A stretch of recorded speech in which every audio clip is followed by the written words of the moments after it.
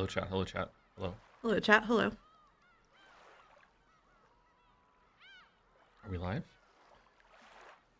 They're saying hi. We must be live. There we go. There we go. Okay, cool. Banana. Calibration banana. Calibration banana. Oh, okay. Man, it plays fast, huh? Is it too loud or are we good, chat? Yeah, how's it sound? Turn it up. That's low. It's low? Okay, that's good. Joe, why are you early? Why indeed? I mean, we do have to do it letterly. Oh my god. Incoscodal. Not coscodal. Is this Umi Pro? No, it's not. No. Oh.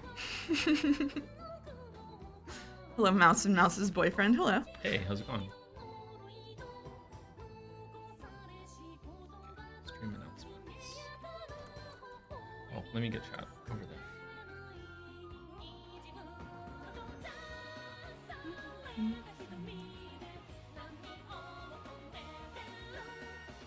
Why are you not reading song text?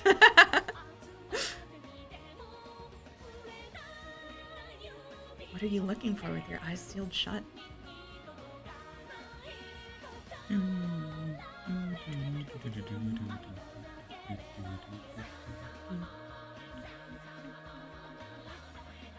We will be doing Tea Party. We're doing the whole shebang, the whole thing. We're finishing episode 4 today. Yes. Mm-hmm. Yes. We will be doing Tea Party. We're doing the whole shebang, the whole thing. I can hear myself. Can you? Yeah. Oh, it's because of that. Yeah. Okay, I see. Echo Mouse. Bye, August.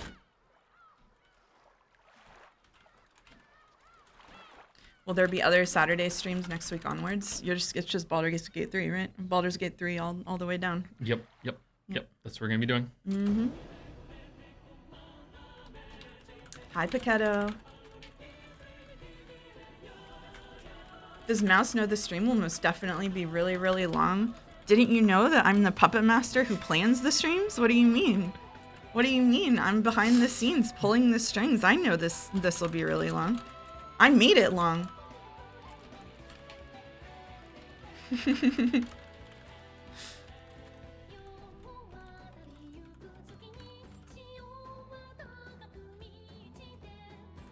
Ryukishi equals Mouse? Nobody's ever seen us in the same place.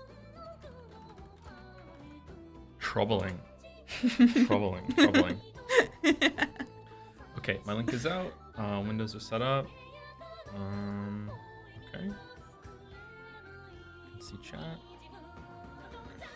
guess we just chill a little bit. Is the translation still 7th mod? Yes, it is. Doing which translation? Oh, these are the lyrics? Yeah. Oh, I didn't know that. Yeah. Such a good song. Mm-hmm.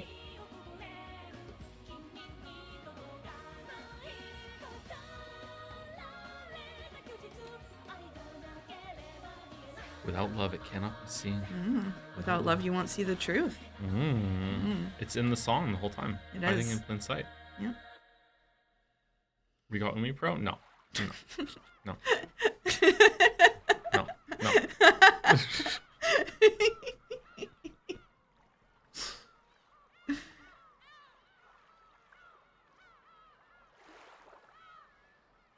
Hates Umi Pro? Hates it.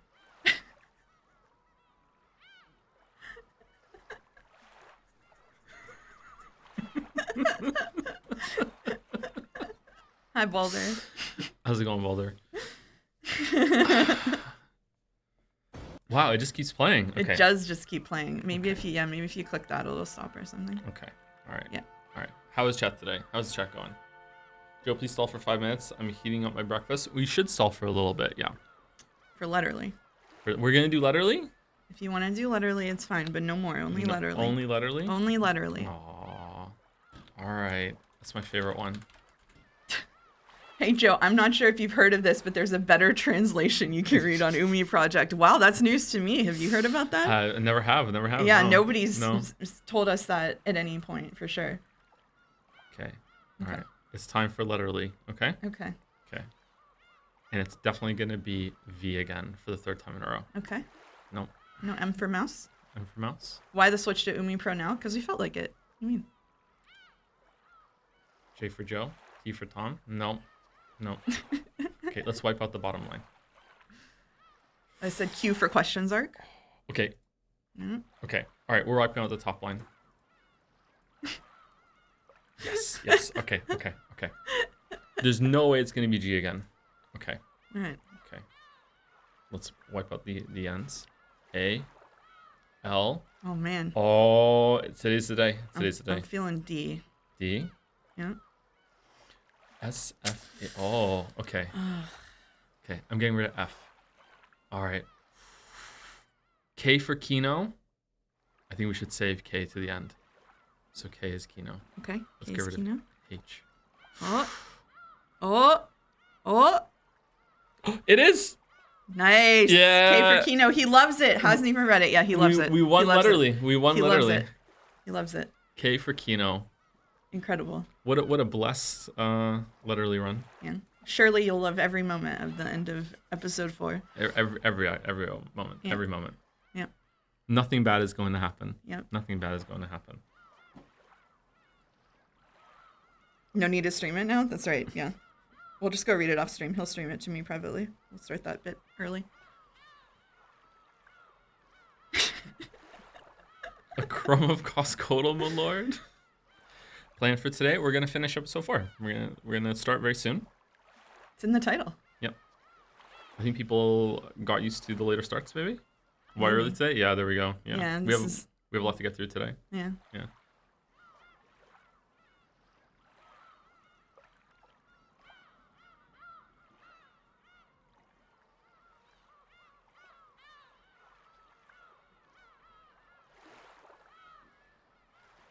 Bandle? No bandle. We have too much to read through today.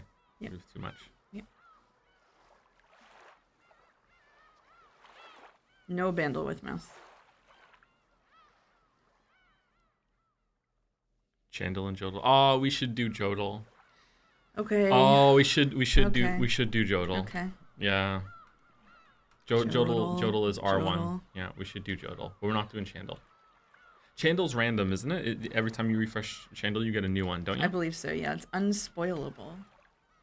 That's what I'm told. All right, Jodel. Jodel. Okay. No YouTube stream today? No, not for Umineko. This feels like a puzzle game to me. It feels like single-player chess with each turn scrambling the variables into a puzzle. That's Into the Breach. Into the Breach stream. Yep. That's what it is. I'm 100% sure. 100% sure. 100%. Wow. 100%. Impressive. You didn't read it in your YouTube voice. That's true. Okay, hold on. You okay? You Yeah, okay? I'm fine. This feels like a puzzle game to me. It feels like single-player chess with each turn scrambling the variables into a puzzle. Watches his own content. I just remember. I simply remember.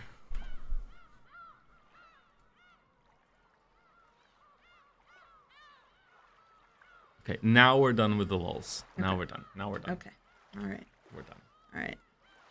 Now we're Okay. done. Okay. Should we start? I think we should start. We should start. I have the assignments for you. Okay. Understood? Really? Yeah. Really? Yep. I'm really surprised by that. Okay. Okay. All right. Okay. Yep.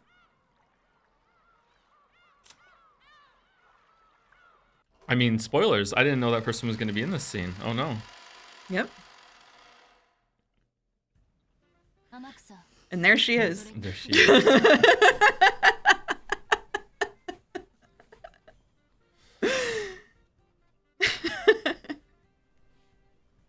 Earliest start in Ja history. Oh, you know why? It's the double whammy because it's like starting early and also starting daylight savings time just went back for them, right? Oh. That's probably why. Yeah, I see. Yeah. Music is Music very, is very very low. low. Okay. Okay. Yeah. We can turn it up. Okay. Can You hold this camera steadier. I'm getting seasick. Sorry. Oh no, it's so low. It is very low. Okay, let me take that all the way to 0 then. And okay, is that any better, chat, or do we still need to be need to be louder? What the fuck is this text box? What do you mean? It's always been that way. Perfect. Louder. Still louder? Okay. All right. Okay, so obviously we can't keep the act up any longer. This is Umi Pro. So it is the superior version, where you can see lots of different things and lots of definitions of loser flags. Yeah, that's what I read. The term flag here originally described an invisible state value in a game's coding, which is said to be tripped or triggered when the player takes some action that influences future events. The moment of the flag trip itself is usually not visible and can only be detected through later changes in dialogue or events that signal to the player that they have impacted events or changed route. Interesting. Okay. The chat demands peanuts. Peanuts? When peanuts that have been removed from their shells are cracked in half, one half has a nub on the end with small leaves protruding from it. In Japan, young children are sometimes told that the half with this nub is the grandpa because the leaves look like a mustache. Oh. The other half, obviously, would be the grandma, obviously. So when there is a new tip that shows up, is there a little like UI prompt in the bottom that says, hey, I have no idea. No idea? I have no idea. Because Steins Gate did that, and we know Umineko is better than Steins Gate, right? It's got to be. There's green text. Oh yeah, that's right. There's green text. The text is green in the chat, in like the prompt. Oh, okay, cool. So this is the new character page, Mm-hmm. and you can just switch between them. Yep. This is my first time seeing this, actually. Cool. Yeah, and now you don't have to like randomize the sticks and stuff. No, they're all here. Yep. All here. The full body steak experience. Look at that. Where are the bunnies? Bunnies are in here. Where are the bunnies?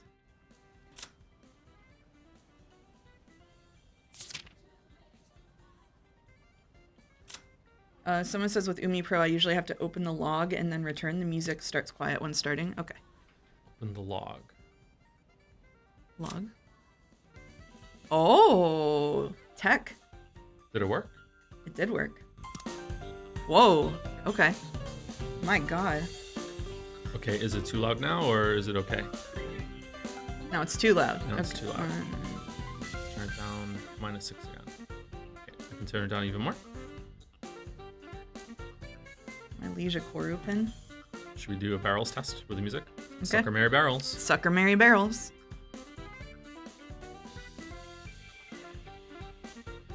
Scroll wheel up is a shortcut for log. Oh, chat is smarter than I am. It's good now. Yep. Joe's quite low. Can you turn yourself up? I'll do my best. Is mouse okay though? Mouse is kind of high compared to mouse. Mouse is louder.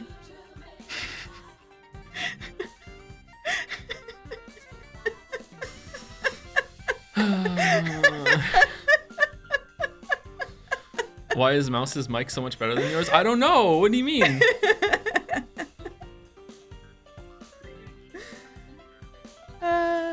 Hey Joe, can't help but notice you're using the Umi Pro translation. This is a fine way to experience the story, but it's recommended to use the superior 07th mod translation, which is more faithful to the original intentions of the Witch Hunt team. Umi Pro inserts Western political references like Rickinjama Gate and butchers the characters' catchphrases. Plus, it doesn't really flow that well, and there's a lot of repetition. Maybe consider switching to 07th mod for the answers arc. Fake fan, this is the 07th mod translation. Fake fan in the pins. Fake fan. Uh-oh. Can we please keep stalling? I want 6 hours straight of Mizaki. Mzaki, sorry. Is it possible to turn off the boat shaking? No, we need to start reading quickly so we can get past the boat shaking. It'll stop in like 10 to 20 minutes or something. As of last stream, least favorite character and most favorite character. Last stream being Higurashi, because I love Lambda Delta now after playing Higurashi. I love her now. I understand. I get it. Least favorite characters. It's probably either George or Canon. Canon's kind of boring to me. I think surprised. I think probably George. Most favorite characters between probably Beatrice or Baldur still. It's probably gonna be Beatrice.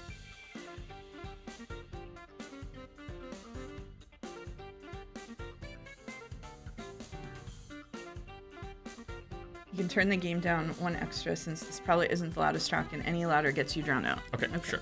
All right. All right. There you go. How's that, Boulder? There you go. Okay, let's read until we get off the boat so the boat stops shaking. Okay. And then we will say thank you to Alright. 2 bits and subs. Okay, I will try to keep that in mind. Okay. Amakusa, could you turn that off? That's still you. Yeah. Whoops, my bad. You don't like Mzaki? Oh, it's here. I'm just not in the mood. Amakusa turned the radio off. The world of cheery sounds was immediately swallowed up by the roar of the sea and blotted out by the ocean's gray. Voices are low? To be expected with switching over. Next. Voice volume. Okay, so we want to go up like maybe, let's just go up by 1 increment until we see. Okay. Holy lip sync. Yes, the mouths move now. Isn't that great? I wish we'd had this on the whole time. I wish someone had told me about that. If only. Oh, we didn't tell him. There's a copy. I have a copy of this. Yep, Right? that's Yeah, true. I have Yeah, a- I it have a copy. arrived. Yep. It arrived. PlayStation 3 copy, physical copy. Anyway, the world of cheery sounds was immediately swallowed up by the roar of the sea and blotted out by the ocean's gray. Can you see it? Over there's where the harbor was at the time. The boat captain pointed, but I couldn't really recall that scene of 12 years ago. I thought I'd surely be able to immediately remember how things had been at the time, but no memories came back to me. After that incident, the island was sealed off and left to the wild. I wonder how Umineko is doing right now. They hate change. They're probably freaking out. Everything's different. The text looks different. The boat's moving. Their mouths are moving. They're just like, oh man, they're sort of freaking out. I couldn't satisfy myself with the thought that this was just it was just inevitable, and it felt sad and painful for some reason. But at least I remember one thing. You might say that it'd probably be the same anywhere on the sea, but I remember at least one thing. The cries of the seagulls. I do remember those. When I was young, I rarely went to the ocean, so everything that symbolized the ocean meant Rikinjima and a family gathering to me. That's not a bad observation. In short, Sumari, it was a symbol for the happiness of going out with my family.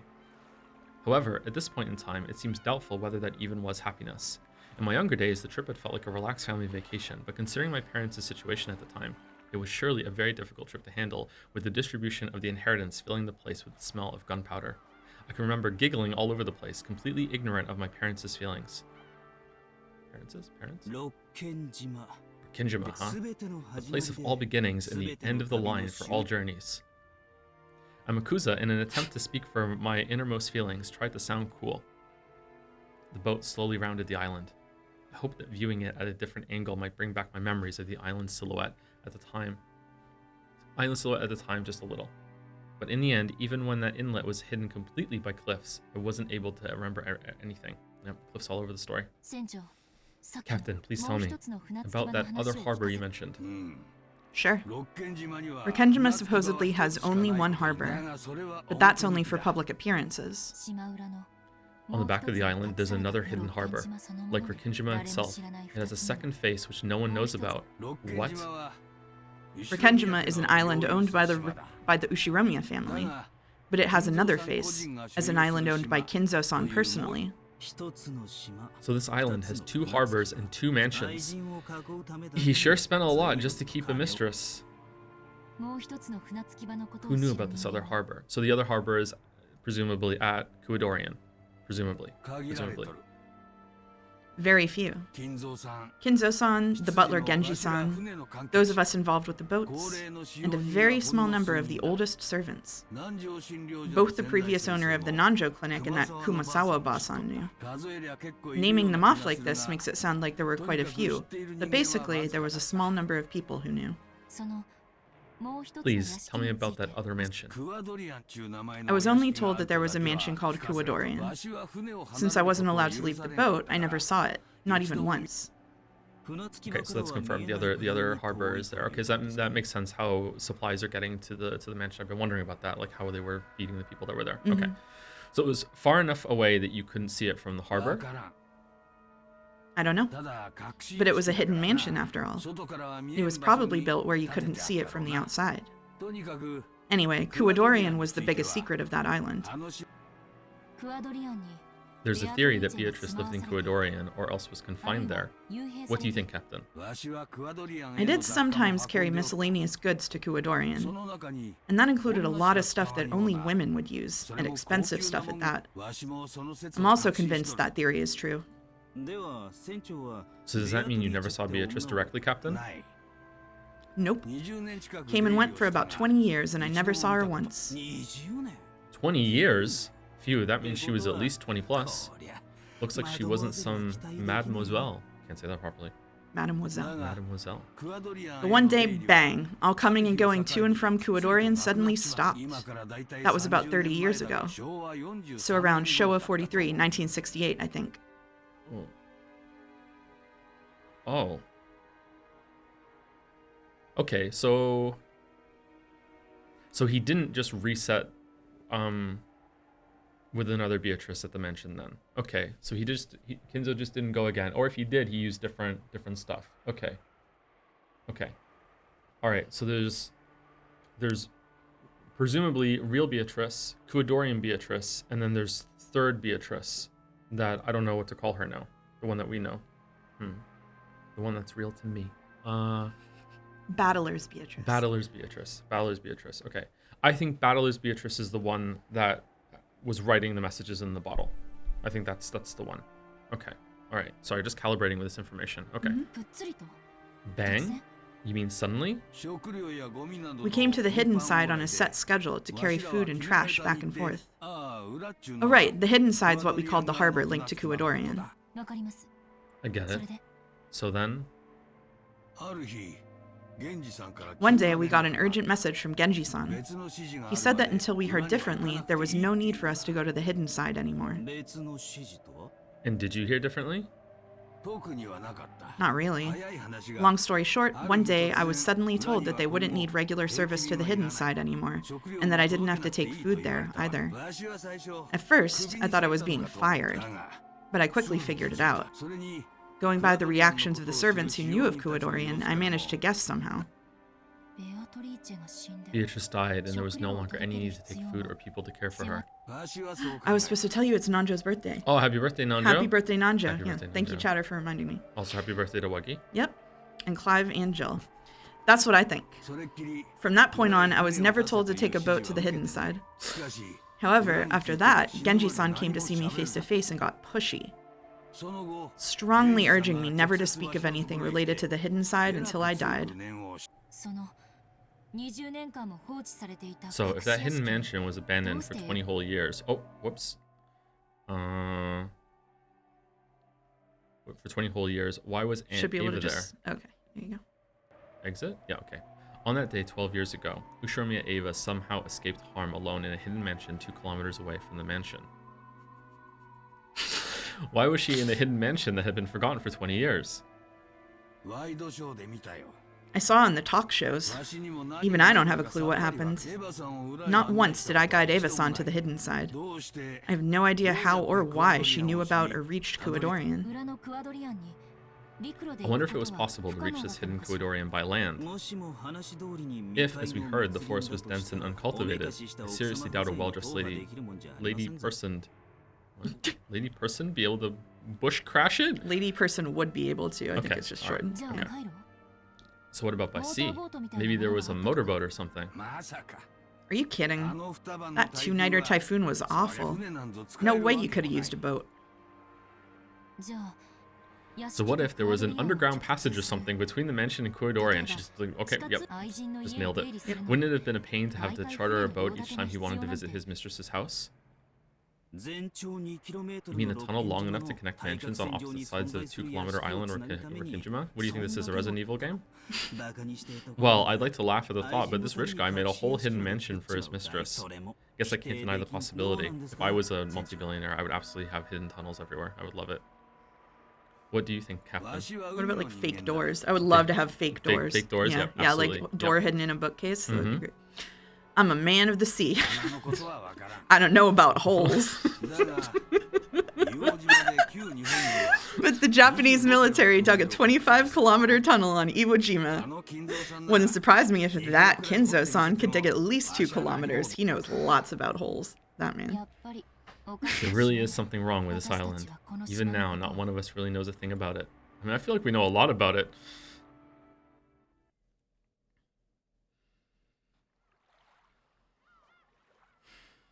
The boat reached the shore.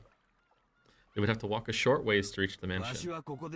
I'll wait here. The mansion's that way. The path from back then's probably still there, but I bet it's covered with plants. Make sure you don't get lost.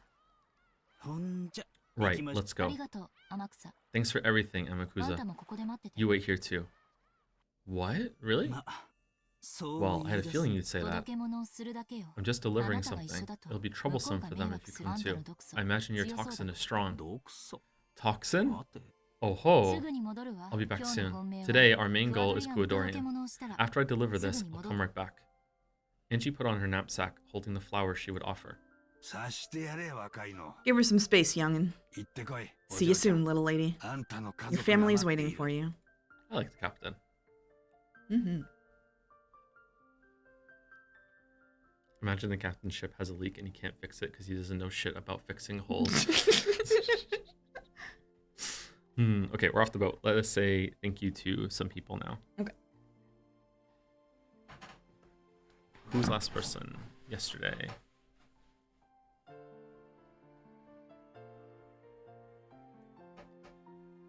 I think it was Forged Enigma. It was. Chat says first and foremost, thank you, Mouse. Oh. Thank you, chat. Thank you, Mouse. Thank you. Yeah. Thank You're you. welcome. Thank you, Saffir Poe for the resub. Thank you, Bevel Doi for the resub also. Sinahel for the resub. Aperture City for the resub with a message. Hello, Joe. Glad you're enjoying Umineko no Nakukoro ni. Well, that's all the time I have today. Goodbye. I think that's the first time I said the full title properly. Dalmek has 100 bits. He saved it just for today. Here we go.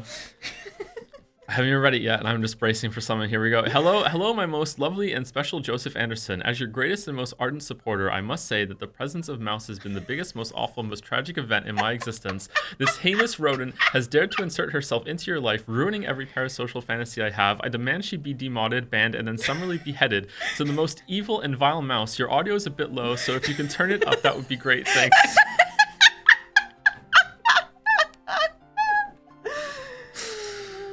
Thank you, Dalmek.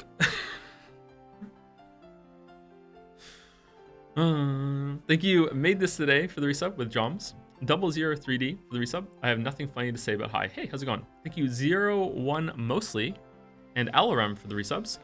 Hey Joe, I need your help. I recently came across a clip of you talking about Final Fantasy 16 in which you said that certain characters keep showing up like that fucking clown in the Heidenberg picture. What the fuck does that mean? I don't even know if it's an inside joke of the community or just general knowledge, but I couldn't find anything when looking it up on the internet. It's been weeks and I can't stop thinking about it. Okay, maybe I just smashed two concepts together. Wasn't there like an urban legend that on a lot of tragic historical events there would be the same person in the picture, and there was like a conspiracy that this person kept showing up as a harbinger of like something bad to happen? And then someone made it a clown. I've never heard that in my life. You've never heard that? Did you dream this? Maybe I dreamt it. Yeah, maybe you dreamt this. I don't know.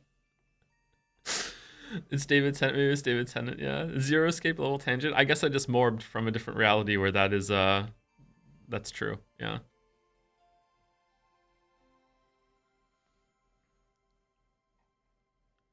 Dalmek's audio thing is real, by the way. Ever since the mic went insane during Baldur's Gate 3, the mic volume has been slightly lower than it was. Oh, okay. Has it? Okay. So is that why Mouse is louder than me? Maybe. I can turn up a little bit on OBS, sure. Oh, I can't turn it up. It's maxed. It's maxed. You're screwed. Can you turn up the music up by 1 in settings? I think it's only a tiny bit quieter. Maybe it's just a try. I don't think we want to mess with it. This is a really quiet song. Yeah. Sorry for driving crazy, LRM. Yeah. Thank you, That Gray Peanut for the bits. Your Witcher 3 Part 1 reminded me of how bad Ragnarok was, and now I'm depressed. Thank you. Yeah, it wasn't awful, but it was really disappointing. I have a question. Sure. Should we turn off the watermark or leave it on just to piss people off? This one down here? Yeah. I literally don't even notice that it's there. I don't know why people are so fixated on it. Is it gone when? I think there might be a setting to replace it, but I'm not sure. Yeah, make it twice as big. That would be my vote, but I don't make a living doing this. Let's have a vote then, and we'll let chat decide. Okay. Yeah. Good luck. Thank you, Bash, for the resub. Man, I love Umi Pro. Congrats on finishing questions arc. I am on episode 7 myself, and hope you will enjoy answers arc when the time comes. Of course, I can't. I love that this story is so long that you get congratulations for just reading. Like it's not hard. Like you just hit the button. You have to remember the Zoomers don't read. Yeah, that's true. That's true. Okay. That's true. Yeah, Right. that's true. Imagine going back to Danganronpa after this chat. Should we do that as a contrast? When Umineko is completely done, we'll do Danganronpa rerun 1 to see. Didn't they just do a Persona 4 remake or something? You can just do that.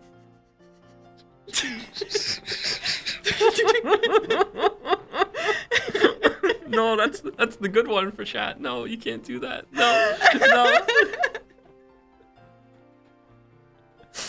No.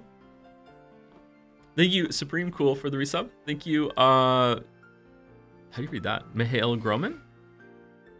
Mihail Groman for the resub. Hey Tom, finally catch up with Umineko streams after being unable to watch for months because of interventions. Really love your streams. Hope I'll be able to keep watching you live. Oh, thanks. Thanks. These are never going on YouTube from me, so if you are game behind, you can find them though. But they're uploaded by other people. 100 Line Defense by Danganronpa writer and Uchi Koshi. We might want to do that, but I think we want to go back to something we specifically did before, just as the comparison. Yeah. Thank you, Nightmare Luna 69 for the resub. Do you not like M Zaki joke? Nice. You knew the next line. I do like it actually. It was pretty good. Thank you, Endovilicus Flare for the resub. Thank you for finally ending Umineko so that I can finally watch it all. I think a lot of people will benefit from the break, including myself. I am a little worried about forgetting some stuff, but I have a decent enough memory for this sort of thing. And if I do forget, then it was like released in episodes over time, right? So You're just being authentic to the original experience. Exactly. We can just repeat all of the conversations that were out back then. At the same time gap. Thank you, That Great Peanut, for the bits. Do the God of War DLC, Mr. Toe. I should do that in DLC month, maybe. Yeah. Thank you, Joe's Retinas, for the bits. I finished Umineko now, so I'd just like to say thank you for streaming it because you got me to read it and I enjoyed it very much. When you finish episode 4, you'll be able to watch the PlayStation 3 version's opening, which I think is the best one personally. I can send you a link to the right one if you want. Is that the one that plays on Umi Pro now, or is it a different one? I think it's a different one. We have spoiler-free openings on this, so yeah, maybe we can watch it at the end of the stream if we're not dead. Yeah, that could be fun. That could be fun. Thank you, Sir Nika for the resub too. Hi Joe, just wanted to thank you for introducing me to Umineko. This is a trend. It's been really fun so far, and I can't wait to get to the answers arc. We'll be patiently waiting with a heart. I wonder if we should prepare like a post Umineko book list. If people really want to get more into reading, like I have one pinned in Reading Club that'll work actually. Yep, that'd be good. That'd be good. Thank you, Borders Live, for the resub. Hi, Toe. Petitioning you to play the Tony Hawk games to reverse the Weebery. I don't know if I can do the Tony Hawk games anymore. I really liked them when I was a teenager, but like I don't know. They're maybe a little bit too limited for streams at the moment. I don't know. It might be fun to do one of the latest ones. Thank you, Freya Ferilia, for the resub with Nanjo. Herberdu Westu for the resub. And there's only 3 more on my list. 2 more on the list after this. Hi, Joe. This is my last sub since I only have a month left to live. What? I'm glad we're finally getting to episode 5. It's my favorite, and I couldn't think of a better last Joe stream. Well, now we have to continue Umineko afterwards. Holy shit. Yeah, Herberto got us. Yeah. Okay, you know what? I think you'll pull through. Thank you, Lelia AE, for 1,000 bits. Nice to be catching a stream before 5 a.m. Curse my Australian time zone. It's nice you were taking a break from gaming with Umineko today. We've done a lot of gaming, yeah. We've done a lot of gaming. I'm really enjoying Baldur's Gate 3, by the way. I'm really enjoying it. I'm looking forward to playing more of that on Tuesday. Thank you, That Great Peanut. Last on list for now with some bits. Oops, I don't think my message sent. Toe, if you were held at knife/bat point to write a fan fiction, what media game would you write for? Oh. If it was knife or bat, would that make an influence? Like, would that influence your decision? If it was bat, I think I could probably fight out of it. Okay, Yeah. right. So it's only knife point because knife beats bat. If I was held at knife point and I had to do fan fiction, oh man. Oh man. I mean, I could just go back to Pokemon. I know how to do that. Umineko.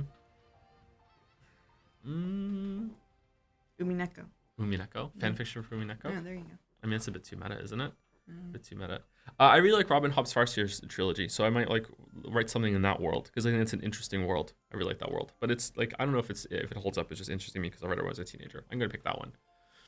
If it was video games and Pokemon, for sure. Thank you, Huli Gordo, for the bits. 2 more came in. Hey, Joe and Mouse, I just wanted to say fuck you for getting me into Umineko. Finishing it has left an empty hole in my heart that I can never be fulfilled with anything again except for perhaps One Piece. You really need that post Umineko reading list. I see. I got you. Yep. I got you. Yep. Just wait till you discover books. It's gonna blow your mind. Thank you, Darius Carlin, for the resub. Hope you're well, Toe. Just finished Umineko last week. Wow, and I'm super excited for you to get to part 5 soon. There's a scene I'm eagerly awaiting your reaction to. Negative or positive? Negative or positive? So it seems like a lot of people in chat were roughly about twice as fast as I was with reading this then. Yeah, because they're finishing it as I'm finishing Questions Arc. That makes sense. They don't have to read it out loud, probably. Yep. Twice a week. Yep. Okay, let's continue. Okay. This is still me, right? Yes. I had never been on a road like this, but I had no trouble finding my way. If I walked straight ahead, you would probably guide me to the final destination for everything. It was true that the vegetation was incredibly thick, and if I didn't pay attention, I would lose track of the path. But the road that was left was much clearer than I guessed it would be. Still, that didn't change the fact that it was a bad road. Contrary to the distance shown on the map, I was forced to walk a long way. Do you want to turn the logo off? Oh, did it win? I don't know. I didn't see the poll result. What was the poll result? Oh, it said to remove it. Okay, well. Good thing this is a democracy.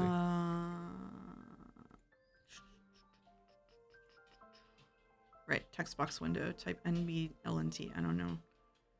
Is it going to show you? Let's go with type B. There you go. Oh, it's got they're not going to like the butterflies. We do like the butterflies. We do. Is Mouse the one streaming? No. Do you know what channel you're on? What do you mean? There we go. That's it, right? Yeah, that's good. No, it's gone. Yeah. Okay. All right. They do like the butterflies. Oh, Jesus. Okay.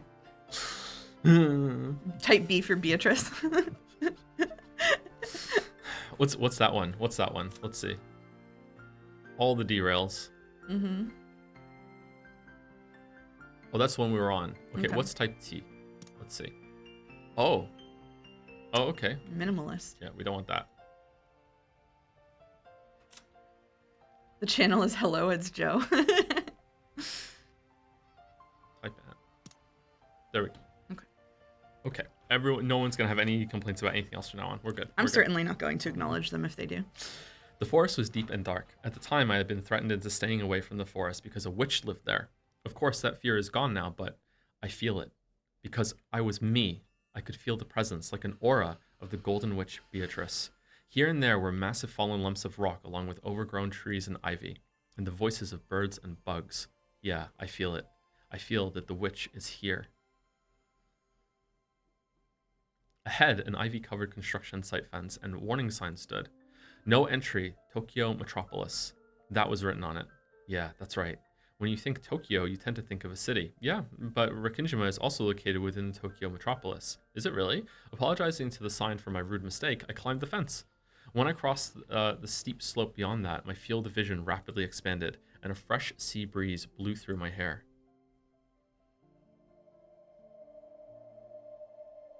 It was like the top of a little hill. Below me was a vast view of the island. I could only see desolated forest and rock walls spread out below me. But I realized that the mansion was probably somewhere around there. This is where she fell, right? The steep downward slope, or it's the same art at least. The steep downward slope beyond this hill had probably been caused by earth and rocks collapsing from 12 years of wind and rain. It had become a slant filled with crags that you might even call gentle cliffs. Just like episode 4. And it would be easy to tumble down, though it looked like climbing back would be pretty difficult. In any event, it seemed that proceeding any further would be impossible. If I continued any further, I wouldn't be able to return. In other words, Sumari, this is the border. The place is 1986 and 1998. And it is that day and today. The boundary between this world and Nirvana. Ooh, the spot is this journey's final destination, it seems. As the strong winds blow Mammon's and Sakutaro's hair, okay, they look down from the hilltop. All right, they're here. From here, I can't really tell. Where's the mansion? Let's get closer. Ryu, that's impossible. We won't be able to come back. We won't be able to come back. Is that it? I see. This is 1998, and I am the Ushiromiya Angie who has been left all alone. At first, this was a journey to die, but not anymore. It's become a journey to accomplish something. Yeah. So, I'm sorry, you two. Although, as I was back then on that day, I would have gone down that cliff without any hesitation. And this is pretty lame for the skyscraper jumping Ushiromiya Angie. True. Sorry.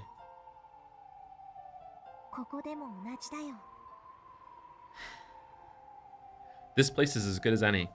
Joe's mic sounds low still. Is the same for anyone else who want to start another volume thing? It just might be me. But Mouse is fine?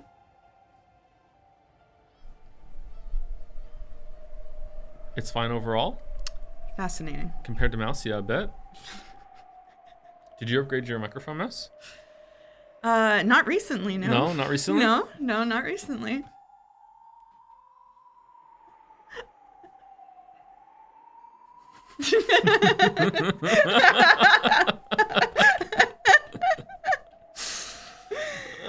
You're just talking quietly. I'm just talking quietly. You're just talking quietly. I guess so, yeah.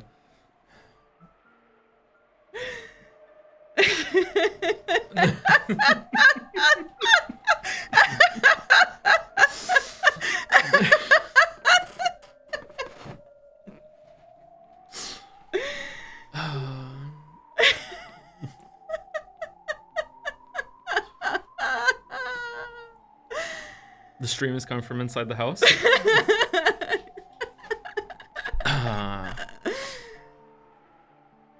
Oh boy.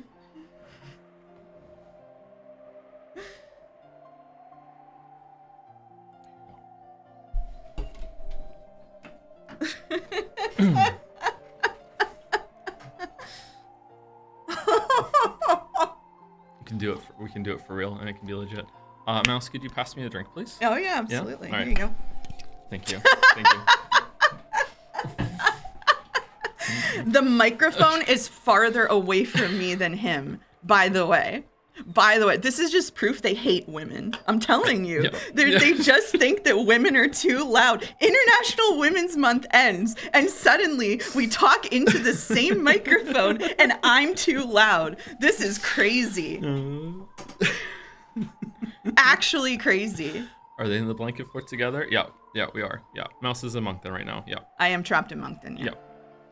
Hello, chat. We were gonna see. It took you 40 minutes to realize. You're too loud. Speak up. I need to speak up? Okay. You need to speak up. I thought I'm being as loud as usual. Projection. Sorry. Have I had any random encounters? No, but I had a hell of a flight. There's a woman in the room. I'm knowing my place. I'm speaking low. You're giving room to women? I'm giving room to women. In the blanket fort.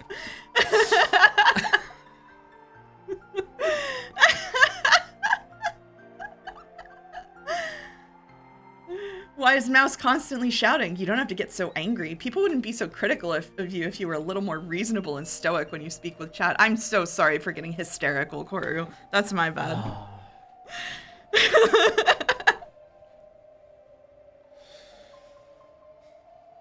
Can she confirm going into Moncton is like going into an Outer Worlds black hole?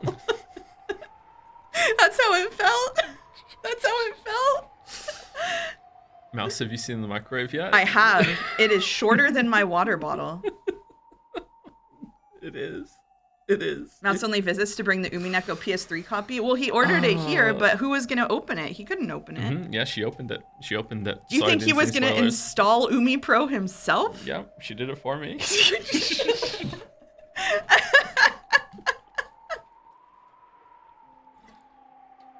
I did meet the dog. Yeah. And Gatsby loves Mouse and will not leave her alone. It's actually a problem. They're not kidding. It's actually a problem. Yeah, if he's in a different room from me, he just starts whining. Yeah. Yeah, famous dog. Yeah. You might hear him crying in the background a little bit. Yeah. Show chat the snail. I don't have a picture of the snail. Sorry, Jelly. I'll have it for next time. Get one for break. You break, yeah. Yeah. Most feminist Gatsby, true. Most feminist man in the house.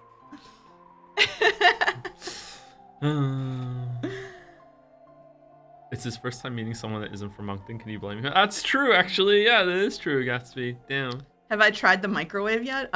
No, but I watched Joe take like 30 full minutes to heat something up in it because he had to keep going and turning it back on again. Yeah, I did. Yeah. It took that long. Yeah. Hey, in my Yeah. defense, it was frozen completely all the way through. We're not living together. I'm just visiting.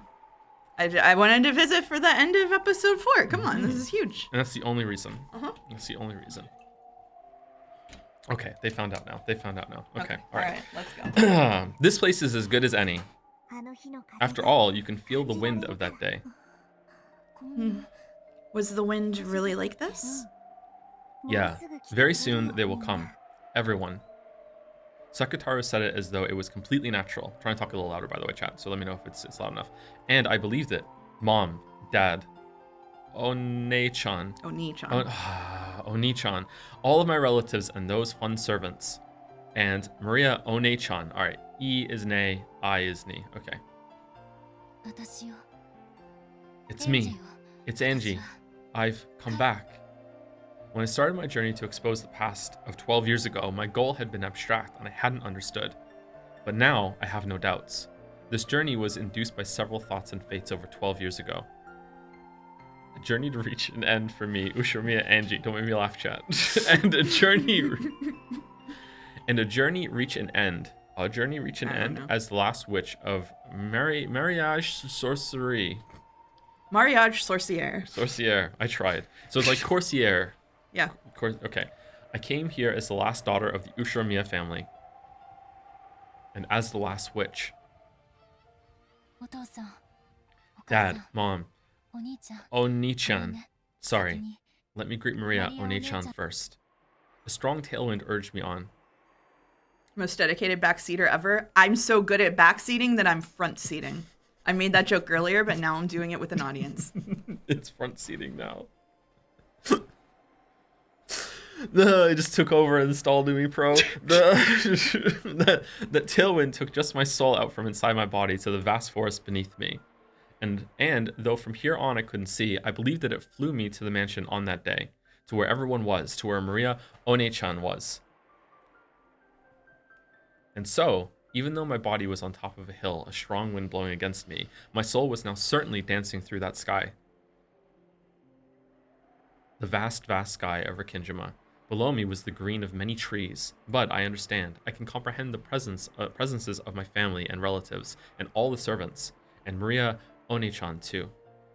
I could even comprehend Maria One-chan as a witch. It was vast, more so than any vast space I had imagined up until now. Maria One-chan, can you hear me? Listen. Angie called to the Maria of that day. She told her of the long journey she'd undergone, of her long-delayed realization of just how much she'd wounded Maria in her youth. That was a flashback, right? Uh-huh. Yeah. Yeah. Okay. That was a flashback. All right. Okay. Thank you. Uh-huh. Thank you for.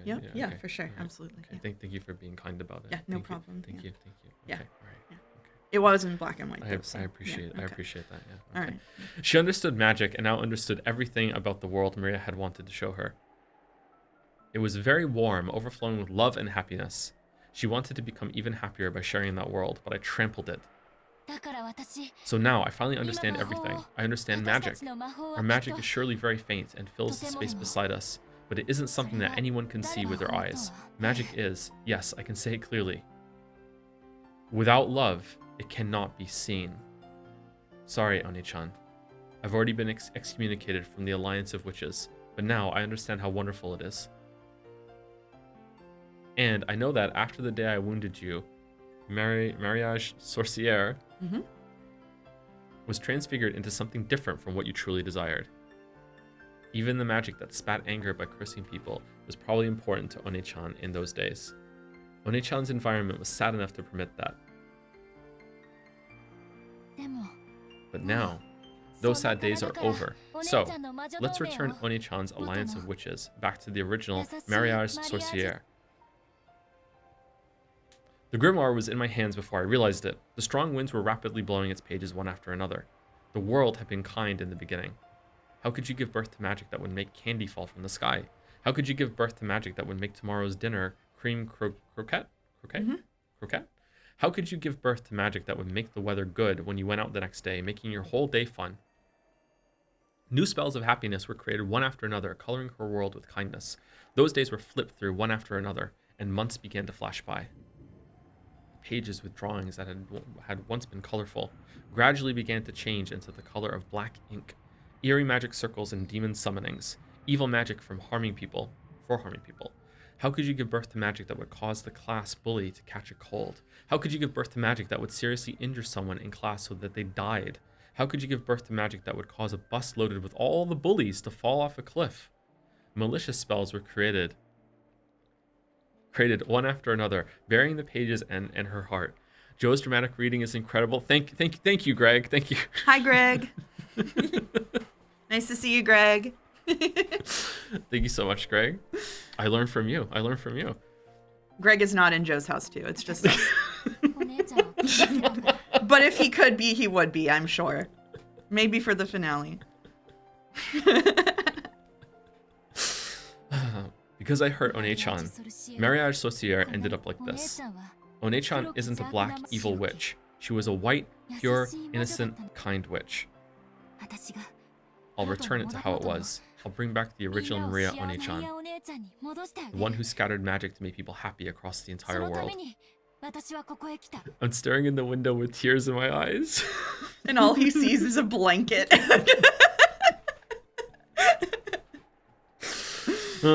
That's the reason I came here. I was guided by fate. Maria One-chan, can you hear me? Show yourself before me. That voice rode an even stronger wind and was sent 12 years into the past. Then, the wind gradually ceased and silence fell. Crunch, crunch.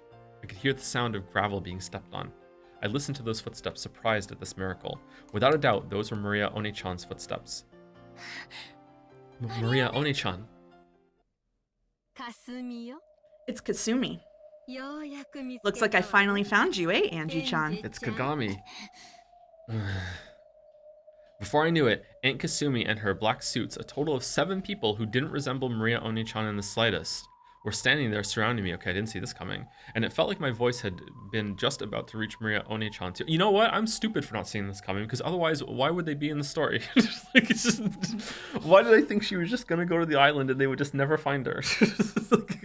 Of course, there would be more to this character they introduced. Because of these guys' toxin, that magic was cut off. Angie clicked her tongue at that, but Kasumi probably didn't hear it that way. Are those flowers for your deceased family? How admirable. You're gonna throw them, right? Go ahead, we'll wait that long. Just what are you waiting for? But Angie could more or less guess. The way the black suits unnaturally stuck their hands into their pockets clearly brought to mind the likelihood that they had handguns. This is a deserted island. There could be no more convenient place to dispose of someone. Interesting. I have absolutely no interest in the family matters of the Sumadera family. But if I die, all that wealth will go to them.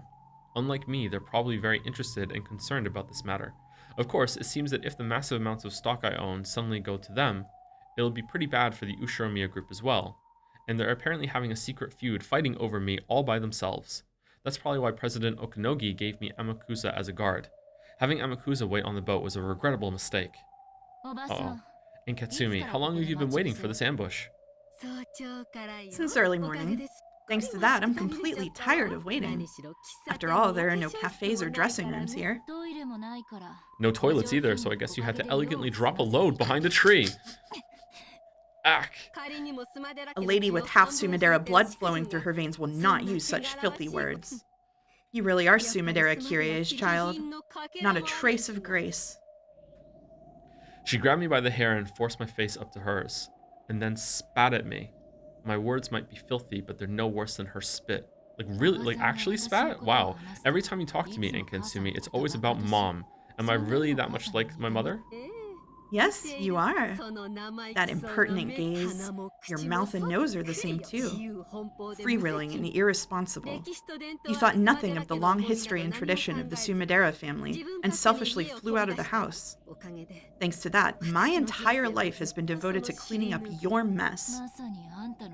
I guess your life really has been covered with crap. Ooh. When I was slapped on the cheek, my ear was smashed, and for an instant, my head rang. My hair was pulled, spinning me around, and I fell to the ground. And in a flash, the ground was kicked. The ground was kicked, and I was struck with sand. Yes, you truly are like Nason. That gaze. That gaze like you're mocking me somehow. Yes, I remember so many things. You're a sad person. I'll bet that since you were young, you always got compared to mom and scorned. And for your entire life, you'll never be released from that wretchedness. A little girl like you couldn't possibly understand. You see, your mother is a loser who threw everything away and ran away from the Sumidera family, right?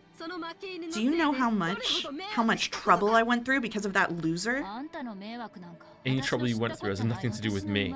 Sorry, but what am I supposed to do about something that happened before I was born? When will your life begin? It never will. For all eternity, you'll always continue to be sneered at by my dead mother until you die. If only you just die. Why are you living? You little piss. You all make her some tea. Eyes are open. Leave it to us, you big-mouthed shitty brat. Let us teach you a little lesson. The black suit dashed up to me, violently grabbed me by the nape of the neck, and dragged me down. Do whatever you want to her till my break is over. Teach my cute niece her place. I'm starting to realize that Kasumi is not very nice. Sumidera Kasumi. When I think about it, she was a pitiable person. To the outside world, women of the Sumidera family were trained to be in a position that supported and deferred to men. But in actuality, strong leadership was required from them so that they could manage all the common people. The role demanded of them really was that of a female commander, like a literal reading of the word okami. Managing the Sumidera family with all its traditions was not something that could be accomplished with just an ordinary level of dignity. It was an unimaginably heavy responsibility. Normally, this would have been demanded of Kirie. Kirie had undergone that harsh training, and Kasumi, as the younger sister, should have been able to take it easy. No, on the contrary, she had lived like a lazy, selfish, and affluent princess, sneering at Kirie, who had been given the heavy responsibility. However, Kirie had suddenly been disinherited. She had refused the fiancé her parents had arranged and had gotten pregnant by her lover, Ushiromiya Rudolph. From the Sumidera's perspective, even though the Ushiromiya family held a vast fortune, it was a low-level family that had already collapsed. And to become not even a legal wife, but a mistress to the second son of that family. Normally, a daughter of the main family would be shown no mercy for such dishonor. They would wrap her up in a mat, place a pole on end, and throw her either into the Pacific Ocean if the pole fell to the right, or the Sea of Japan if it fell to the left. Holy shit. But Kirie's punishment ended with disinheritance and an unbelievably warm-hearted decision. That was hard to say. After that, the Sumidera family began receiving favorable treatment from a section of the Ushiromiya group. There must have been some kind of backroom deal. In other words, Sumari. Kirie openly left the Sumidera family under the pretense of gaining financial support from the Ushiromiya family. Kasumi had watched it happen in shock. No, she even disparaged her dishonorable sister as a loser. But, eventually, she realized that the heavy responsibilities Kirie had borne would be passed on to her. And then, for the first time, she saw that she'd been outwitted. Because of your mother, my life was ruined. No, you could even say she killed me once. On that day, I was killed once and thrown into a hellish life. So I don't know if you can tell me this or not, and if it's okay, I'm looking away. Okay, all right. So I don't even see a reaction. Okay, all right. You were gonna test my poker face. What do you mean? Go ahead. Okay, all right. Are the Sumideras meant to be like a mafia gangster sort of organization, or is it just that they're like a very rich family that just has those resources if they need them? Not specified. Not specified? Okay. So far, at least. Okay, all right. I just wanted getting the feel of, is Kirie like born in that kind of rough kind of family life? Interesting reaction. Okay, all right. You know what? On behalf of Umidan, I just want to say I think you just showed too much.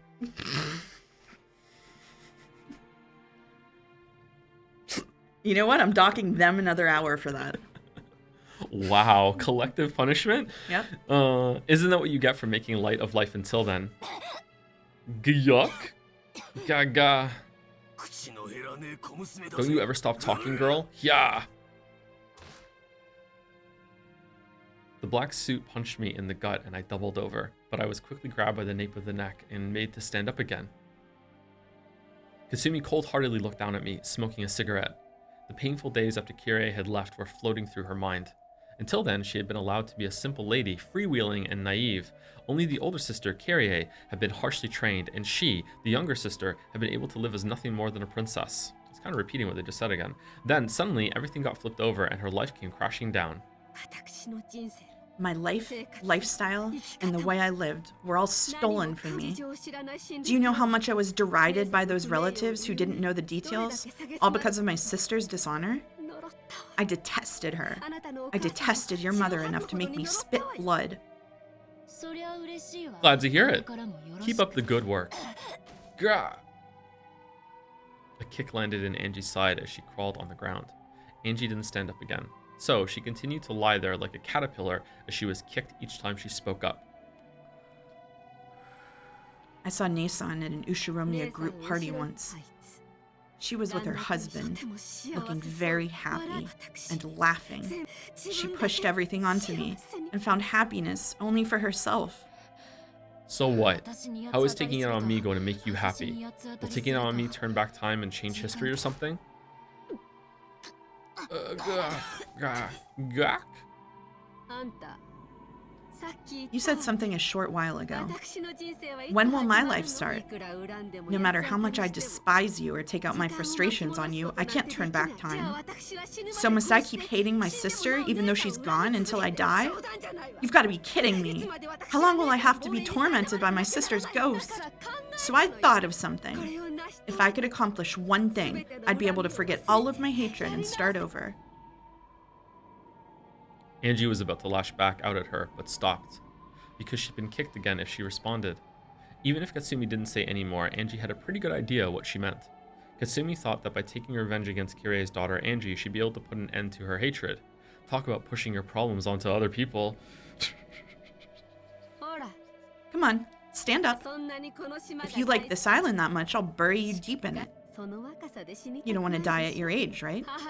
Don't you feel like saying, sorry my mother caused you so much trouble or something? You say something like that? Wah. Ryu! Angie! Angie-sama, no! You mustn't provoke them. You should at least make it seem like you're going along with them so you can buy some time. They do say you should throw your foolish pride out with the garbage. Oh, what about Amakusa-san? If Amakusa-san comes, I'm sure... It's no use. I can't see him. You idiot, Angie-sama. Why did you leave Amakusa behind? I didn't need Mammon to tell me. I was seriously regretting it already. I walked a long way. The forest was very thick. I've got no doubts that signs of activity here won't reach the boat.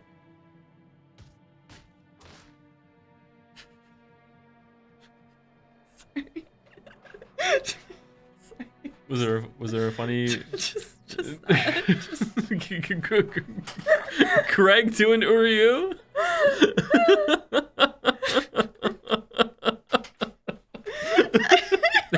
Thank you, Greg. Strong and powerful Uryu. During the time it took for Kasumi to finish casually smoking a whole cigarette, I was continuously tormented by the black suits as she had told them to. The moment I grabbed at my head, my scalp was kicked by someone at a bad angle and my head was filled with stars. The feeling of stars flickering in this gray, twisted world was one I remembered clearly. My life was very similar to the one Sumidera Kasumi led. After all, as the successor to the Ushiromiya family, I was tormented constantly with various kinds of bullying under the guise of education and training. Yes, having the inside of my head filled with stars like this is a feeling I know well. When being reprimanded for some error in manners I seemed to have made, the discussion always turned to whether I was fitting to be the successor or not. On and on about the honor of the Ushiromiya family and how deep that was. By the time the conversation reached that point, I'd forget what mistake I was being blamed for in the first place. Oh, no, she's back. No, in fact, it was the same for Aunt Ava. After all, sometimes she'd ask herself, what was it again? But in the end, she wouldn't be able to remember and would say something like, if I'm angry, it must be your fault, Angie. The fact that... Oh, sorry. The fact that you're at fault is what matters, so who cares if I can't remember what it was you did? Okay, so this is not black and white. This is Tepia. So what is this? This Side side- back, side- flash side, just side, sidebar. Sorry, did I say Tepia? You did say tepia. Feeling tepid about this chapter. Oh no, I said Tepia. You said tepia. I was gonna let it go, but chat never forgets. Oh, we didn't do connections today. That's true. That's true, we didn't. Yeah. There'd be some ridiculous reasoning like that, and then she'd keep on punishing me. Yes, Aunt Ava's punishment wasn't something that would continue until I learned something or acknowledged my mistake or apologized. It would continue until Aunt Ava wanted to stop. So this violence was a bit nostalgic in a way that made me want to vomit. I opened my eyes and look, there's Aunt Ava. Right next to Kasumi, who's smoking a cigarette. I can see Aunt Ava almost as though the two of them are laughing together. Oh, new music track. When I think about it, even Aunt Ava's life might be a thing worthy of my sympathy. The responsibility and pressure of being a member of the Ushiromiya family, which she often mentioned to me, had probably caused her great pain. After all, people can't make insults that they've never been the targets of themselves. So it's just becoming text now, huh? Mm-hmm. Yeah, okay. Yep. It was probably the same for Aunt Rosa as well. As the youngest child of the honorable Ushiromiya family, she must have gone through many tough times. So it was just like what Aunt Ava did to me, just like what Sumadera Kasumi is doing now. Aunt Rosa must have been the same. Oh, it's so low they can't even hear the music. Music's really low? Yeah. Okay. That is true. We did coin the term Dom text to describe this on my stream. Let's turn it by 1 and see if that's enough. Usually one of these bubs is pretty significant. Okay. Yeah, it makes a pretty big difference. People tend to push the pain they're burdened with onto other people. Otherwise, they can never escape from that pain. So on and on in eternity and perpetuity, the chain of pain and sadness does not end. That is the reason Maria Oni-chan's magic was so incredible. With her magic, she didn't have to bear the pain caused by Aunt Rosa. The pain probably was pushed onto her. Its weight probably tormented her, but Oni-chan didn't carry that burden of her own on her own shoulders. She purified it and filled her world with happiness.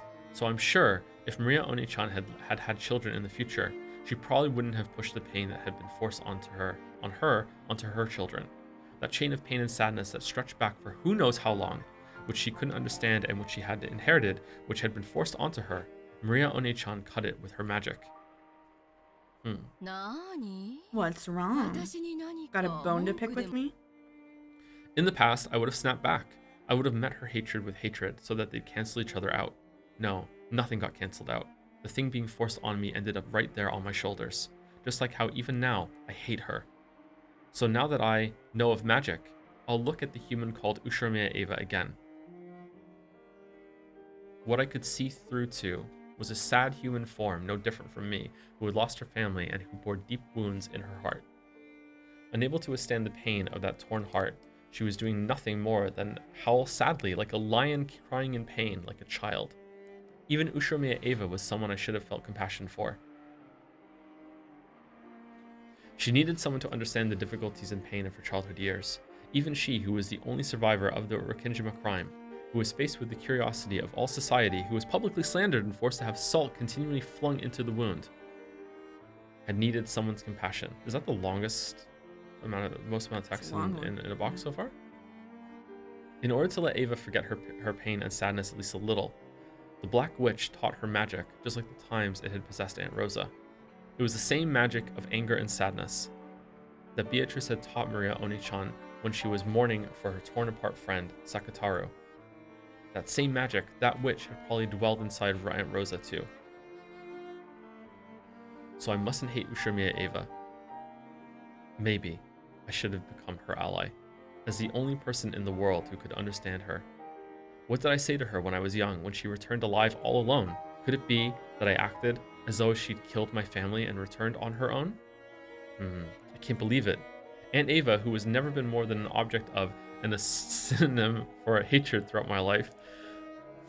Toe Anderson, I like it. That's from Greg. Thank you, Greg. Thank you. Yeah. Thank you. Yeah. So it's just Toe forever now, I guess. I'm sorry for interrupting. No, it's okay. Dramatic. I'm really into it. Yeah, okay. throughout my life is turning into a human I can understand. So, I can see, right next to Aunt Ava, the form of the Black Witch who taught her the black magic. Oh shit. Aunt Ava was crying. It was only natural. Not only was no one willing to understand the pain of losing her husband and son at once, but her only relative had insulted her, saying, "Give me back my dad and mom." I can make the excuse that I was merciless because of my youth. However, to her at the time, it had probably been cruel enough to sever the last thread in her heart. In the following days, the talk shows and magazines publicly slandered her. I mean, she also probably did kill them. So I don't know. The truth of her husband's business and character, and even her beloved son were negated. She no longer had anything left. She could do nothing but cry and howl, trying to forget the pain and sadness, at least for a while. After all, she could only feel a tiny bit of release, and only during the time that she howled. And so, the Black Witch taught her how to howl. The one I hated was the Black Witch. Okay, there we go. Black magic can probably release one from that pain for an instant. However, it never lifts that weight from a person's shoulders. On the contrary, it forces that weight onto further victims, filling the world with hatred. If only Aunt Ava knew of white magic and had a true witch nearby. Shouldn't that have been me? Wingless. Alright, this one might be too loud now. Let's see what chat thinks. Didn't I learn the magic to create happiness from Maria One-chan? If I taught her with that magic, could we have built a future with a completely different relationship? Up until now, I've hated Aunt Ava constantly, so I didn't notice the Black Witch beside her. Without love, it could not be seen. I didn't have any love for her. So now, finally, I'll glare at the Black Witch, the one I truly should hate. Okay, that's very similar to what Maria said when to Rosa when Rosa was hitting her on the subway. She's like, a witch just took over for a bit. Yeah, definitely link back. Okay.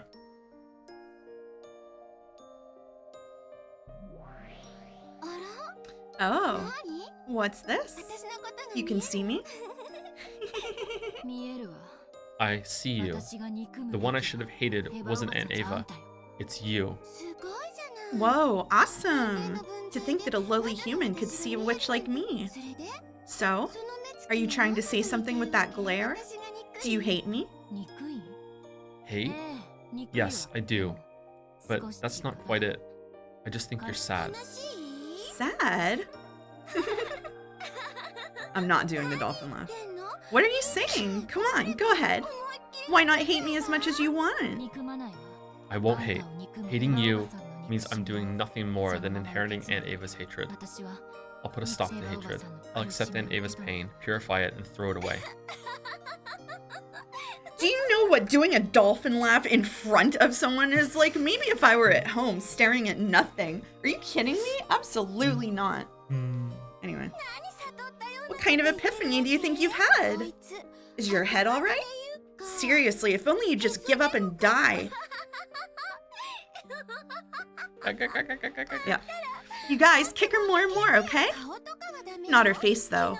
Because it'd be boring if her pitiful face got any better.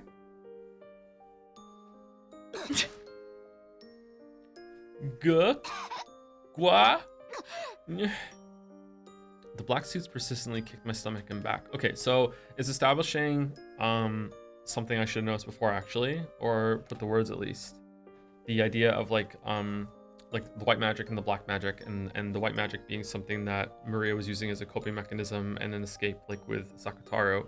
But then there's also the black magic that Beatrice put her up to, which was when she was just just embodying the hatred and just like seeping into it and let it take over, which is when she was killing Rosa over and over and over and over and over again in the Velvet Room. Okay, so does Beatrice have that too? Beato, Battler's Beatrice, BB. Does BB have it too? And what would her version of the white magic be?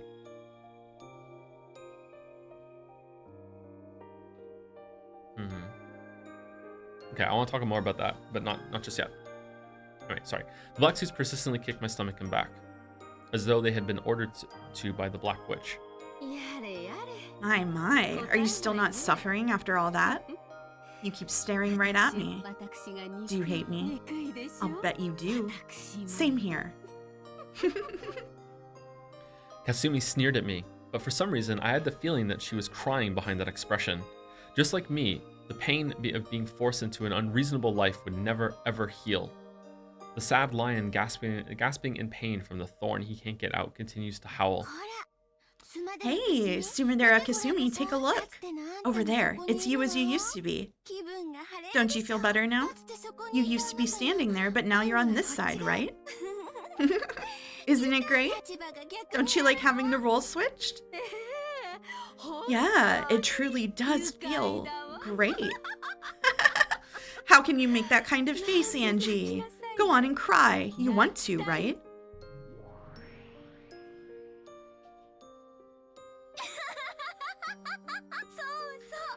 Yes, of course she wants to cry. Make her cry. Didn't someone make you cry back then? Natsuki's crying. So make her cry too. You too, Angie. If only you just break down and cry.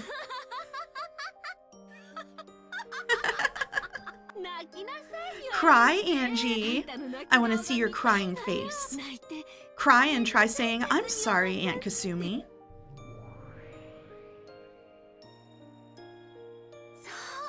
Yeah, make her say those words. Aren't those words painful? Isn't being made to apologize for something that isn't your fault just the worst pain? Make her feel the same way. By doing that, you can relieve your pain. Yeah, that's it. Be a little more honest with yourself, okay? If only you just let your emotions run free more and more and more. The Black Witch provoked Kasumi, and Kasumi began to give herself over to that dark emotion. You do not have to do the dolphin laugh, don't worry what the poll says. By turning deep sadness into an evil alcohol and forcing it down, trying to forget it for just an instant, nothing would change. The words Kasumi insulted me with were themselves sad. And I couldn't forgive the Black Witch who would impose that sadness on Kasumi. I'd gone limp, which seemed to have stopped the black suit's kicking competition. Wow, or maybe the kickers were getting tired too. Katsumi didn't order them to stop, but at some point, they did. However, I was reflected in Katsumi's eyes and they burned me with flames of hatred. She'd been tempted by the witch to do that in order to relieve her own pain. Sumidere Kasumi, you aren't done yet. You've got much more trampling to do, right? Can you forgive what happened to your entire life with just a little violence? I can't. I still can't forgive her with just this. Right? There's no way you can forgive her. Do it more. More of the flames of hatred. Nothing can warm you except the fires of hate. After being frozen in the snowfields of anger and sadness, the only flame that can warm you is hatred. Say it, okay? Scream it. If only you just burn yourself to ashes with a roar of hate. Shiromiya Angie! I cannot live without hating you. Damn, evil cackle. Long laugh. Yeah. Sumidera Kasumi, look at that bundle of flowers. These flowers are for your dead family, right, Angie? The Black Witch grinned at me unpleasantly, using her chin to signal Kasumi to pick it up. Kasumi picked up the flowers I was going to offer, brought them all the way over to me, dropped them, and made a show of trampling them. Her expression was filled with hatred and a frantic quality that couldn't be explained with hatred alone. She trampled them over and over again as though her sadness was reaching the bursting point. So the sound of her trampling it was just sad. Oh, still not suffering yet? Then what about this? Sumidera Kasumi, use this. No, not that. The object the Black Witch pointed at was Maria One-chan's grimoire. Kasumi also noticed it and picked up that book, which was heavier than it looked. What's this?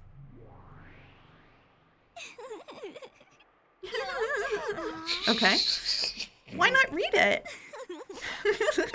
You might fall over laughing, okay? Kasumi opened the grimoire, skimmed over the contents, and snorted derisively. Give it back. That's One-chan's. Of course, my hand couldn't reach. My stomach was once again kicked by the black suits and I doubled over. See? This book's really important to Angie, right?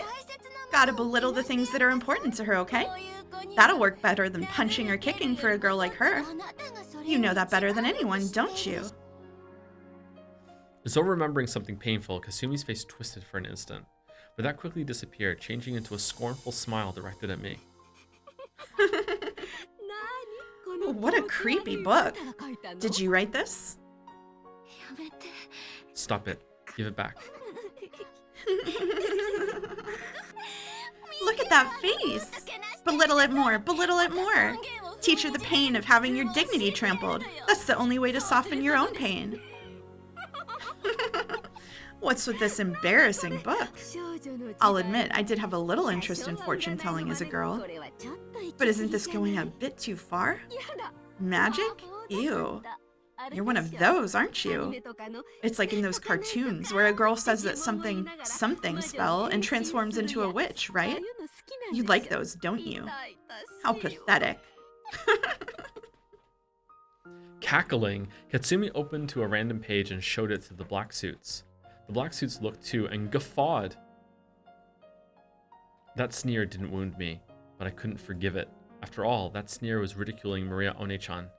I don't hate Katsumi, but for forcing that unhealing anger and sadness on Katsumi, I cannot forgive the Black Witch. That Black Witch ate into Aunt Ava, Sumadera Kasumi, and Aunt Rosa, tormenting them for an eternity without letting their wounds be healed. I can't forgive her. I can't forgive the Black Witch. Wow, this is just great.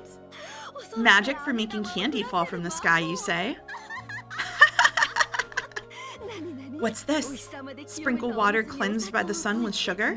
Stick the magic staff in and then an incantation. What the hell? It hurts. Half of your reading of this is laughing. Yeah. Yeah. The black suits were also rolling around, guffawing. Then, grinning, the Black Witch whispered something into Kasumi's ear. After glaring at me with a grin, Kasumi took that page. Ah! Kasumi grabbed hold of that page, tore it off, crumpled it up, and threw it away. So cruel. That was Maria's magic. Oh, really? How sad. It was one of the spells to summon happiness that Maria had made with Sakutaro. Anyone knows that making sugar water, coloring it, and leaving it by the window isn't going to make candy fall from the sky. But after repeating that every day, one time on her way home from school, she had found several pieces of candy scattered around. How happy must that miracle have made Maria One-chan? Didn't she treasure that candy, eating it during her night alone with Sakutaro to distract herself from her loneliness? That magic which One-chan had created had been torn and thrown away and had disappeared. The whole miracle of happiness that magic had given birth to had been torn and thrown away. Oh, this part's great too. Magic to make tonight's dinner cream croquette. What's next? Magic to make bell peppers taste good? That's not bad either. So stupid. They already do taste good. Tear that too. If only you just tear it more and more. With a brutal, loud laugh, the Black Witch made Maria One-chan's spells get torn out one after another. She sneered at that happy magic, tore it apart, and threw it away. Stop it! Stop it! Don't defile Lady Maria's magic. Don't defile it with your filthy toxin. Mammon cried and yelled, but she had no way of reaching Katsumi. Come on, why not defile it? Miracles of magic? Magic to bring happiness? No way, nothing like that exists. Don't you know that you can't heal pain and sadness without pushing it onto someone else? Hey, you also had those magic friend things, right? Sumadera Kasumi opened to that page. What's this? Magic friends? The Seven Sisters of Purgatory? What a creepy name. It says they can fly at awesome speeds and finish off the enemy. Angie, if you can use this kind of magic, shouldn't you use it right now? Foolish. The page that wrote of the Seven Sisters of Purgatory was also heartlessly torn away. The page itself was just paper. It wasn't Mammon's vessel or anything. Phew, yeah, we'd hate to lose her. But the denying toxin burned Mammon from the inside. Mammon's face twisted from that heat and pain. Are you okay, Mammon? Hold on. This much is no problem. It's not me, but Angie-sama who's in pain. However, Mammon's expression was twisted with unbearable anguish and humiliation. Stop it, Black Witch. Why are you doing something like this? Why can't you use magic for happiness? Oh, you're a magic friend too, right? I'll defile you too. Sumidera Kasumi, look for this guy's page too, okay? What's this one? What's with this crappy scribble of a lion? Sakutaro? What a weird name. My best friend, it says. Really? This is your friend? A close friend? This lion is? Is it? Is it? It really is a crappy scribble. This ugly lion is totally you. To think she had something like this as a friend. That Ushiromi and Maria kid's mind is so pathetic it's embarrassing. What a joke. She's like a moron. If only she'd just give up and die. Who are you? Don't make fun of Maria. Stop it. Don't break it. No way. There was a shrill sound. The page had been filthily ripped out. Filthily? The picture of Sakutaro that One-chan had drawn was violently ripped in half.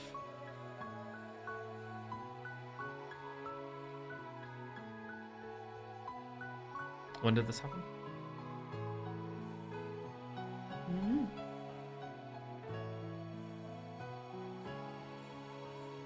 Must have been in the past, yeah.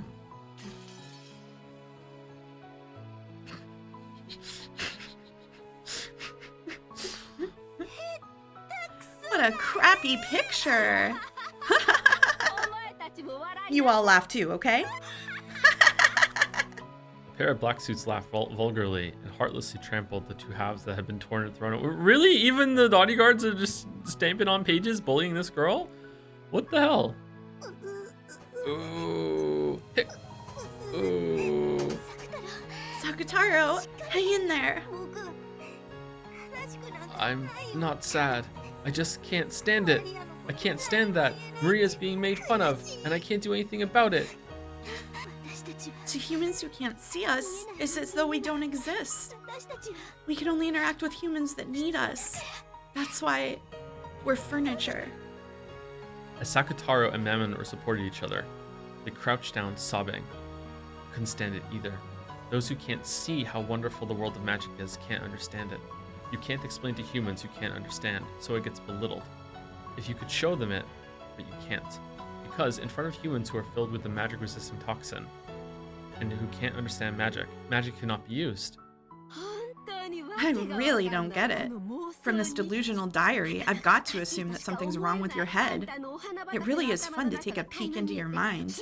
You creepy child. Both you and Maria. And that stuffed animal and the furniture over there too, right?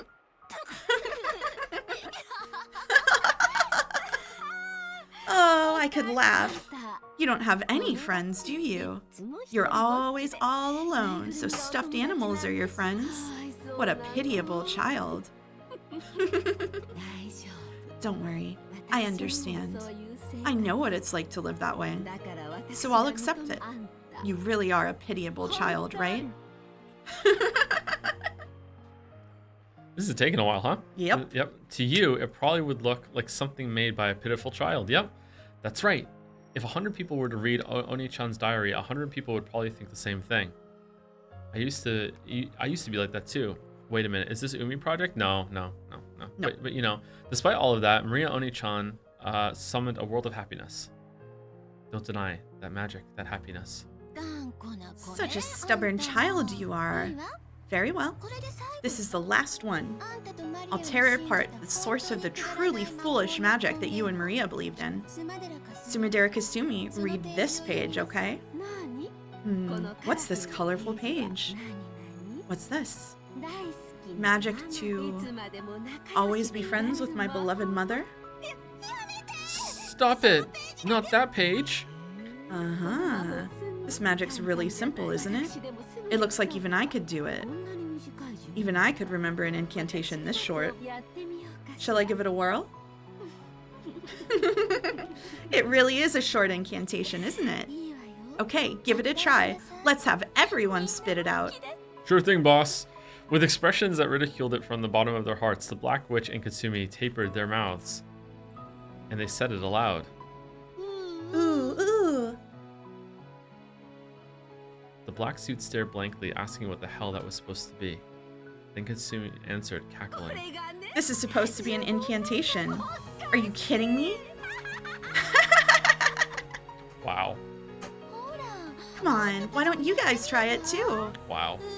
Ooh, ooh, ooh. The black suits imitated that moaning voice, making fun of it. Ooh, ooh, ooh. Ooh, ooh. That was the incantation for the magic that would let her always be friends with her beloved mother. What the hell? How stupid. If you could make family relationships better just by saying ooh, ooh, the world would always be peaceful.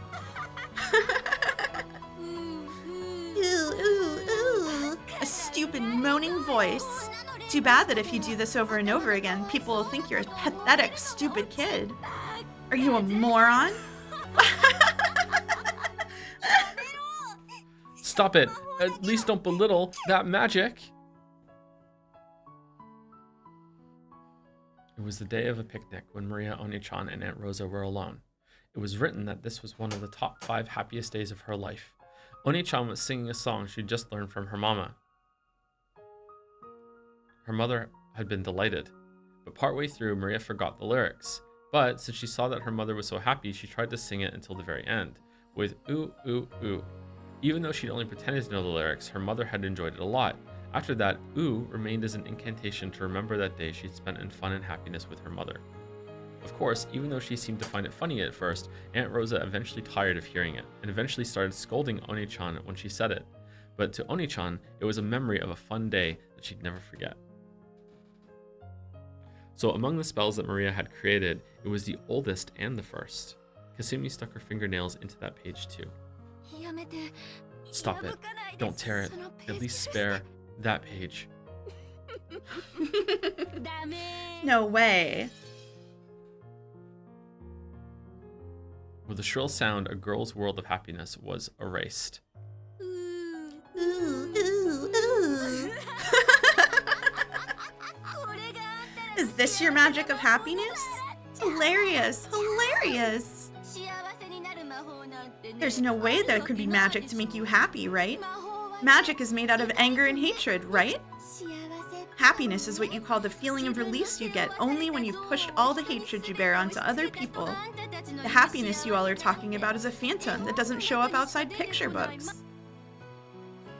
As Kasumi laughed her head off, she slammed the grimoire against the ground and stepped on it. I think it's time to go through the whole story with every scene that Maria's in to see when she does and does not do the ooze. Yep, yeah. Absolutely. What are the contexts for every single ooh?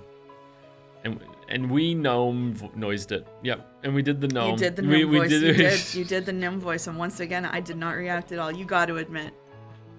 I'm good at keeping it cool. Ooh, ooh. Maria loves her mother. Ooh, ooh. Oh. Yeah.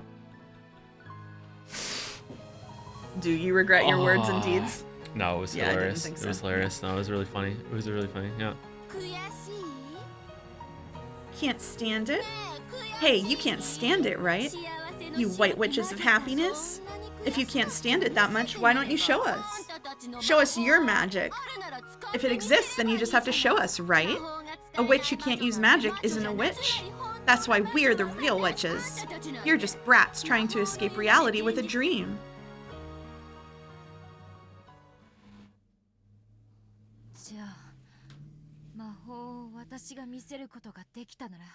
Then, if I can show you magic, will you believe in Oni-chan's magic?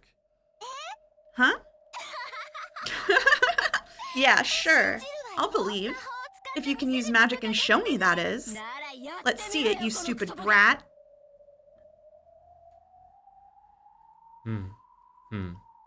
Silently, slowly, I stood up. Sensations of this cramped world, such as the pain in my body, felt truly trifling. Oh, looks like you've still got enough energy to stand up, Miss Great Witch. Now that you stood up, what are you going to show us? Show us some magic. New song. Magic exists. What? What's this kid saying? Did you guys hear that? Silence. Isn't that interesting? You people always refuse to show this power of miracles because of the magic-resisting toxin. Disciple of the White Witch, Maria. Let's see some magic. Do you have any clue how many humans have believed in that miracle before being betrayed? Everyone believes. Everyone is betrayed and despairs. And they learn that true magic can only be gained by the power of black witches, like me. Hitting someone with your hatred is nothing more than a sin. That isn't magic. Sin. I'll show you real magic. You... Black Witch winced slightly. However, Katsumi sneered at me even more. Then let's have a look. So what kind of magic will you show us? Magic to make candy fall from the sky? Or else magic to make cookies multiply? What? The instant I opened my eyes, a tremendous wind arose. What is this all of a sudden? Come, arise, the 7 sisters of purgatory. What?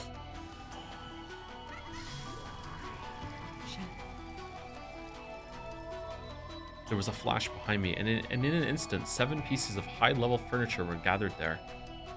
It was a power that far surpassed the magical strength I'd had in my prime. It was a power that matched even Maria One-chan and Beatrice. 7 sisters of purgatory, right here. Angie-sama? You said it once. Because I lacked magical power and resolve, I couldn't use you or your sisters. This isn't some cheap emotion like wanting to get back at my bullying classmates. In order to protect Maria One-chan's mariage sorcière world, I now order you to show me the miracle of magic. It's impossible. No matter what you try before such a massive toxin. The 7 sisters also remembered what had happened in that classroom. If they could have obeyed Angie's order, they would have. However, surrounded by the toxin that runs thick in humans, they hadn't been able to display the miracle of magic, and they remembered very well how deeply that had hurt Angie. But Angie spoke very quietly. In that case, you all believe too. Huh? Mariage sorcière was created to bring people happiness, and also to fight the Black Witch. In order to show that miracle to the foolish Black Witch, who denies the world that one of the founders, the Witch of Origins, Lady Maria, gave birth to, and in order to protect that world, believe, that was a sentence, holy shit, believe in magic, in witches, in miracles, right now. When Katsumi gave an order to the black suits, one of them took out a gun and pointed at Angie. You'll show us magic, right? Then let's have it. Use magic to shoot this man down with a fireball or lightning or something. You get 1 chance. Show us before I count to 3, got it? If you can't, then you'd best prepare yourself, okay? Shoot. What's with this kid? She's lost it. The black suit pointing the gun laughed at Angie's detached attitude.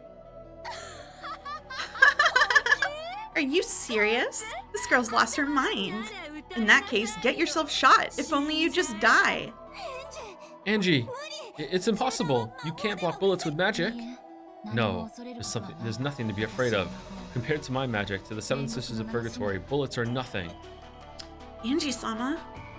Mammon was perplexed by Angie's absolute trust. If she could comply, she would have, on that day as well. But because she had been unable to do anything, she had hurt Angie. You brat. If you can use magic, let us have a look right now. What's wrong? We're telling you to show us magic, right? Come on, bro. No need to hold back, okay? Boom. Show us some magic. The black suits jeered at her, but Angie simply concentrated her mind in silence. If only you just shoot. She's even telling you to try and shoot, you guys. This kid's already lost her mind from fear. Bye-bye, Angie-chan. Go and pretend to be a witch as much as you want in heaven. Fire. You sure? Fire. Die, Angie. If you can do it, then give this magic of yours a try. The black suit cocked the gun and, sneering, pulled the trigger. And then Angie died. The The sound of gunfire rang out, and the world stopped. A red spray scattered out, and chunks of flesh flew.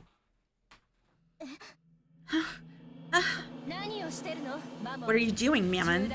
Don't tell me you'd let a boorish pebble of a bullet like this reach Angie-sama. Lucifer lined up the bullet perfectly and with a single swipe sliced it. And in the chest of the black suit who had apparently fired the gun was a hole as big as a fist. Every now and then, I get to go first. Half of Leviathan's body was covered with blood and a cold smile was on her face. Then, slowly, the pitiful prey that she had brought down fell over. You pierced a human? Idiot. Do you still not believe in our master's magic power? Are you kidding me? You materialized in front of this many humans? What is this? What? Katsumi and the rest were flustered. He certainly seemed to have fired his gun. However, it hadn't hit Angie, and why was the person who fired it hurt instead? This is magic. Great job, Leviathan. I'm most honored. You foolish humans who dare oppose our master. Now is the time of judgment. Prostrate yourselves. Why? You shouldn't be able to bring magic into the world of humans. They shouldn't be able to see magic, and they shouldn't be able to be touched by magic. Why? Because this is true magic. Ah! What are you people doing? Kill! Kill! One of the black suits who had finally come to his senses pulled his gun, aimed. Like I'd allow you the disrespect of pointing a gun barrel at our master. Die. Those words were a requiem. Damn, that line goes hard. The man's chest had already been pierced by Lucifer, who had become the stake of pride in an instant. Thump. With the sound of the second person falling, the black suits now realized for certain that their lives were in peril. What? Save me! The instant one of the black suits doubled over in shock and turned on his heels to escape from that place. The stake of sloth. Be thankful that your violence against our master will be repaid with this alone. Die! In his right eye, a hole as big as a walnut opened and his head split. Belphegor was sprayed with blood and her face twisted demonically with the joy at being able to use her full power. Oh, ah! Who's that? Who's there? Where are you? Black suits were flustered, pointing their guns in every direction, but they didn't understand what was happening. Alright, so first of all, Battler's not in the scene, so now this is real. Second, Do you just think none of it is happening at all? nothing happens in Umineko. Okay, Nothing happens alright, in well, Umineko. that's fine. Secondly, it's Amakusa, the Juza, with a sniper rifle Okay. on the grassy knoll, just taking them all out. Yeah, that's what's happening. He has ripped pants, and he has another pair of pants under his ripped pants. He's so cool. He is so cool. He's so cool. He's super cool. You can see that it matches his shirt, so like maybe it's just like a full bodysuit Maybe underneath. it's just like a onesie. Yeah, Yeah, maybe it's a yeah. onesie under there. With buttons. Yeah. Yeah. Yeah. Okay, that's cool. What does he have like the Battler cross? Battler has a cross like that, right? I don't know. Maybe they love God. Maybe. Where's Battler? Ooh. Am I blind? Is Battler on here?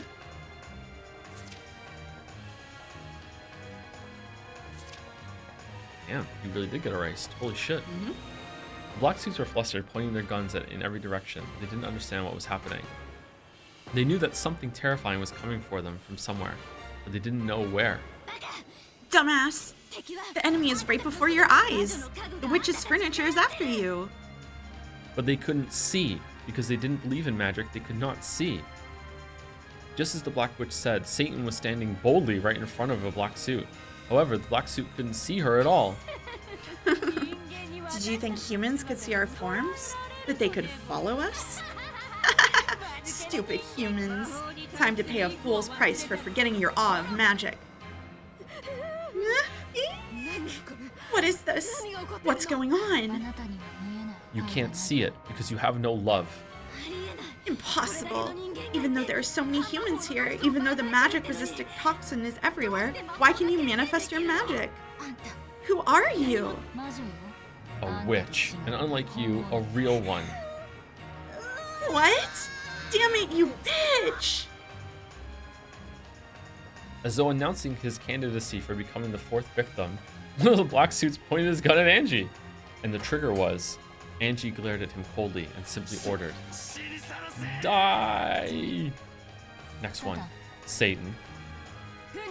Satan of Wrath, already right here. Blockhead, you think a simple bullet could hit Angie-sama or us now? Oh. Is that because we're not on Umineko? Mm-hmm. Yeah. Yeah. Yep.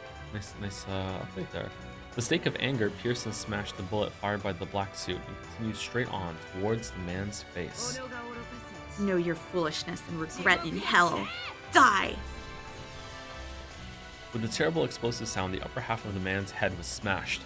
Bathed in scattered flesh and blood, Angie quietly asked one more question.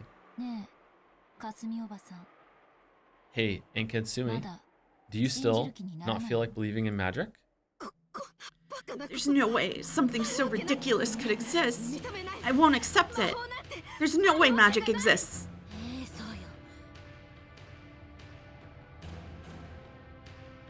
Yes, that's right. Sorry, I forgot what I'm doing for a minute. It's okay. There's no way magic exists. There's no way witches exist. Magic exists. Witches exist. Ryu! That's right. Magic exists. Witches exist. And in this world filled with anger and sadness, it can become the key that opens the door to the world of happiness. I won't let someone like you deny that. The key to a world of happiness lies in every person's hands. No one has any right to steal that away. You pitiful human who cannot understand this. If there had been magic in your life, it would probably have turned out differently, becoming much more peaceful. When I think that in your entire life you were never able to meet with a true witch, I pity you. Kasumi let out a piercing scream. At the same time, two of the black suits came for me at once, thrusting their guns at my head. Like they were trying to use me as a hostage against something their eyes couldn't see. Against the Seven Sisters of Purgatory, who had now reached the level of weapons, this was completely pointless. Damn, where are you? Keep on attacking, and this bitch is dead. Show yourself. Yeah. What the hell's he saying? And his guts look tasty too. Angie-sama, leave the next one to me. Go ahead, kill him. Thank you so much. I'm so happy. Die! The man's chest split and his guts poured out. This terrible way of dying threw the other man into a total panic. However, Asmodeus' form was already at his back. Is this a unique sprite just for this pose right now? Or is it Umineko again? Huh. Umineko adds a bunch of sprites. Cool. Yeah. Grasping his neck and smiling obscenely. What a cutie. Hey, where do you want to get pierced? Angie-sama, got any ideas? The head. Certainly, my master. Die! The final black suit had his head smashed by the stake of lust. And as his inside scattered, he twisted and fell.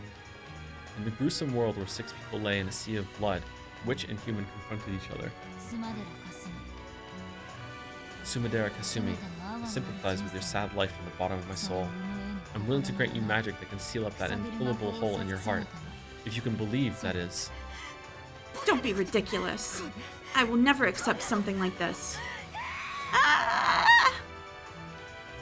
As Katsumi, who was scared out of her wits, stepped backwards, she picked up a handgun that someone had dropped. Then, shaking, she pointed at Angie. That's right, Kasumi. Shoot with that gun. Turn your hatred into a bullet and shoot. Ah! I'll kill you. I'll kill you. If I don't kill you, I'll never be paid back for the life I've lived. Yes, kill. Pull the trigger. Take all of the anger and pain from your shabby life until now. Use it all against her. If you don't, you won't be released from your pain and anguish. Stop it, Anketsumi. You mustn't listen to the Black Witch. I'll kill you. I'll kill you. Because of your mother, my entire life has been a wreck. In that case, my magic might be able to turn that life into something bright and peaceful, bit by bit, starting now.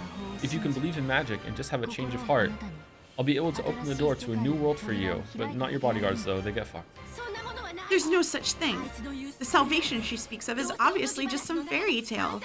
Your life is going to be covered with thorns until you die anyway. Let her hear that cry of agony. You can't regain anything that was lost, right, Sumidera Kasumi? That's right, you might not be able to regain anything. However, I know you'll be able to create something new. So, Katsumi, throw that gun away. I might be able to teach you too about a world of happiness. You know, because your mother ran away, I was forced to marry her fiancé in her place.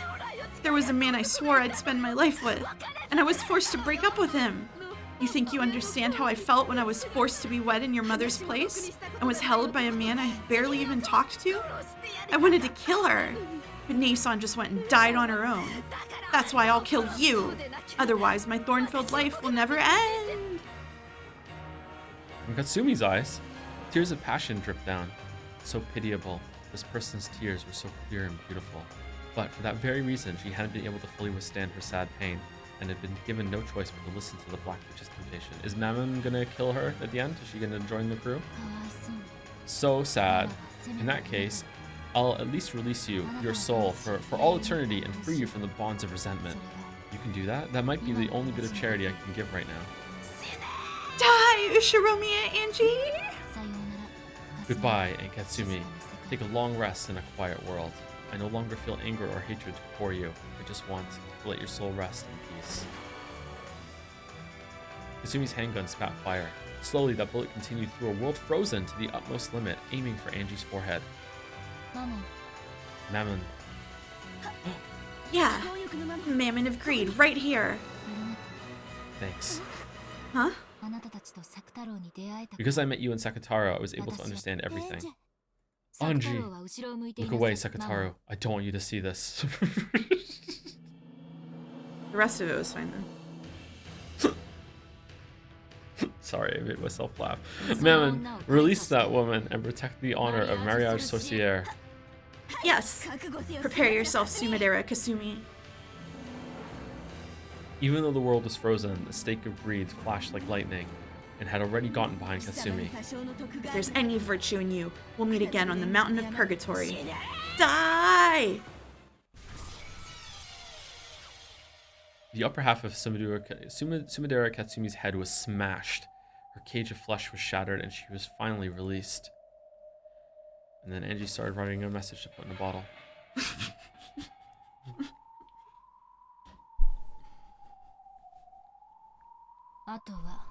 Next is you, the Black Witch. By now, I think even the fact that you look like Aunt Eva is inexcusable to her. If my form still looks like Ushiromiya Eva, that means you still haven't been able to forgive me inside yourself. I understand, Angie. Even you want to be released from your thorn-filled life more than anything. In that case, I thought of something interesting. I'll show you magic as well. I won't be the one to kill you. With the worst of smiles on her face, the Black Witch changed her form into something like a black mist, or else a vast swarm of black flying insects which began to swirl around me. Then, that black mist began to gather bit by bit, shaping itself into the form of a human. What's this supposed to be? You've got at least a vague idea, don't you? It's the woman you hated and despised the most. The woman who hated and despised you the most.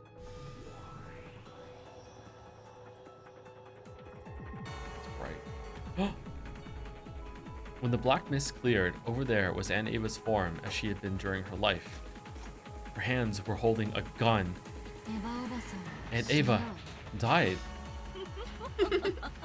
Long time no see, Angie. I've come back from hell to kill you. Aunt Ava glared at me with a mad laugh. But I'm not that surprised. Aunt Ava was that kind of person. I imagine my funeral came as quite a relief to you, right? I feel the same, since I'll never have to see your face again. But I had just one regret. And this is it. Killing me? Was that your last request? How pitiful. Even after death, my aunt wasn't released from her pain. The Black Witch's power is itself the source of my magic. Anger and hatred taught me how to work hard and persist. Completely different from this magic to escape reality that you speak of.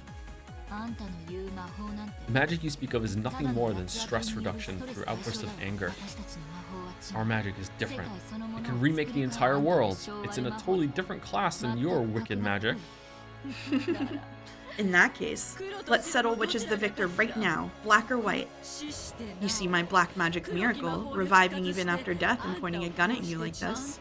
How exactly do you intend to stop that with a miracle of white magic? I've surrounded you with the magic-resisting toxin. You can't call the Seven Sisters anymore. That miracle just now won't occur again. Having it occur despite all that is why it's called magic. Okay. Mammon, lend me your power. But Mammon didn't respond. She didn't appear. Certainly, as she'd said, the magic-resisting toxin had burned everything up like a wasteland parched by a blazing sun. This might be a little tough. It's useless to call out. Never again. The Seven Sisters of Purgatory will never answer. And being able to call them even so is what makes it magic, right? How pitiful. So long, Angie. The few days we spent together were fun in their own way. This is goodbye. Aren't you glad that the end of the line for you turned out to be this place? Yeah, seriously. How thoughtful of you. Thanks. Then this is farewell. The barrel of the gun rose slowly so that you could see all the way down it. Then, the trigger was slowly. At that moment, the gun exploded. It wasn't that it fired, it burst. You're kidding me. In shock, inside a frozen space, Ava looked at the ruptured gun. Was there a stake like in up the barrel so it exploded when it was fired?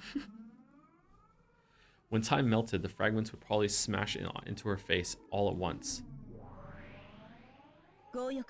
Mammon of Greed, right here. You're kidding me. Behind Ava's back, Mammon stood. She had already penetrated the target I had given her, which was the gun. Is this enough magic for you, Aunt Ava? Angie.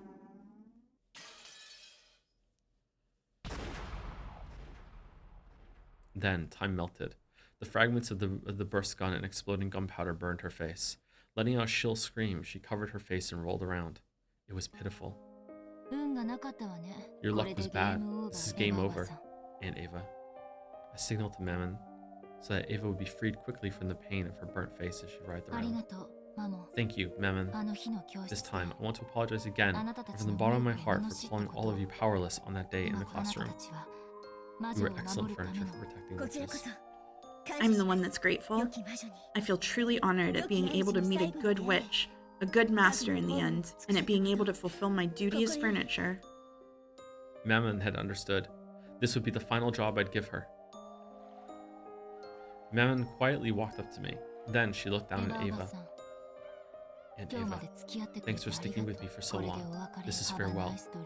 Have a nice dream. See you in hell. Cool. Then the light sound of her forehead being bored into rang out. I don't know, I kind of feel like maybe there was some symbolism going on there. Maybe there's some themes. Maybe some themes. I wouldn't go that far. Oh, I wouldn't go that okay. far. Just symbolism. Just a little bit of symbolism, yeah. The battle of gunpowder smoke and fury of white and black magic ended. I get the feeling it was a long, truly a long journey.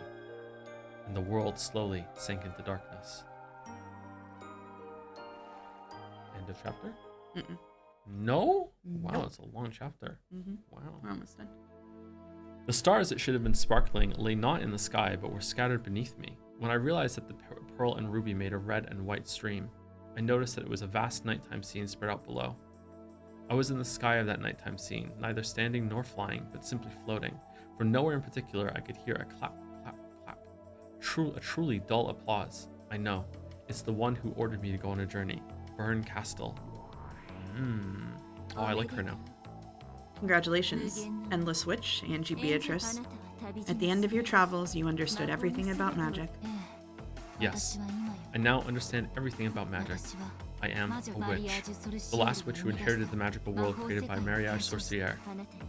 No one besides you can tear Beatrice's world to pieces. Because I know witches, I learned how to resist them.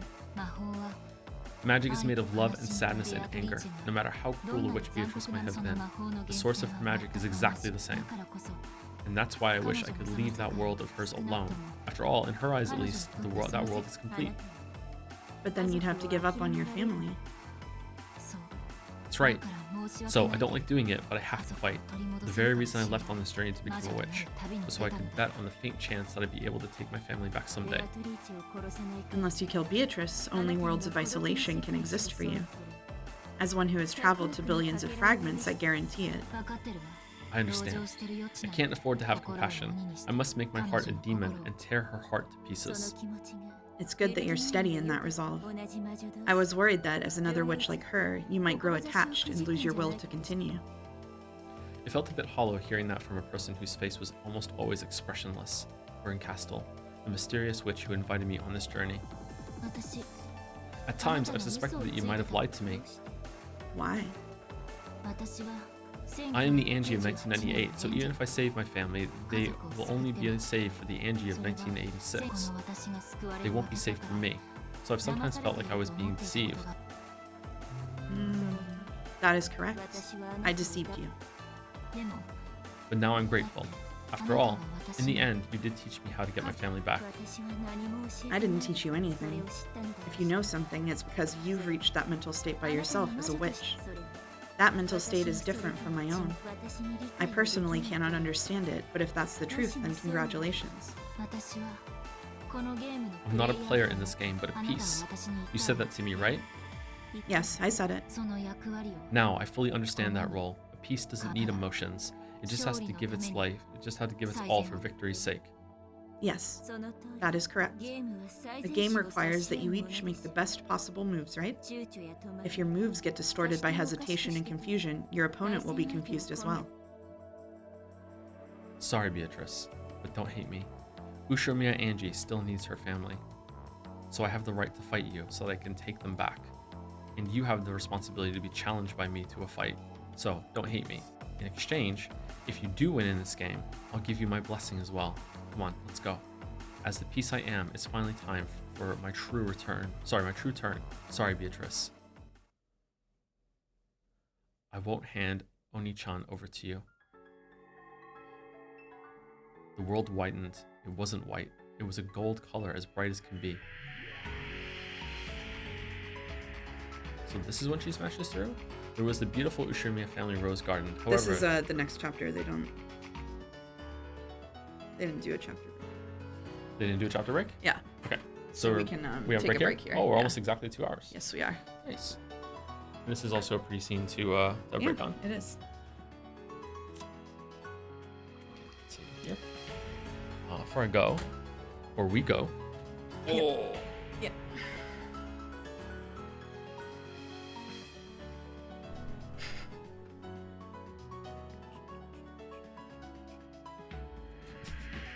Thank you, Dominic, for the bits. It's so impressive how dedicated you are to the Umineko lifestyle. After all, Mouse, you spent several hours at an airport dealing with boredom, only to travel to the isolated location of Munkinjima, a place where common sense is thrown out the window completely. Also, you could meet an aging family head who routinely screams at a specter only he can see. Chat. Thank you, Dominic. Thank you, Dominic, for also gifting a sub to Greg. Thank you, Dominic. Oh, that was a good Dominic. Sound of Rain used some bits to say, had an idea for a gimmick marble, no obligation to actually put it in, but I want to share the anti-weeb. If this marble wins, you will not watch an anime, but instead one day you will wake up, shower, and go outside for a lovely day at a zoo, botanical garden, nature trail, park, or some other outdoors nature-based location, ideally as a date with Mouse if at all possible, while avoiding eating junk food or drinking soda for the whole day, then make sure to take a second shower upon getting home. I don't know, it sounds nice. I don't need a marble for that. You don't need a marble? Okay, yeah, we'll just go do that tomorrow or something. Yeah, we can just do that. Yeah, okay. We can just do that. Yeah. Thank you, Tora3tron, for the bits. Been enjoying going through Umineko along with you through all the many highs and more so lows. I love that you turned the Weeb's Gambit into a Weeb's Deadlock. It's thought of The thought of Weebs scrambling to ensure Baldur's Gate stream goes smoothly had me laughing on the floor. Look forward to seeing you cap off this arc of yours and Mouse's live Umineko roleplay. Everyone has their own kicks, and I'm not one to judge. Thank you, Tora. Thank you. Thank you, Positive Player here for the resub. Shallow Kevin and Key Dude also for the resubs. Thank you very much. That Great Peanut for some bits. When is this so-called DLC month? I don't know. I don't know. We don't know yet. And thank you, Ryan_MP4 for the new sub. Welcome, Ryan. Welcome. Okay, we'll be back in about, I don't know, 5-10 minutes. I might make a tea. I don't know. It's kind of hot in here, though, isn't it? It is very warm. Yes. Yeah. We'll be back in about 5-10 minutes. See you later, chat.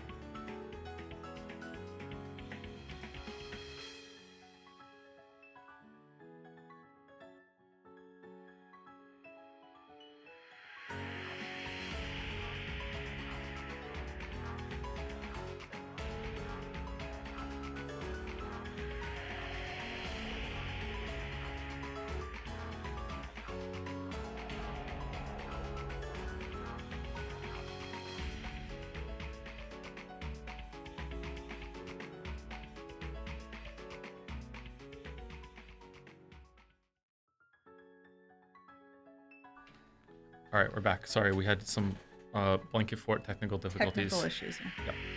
Oh, let me right. Voice assignments.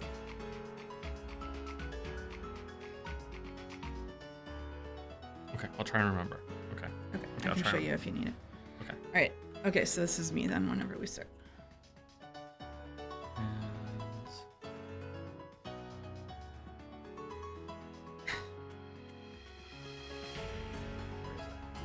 There it is.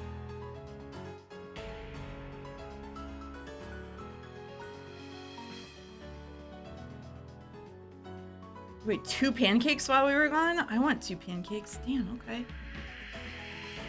Where are my pancakes? Sorry. I don't know how to make pancakes. Not that modern. You don't know how to make pancakes? I could figure it out, I'm sure. I'm sure I could figure it out. Given a year or 2. So this is a present from Jelly that Mouse brought. It is a snail. I got snailed by Jelly. Yeah, you got snailed.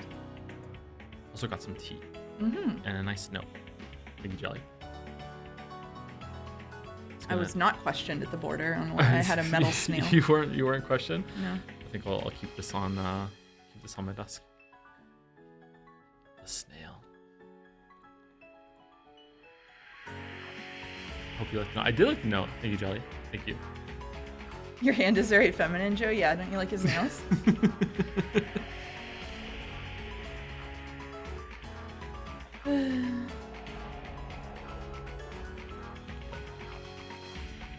Wait, it's not. Don't do that. It's the wrong one. It's this one. There you go. I did it. Does Mouse have a second squeaky chair? Am I in the squeaky chair? You're in the squeaky I'm chair, in the yeah. squeaky chair. I'm Yep. in the original squeaky chair. Fan artist, please don't do it. The OG squeaky chair. Yeah. We're pretty cramped in here, actually. I got some dividers to make a square around the desk and drape some blankets over it, and the blankets were not as big as I thought they were, so we have to tighten the dividers. So I'm gonna have to get bigger blankets, I think. Yep. Or some sheets. I'm not sure. Mouse in the chair that squeaks. Fitting.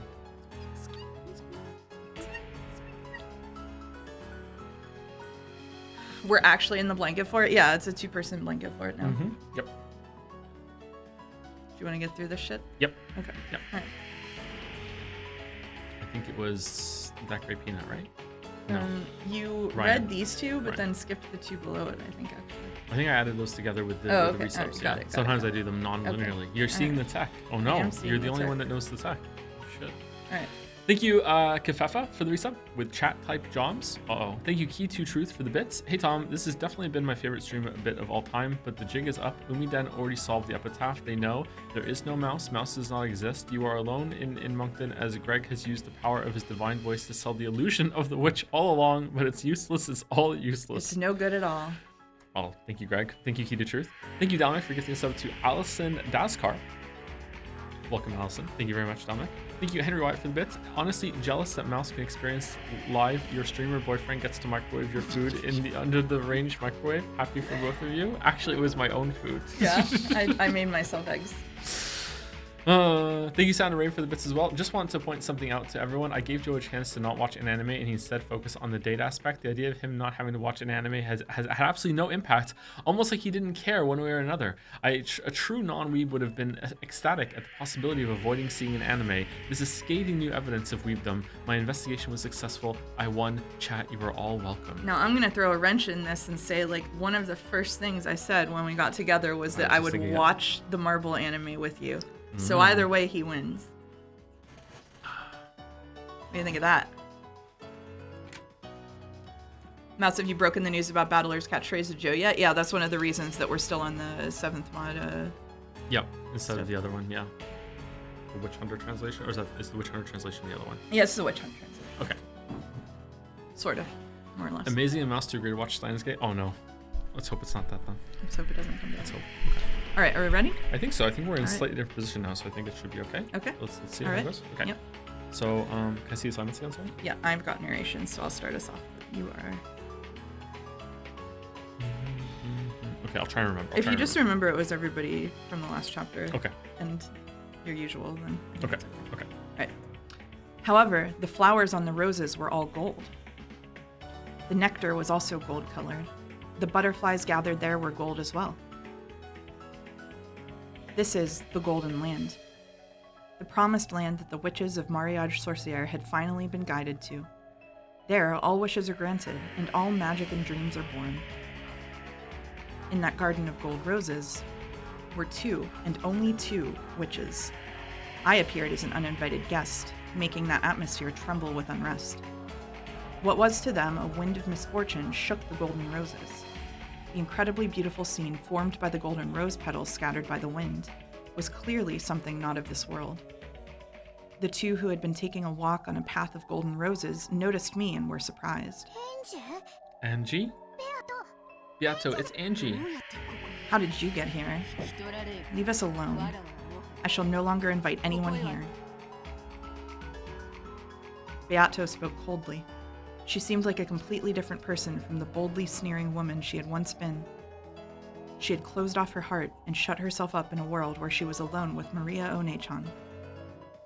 A world where she could always be alone with a friendly Maria One-chan, lecturing about magic while drinking tea, with no one to hurry them and nothing to hold them back. A world where not a single person who might hurt them existed. Yes, to the 2 of them, it was a small, perfect universe. Sorry, I can't have you shutting yourself up in here. We can't continue the game unless you come back.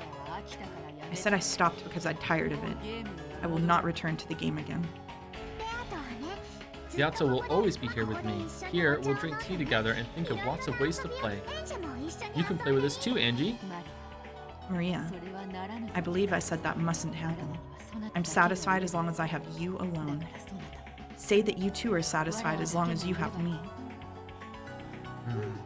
Yeah, thank you. The only person who needs me that much is you, Beato. So I'll be with you. Just us is enough. Maria, thank you. I'm grateful. Beato held Maria tight, even creating a small, warm universe between their joined arms. It was probably the birth of the smallest universe in the world. The smallest universe in the world which a pair who needed each other could give birth to. No matter how small it was a complete world. But I had to tear it apart. Sorry, but I can't let it go like that. I came to smash this golden land of Mariage Sorcière. Why are you going to break my world? Are you saying that this world is causing anyone other than Maria and me trouble? You've left Oni-chan waiting all this time. In a game you started and then abandoned without finishing. If you don't return to your seat, the contest won't end for all eternity. There's no longer a single player in that game. Battler vanished and I did as well, coming here. That game is already over. It is not over. You started that game, didn't you? Take proper responsibility and see it through to the very end. Will you defeat Battler and give birth to the world you truly wish for? Or will you be defeated and everything swallowed up by your magic released? Take responsibility until the very end. Don't, Angie. Beato will spend her time in this world alone with me for eternity. And I don't need anything else as long as I have Beato. Here, all wishes are granted. Everything is here. This golden land is made up of nothing more than the crystallization of Beatrice's and Maria One-chan's thoughts. To drag Beato out of this world, I have to destroy it. I will destroy this golden land, which must be a final, peaceful world in Beatrice's eyes. Oni-chan, that's wrong. This golden land is a liar. It won't grant the one wish you truly want granted. That's not true. Anything can be granted here. Look, there's even a nice mama here.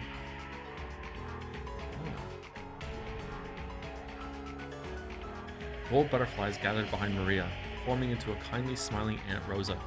After smiling sweetly at me, it became golden petals and crumbled. Yep, she can't say something nice, she doesn't speak at all. Here, anything can be created. Even Angie, even Battler, even George, Oni-chan, even Jessica, One-chan, sorry. Getting my chans mixed up. You can summon as many as you want and everyone is nice. You come too, Angie, and let's play together. Sorry, Oni-chan. Oh, sorry. Sorry, One-chan. And what about Sakutaro? Upon hearing Sakutaro's name, One-chan looked like she was choking. Stop. Don't speak that name. Beato's expression changed as well, and she hugged Maria, guarding her shoulders. Sakutaro's name was still taboo for One-chan. Why can't I say it? It's the name of Maria One-chan's best friend. Why won't you invite that close friend to this wonderful golden land? Why, in this golden land where any wish can be granted, is Sakutaro the only one you cannot summon? That is... It's alright, Maria. You don't have to remember Sakutaro. Sakutaro was killed by Mama.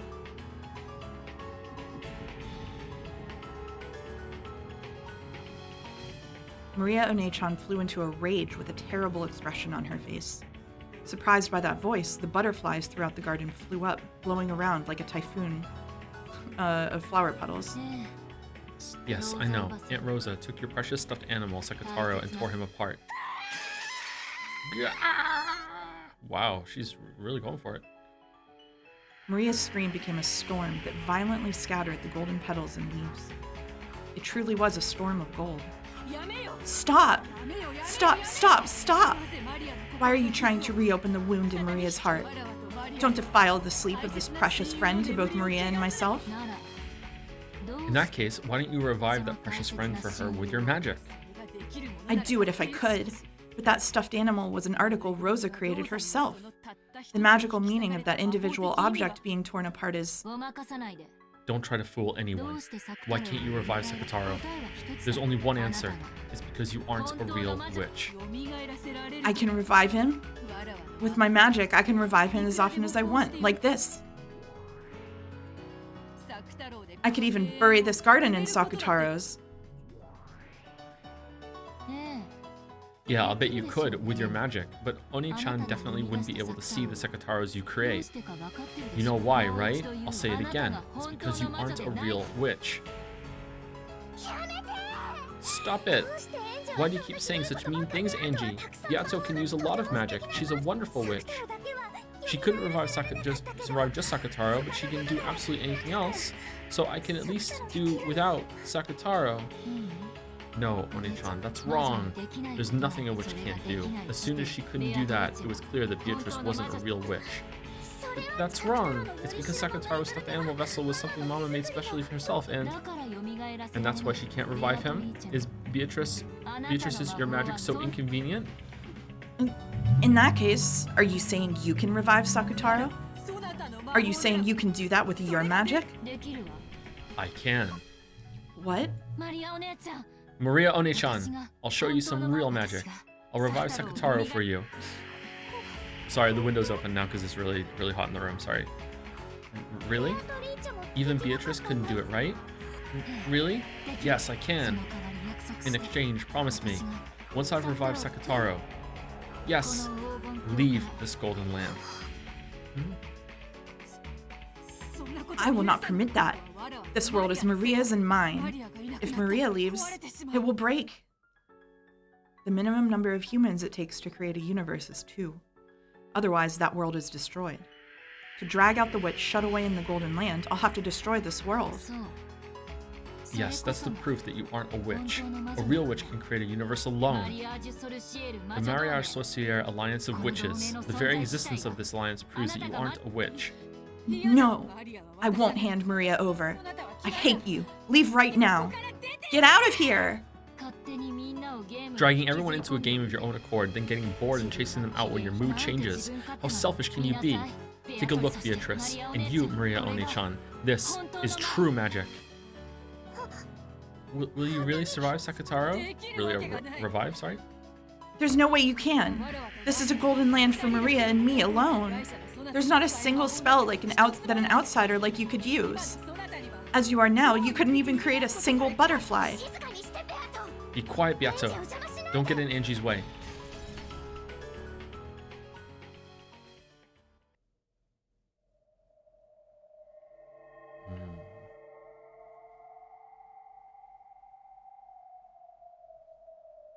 When Maria yelled, the storm suddenly stopped and the area returned to silence. The scene, as a massive number of golden petals that have been blown upward quietly drifted down, was fantastical, as though a golden snow was falling. Maria, thinking about this unlikely, if only miracle, had unconsciously joined her hands together as though praying. Beata watched Maria do this, her heart racing. If the extremely unlikely were to happen, this world would. But it's unthinkable, absolutely impossible. That stuffed animal, which had been the only one in the world, was torn apart and thrown away, and not a thread remained. Reviving it was certainly and absolutely impossible. This is my golden land, a world where magic that isn't mine certainly cannot exist. If you think you can do it, let's see what you've got, Ushiromiya Angie! At Beato's scream-like cry, the world lost its sound. Ooh. I slowly recited the incantation for true magic. Ooh, ooh. Is there seagulls crying in the music right now for that scene, or were they outside? I couldn't tell. You I can't tell? didn't know. Because it'd be funny if they were outside. Come, try to remember. Maria's close friend, Sakataru. Try and remember what form you had. Try and remember what a lovable stuffed animal you were. Huh? Expressions of shock rose to both of their faces. Then, pushing Beata's elbow aside, Maria dashed forward.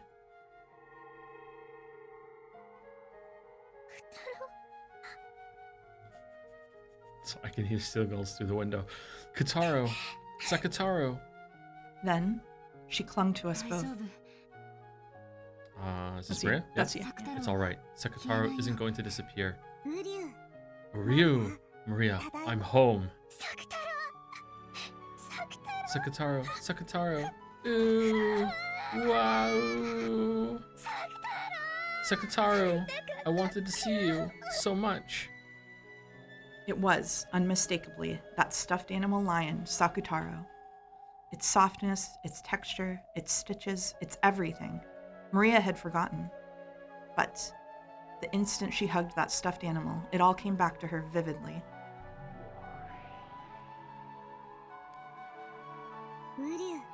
Ryu! Maria, I'm home. Sakataru! Sakataru! Is your body alright? Does it hurt anywhere? Even though something so horrible was done to you, are you all okay? Ryu! Angie revived me with magic, so I'm perfectly fine. Thank goodness. Thank goodness. Welcome back, Sakataru. Ooh. From now on, I'll always be with you, Maria. Together for eternity. So, don't let go of me, okay? Yeah, won't let go. For all eternity. Then, still hugging Sakutaro, she looked up at me with tear-filled eyes.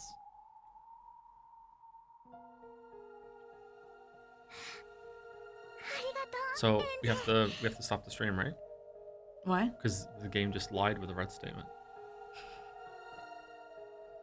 We're done. You have to, but don't you have to wait and find out if you think it was clever? I waited already. I waited like 20 All right. minutes. Well, Yeah, I I'm mean, done. Yeah. If yeah. you want to drop it here, that's up to you.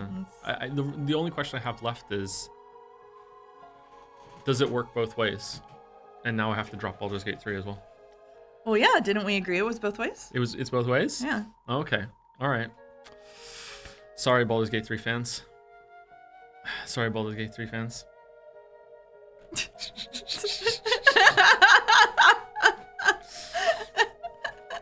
Do you think it's still time to do Coscodal, or are we... Oh, we've got a whole after. Hey, if we stop now, we could go like somewhere really nice for dinner. We could, yeah. We could. That'd be great. All the more reason to turn this bit into reality.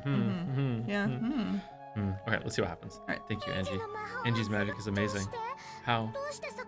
How can you revive Sakataro when Beato couldn't do it? I will have you know there are 2 fine dining establishments in Moncton. Okay? I looked for them. I scoured the internet. There are 2. But not a single place with a Michelin star. Not a single Michelin star in Moncton. No. Impossible. Impossible. How? How can a human other than me use magic in my golden land? This is completely impossible. Does it count as a lie if she didn't know it was one? I don't know. I don't know the rules of the red statements. Okay. Well. What are you so flustered about, Beatrice? This is magic, right? There's no way that's magic. This is my golden land. A world where magic that isn't mine certainly cannot exist.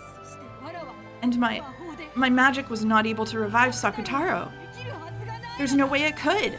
That stuffed animal was a special stuffed animal. Rosa made it for her daughter's birthday, and in the entire world, only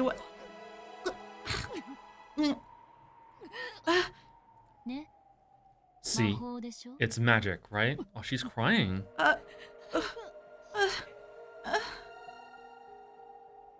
Man, Rosa sucks. Yeah. Yeah. With this miracle that she could not possibly accept, Beato understood all of my magic. She looked at Maria and Sakutaro innocently frolicking around, looked at me, and then fell to her knees, with even her hands pressed to the ground, and cried. Beatrice, this really is magic, right? It's magic, right? Beatrice. Indeed, it is magic. That is real magic. Why can Angie use a magic that even Beato couldn't? Why? Why? Angie's amazing. Angie's an amazing witch. A real witch who's much, much more amazing than me. Yeah, that's right, Oni-chan.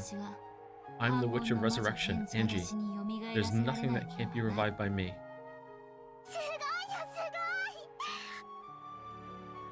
Isn't the story called Rondo and the Witch of Reasoning or something like that? Mm-hmm.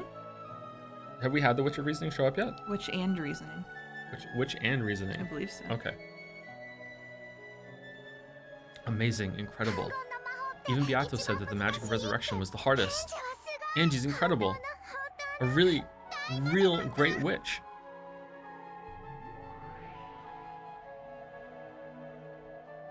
At that time, Maria's and Sakutaro's forms flashed gold, and the forms of the two became golden flower petals that crumbled away.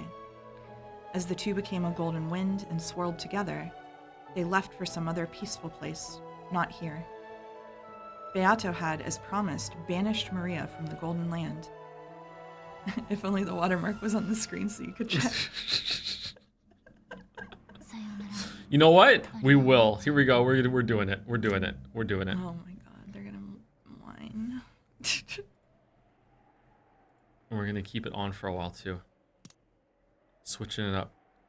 Rondo of the Witch and Reasoning. Mm-hmm. Okay, I was wrong. I was right. Okay, you were right. You're usually right. Yeah. Also, I was lying. I'm not gonna keep going. I don't like it either. Goodbye, Maria Oni-chan, and be happy forever. Don't worry, you definitely exist in Oni-chan's world too, but that doesn't refer to you. I'm happy for you, Maria. As your close friend, I celebrate this reunion from the bottom of my heart. On Beato's face was a mixture of what was probably every expression a human could muster. It was joy, anger, and sadness. That's the only three emotions that humans have. Mm-hmm. Yeah. Men only have two.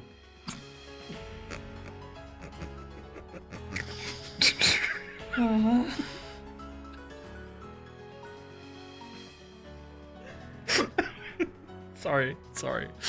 That's the source of magic, isn't it?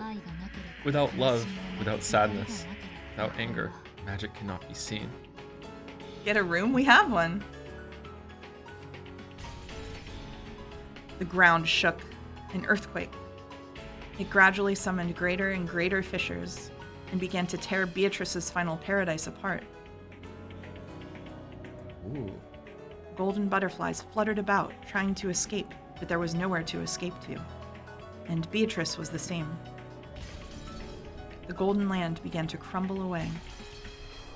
The earth crumbled downwards like a floor falling through, and Beatrice was sucked into the depths of a jet-black darkness. Then she was mercilessly slammed against a jet-black floor. It was a dimly lit smoking room. There was no door to exit by, and while there was a window, it let no light into Beatrice's shadowy smoking room. Smoking room? Mm-hmm. Even though Beato was moaning from the pain of being slammed against that cold, hard floor, she shakily rose to her feet. There was a seat there, and the game table, still just as it had been when she'd left it. The game board also remained in the same state that Beato had left it in. That's your seat. Sit. So, this is the only seat for me to sit in? Beato put a hand against her own seat and laughed sadly. Win or lose, that's all you've been given. A tie during the process of reaching that point will probably be permitted. A tie? However, you won't be allowed to suspend the game and throw it away. Will you win and survive, or lose and disappear? Until one of those two things happens, you will not be permitted to rise from that chair. That should be your only duty as the host of a witch's game as the Golden Witch Beatrice. Laughing weakly, Beato sat in that seat. Then she rested her elbows and covered her face with both hands, showing off a smile with nothing but her mouth. Not permitted to escape an unwinnable game? Then, very well. Why don't I repeat this until I lose? Quit being so faint-hearted. Win. Use the best moves you have. You started this game. Whose side are you on? You have a duty to make the best moves possible. Give all that indecisive fooling around a rest. At that time, there was a violent sound. Beato felt a cold, pathetic sensation on her leg. Gotcha! I finally got you, eh, Beato?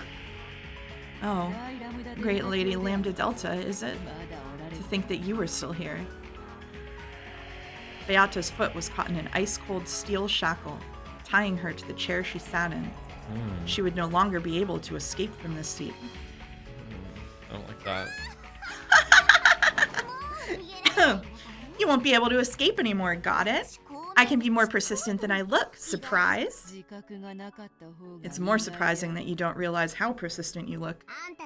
You are not permitted to leave early or suspend this game. You'll fight for all eternity in order to win, okay? You don't want to lose, do you? You want a little peek at the kind of wonderful world you'll be thrown into if you'll lose? Don't worry. You can win because I, the great Lady Lambda Delta, will be looking after you constantly until you win for all eternity.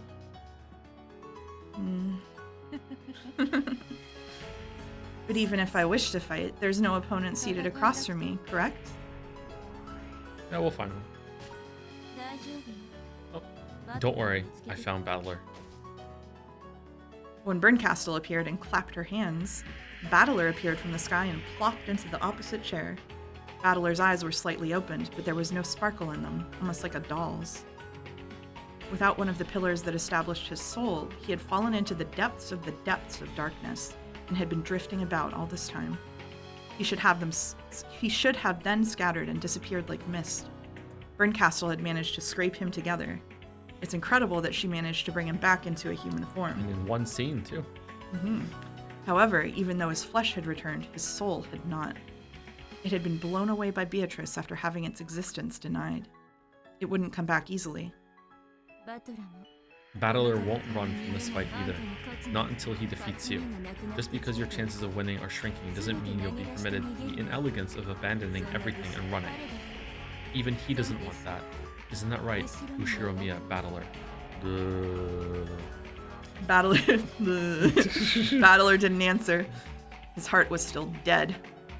His eyes wavered slightly at the question, but he couldn't answer. So Lambda Delta went behind the chair, grabbed his hair, and made him nod.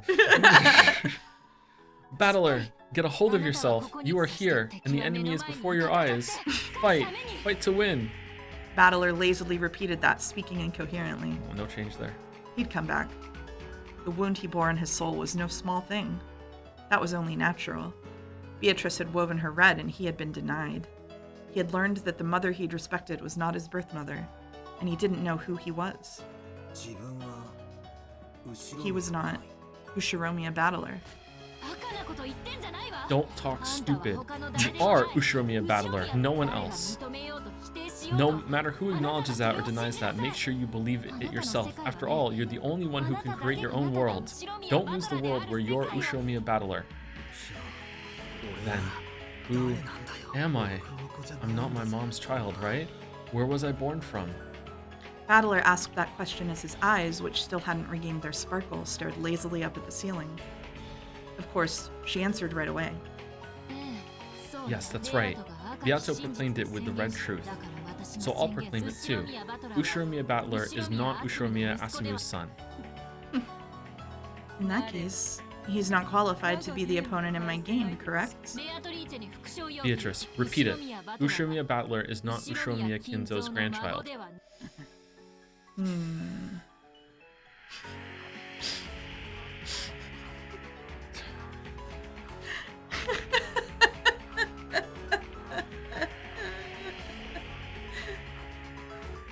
Thank you, Angie.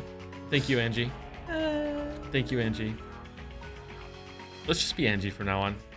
Why do you think I assigned her to you this time? I just want to be Angie from now on. Why do you think I assigned her to you this time? Thank you. Yeah. Thank you.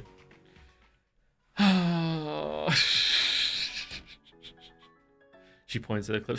She went to the cliff in order to overcome it. That's what the last scene was about. Exactly right, Her yeah. overcoming the cliff Yeah. for me. It's a metaphor. She's literally me. Yeah. Yep.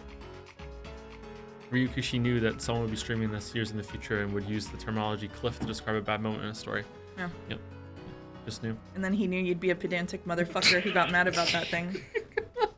And planned ahead of time to write a solution into it. You didn't have to say it like that. Yeah, I did. It was funny. Mm-hmm. Yeah, you did. You're chat's champion right now. Yeah. As Beato wrinkled, they forgot that I agreed with you. As Beato wrinkled her forehead, a painful-looking smile rose to her face. So you refused to repeat it. Beato proclaimed two red truths. You are not Azumu's son, and no one except Kinzo's grandchild Battler is qualified to be her opponent. The following theory will allow Battler to be accepted without creating any contradictions. Here's my blue truth. Listen to it. Ooh, the blue cut. The one who is qualified to be Beato's opponent is Kinzo's grandchild Ushiromiya Battler, and whether that person is Asumu's son or not is not an issue. In other words, Sumari, you can be Kinzo's grandchild even if you are not Asumu's son, as long as you are Rudolph's son. It was just a silly word game, wasn't it? Your blue truth is valid. Beato, your counter-argument with the red truth? If you cannot counter it with the red, Battler's qualifications as an opponent will stand unchallenged. Battler was still out of it. He still couldn't really understand what she was saying for him. But even so, his spirit was starting to come back, bit by bit. Then, who am I? Get a hold of yourself. You are Ushiromiya Battler. Yeah, maybe Mother Asumu didn't give birth to you, but so what? That doesn't change in the slightest the fact that she was a mother to you, right? For example, what is Ushiromiya Angie to you? You might not share the same blood, but she's still your little sister, right? It's not about blood, it's about bonds, right? That's right. Even though we don't share the same blood, Angie is my little sister. Our bond. Say it in red. Say that Angie is your little sister. Angie is my little sister. Ah, I could say it. You promised. I promised, yeah. Yeah. She hugged Battler, who was still out of it, and slumped in his chair strongly from behind. So much that it hurt. I don't know why Mother Asumu wasn't your birth mother, but still, up until today, and even now, you believe that she's your mother, right? In this world, there are plenty of people without even a mother, without even a family. Did Mother Asumu ever let you feel lonely? Never, right? Don't throw your peaceful family away so easily. Your family bonds have gotten too thin after leaving your family for 6 years. You have to feel those family bonds much more strongly. Remember, for Mother Asumu's sake as well. Don't lose your love over a foolish witch's rant like this. Man, he's upset. Why wasn't he this upset in the last scene? I might have gone along with him crashing out if he was this upset in the last scene. I think you were meant to derive it from context that he left the entire family conference for 6 years, that he probably had a lot of feelings about his mother. No? Okay. All characters in fiction must act exactly like I do. So two things, chat. First of all, he's not upset about what Battler said. Chill out. You're building straw men.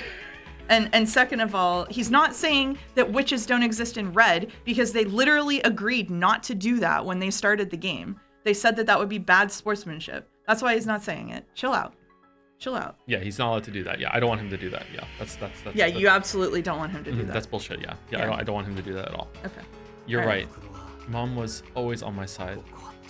Where is this place? It's dark, and I want to go home. Where's all my family? The light still hadn't returned to Battler's eyes, but tears appeared. Your little sister is waiting at home for you to come back. If even you don't come back, she'll be all alone forever. For your little sister's sake, please win this witch's game. I think you have to do a posture check so you're not so Yeah? quiet. Okay, I'm sorry. Yeah. Maybe I can point the microphone a little bit closer Yeah. towards me. Yeah. Okay, alright. Okay. Want to see a magic trick? Yeah. There's a bunch of people in chat right now that weren't here earlier, and they don't know that we're in the same room. Hi, chat. Ow. Sorry. You okay? Yeah. Yeah. You okay? I'm fine.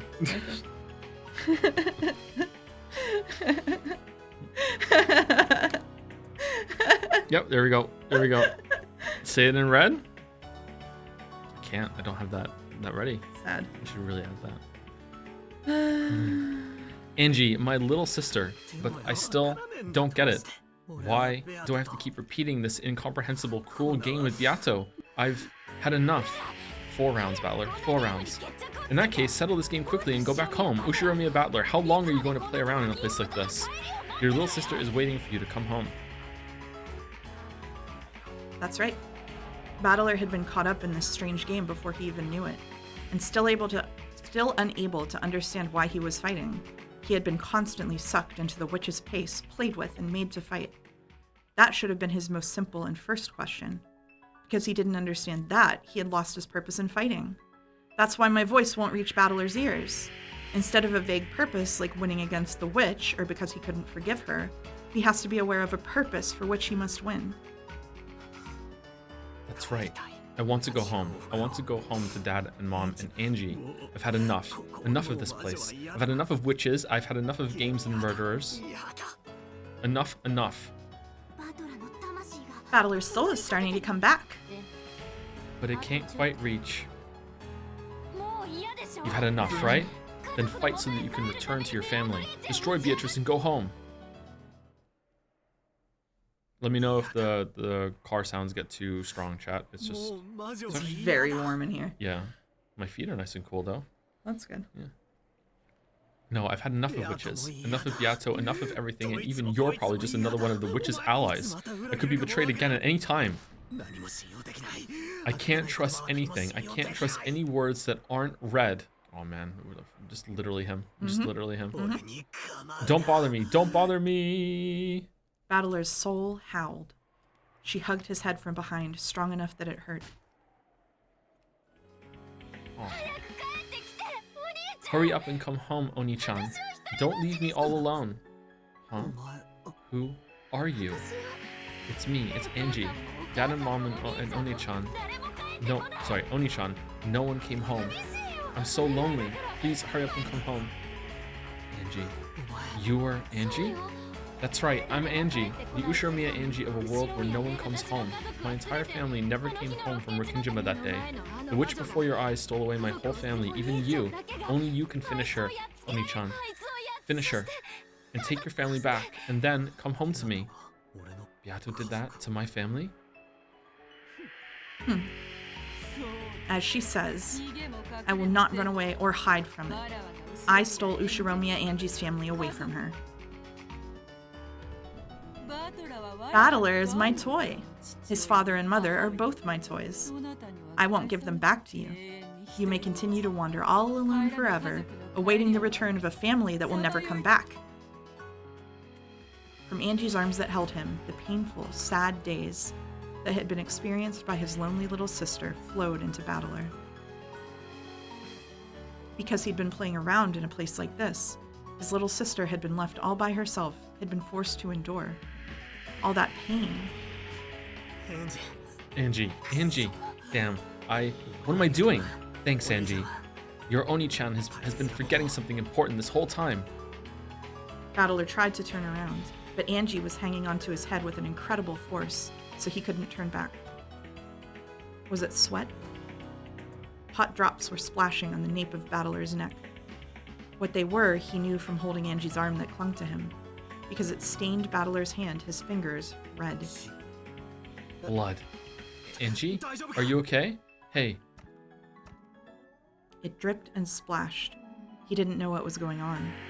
Battler didn't know because he couldn't turn around, but the hot drops that stained his entire back were surely blood.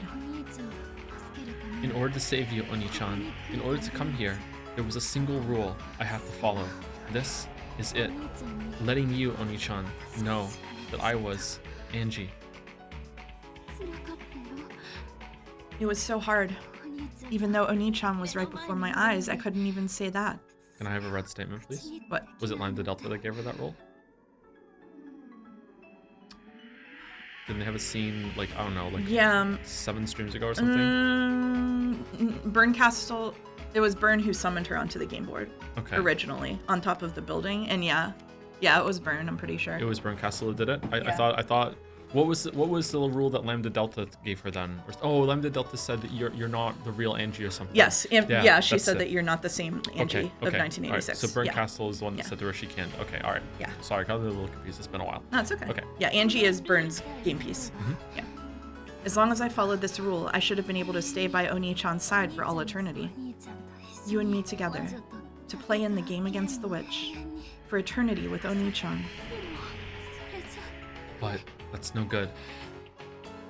Oni, Chan, you have to come back. Your sister's waiting for you at home. That person isn't me, but this way your sister will be saved. Angie? Angie, there's so much blood. So much. He wanted to turn around, but Angie was gripping his head too tightly. However, judging by the blood that was pouring out and Angie's pained breathing, he realized that something seriously wrong was happening to her right now. Don't worry. I am only a piece. You know, in chess, they have this move called a sacrifice. Sakura what? Who cares about chess? Let's get you some first aid quickly. Let go for a second, Angie. A sacrifice is an abandoned piece. For a tactical game, you intentionally accept a loss and let a piece go. In chess, the ultimate goal is victory. So if it can bring you to victory in the end, there's nothing wrong with sacrificing a few individual pieces. Angie had coolly made a decision. She had been taught over and over again that she was a piece, not a player. In order to act like a piece and save Battler, right now she would have to become a sacrificial piece herself. Battler had to know. His purpose in this witch's game couldn't be something as abstract as finishing off the witch. He had to win the game, release himself, and bring his family back home. Why? Because he had family, a little sister who was waiting for him to come home. A being was created so that Ushiromiya Angie's voice could reach you. That's me, Angie Beatrice. I'll sacrifice the piece I am to give to you the will to fight, to give you purpose. My purpose isn't to play with you in a witch's game for all eternity. I came to bring you Ushiromiya Angie's mourning and sadness. That is my unshakable purpose. Angie. Wow. The white, thin arm that held Battler became pale and transparent, almost like wax. And even so, the fresh blood stained it so cruelly. I'm disappear now, but Oni-chan, fight with all you've got, and I'm sure you'll come back to me. I'll be waiting, always. I plan on helping you out a lot more than this, but I couldn't do anything. Sorry. Don't worry about that. You taught me, didn't you? You taught me why I have to win, and that I've got to win for certain and come back to you. What am I doing, lazing about in a place like this? Yeah, I won't play around anymore, because I'll come back, I'll come home. I'll definitely come home, bringing a souvenir, I promise. I don't need one, so promise me one thing. What? I'll promise anything. In a second, I'm going to take my hand away. It must have hurt, right? I held you so tightly. I held it so tightly. I'm okay, so you don't have to turn around. So in the end, let me see the coolest part of you, Oni-chan. Rise from your seat, point at the witch before your eyes, and announce that the game will start up again. Angie's hand slid and disappeared behind me. There were bloody fingerprints left behind, blurred by her fingernails. But I turned around right away, to take care of Angie's wounds. Angie! Angie? Ah, crap! And you even promised that you wouldn't turn around. Angie, where?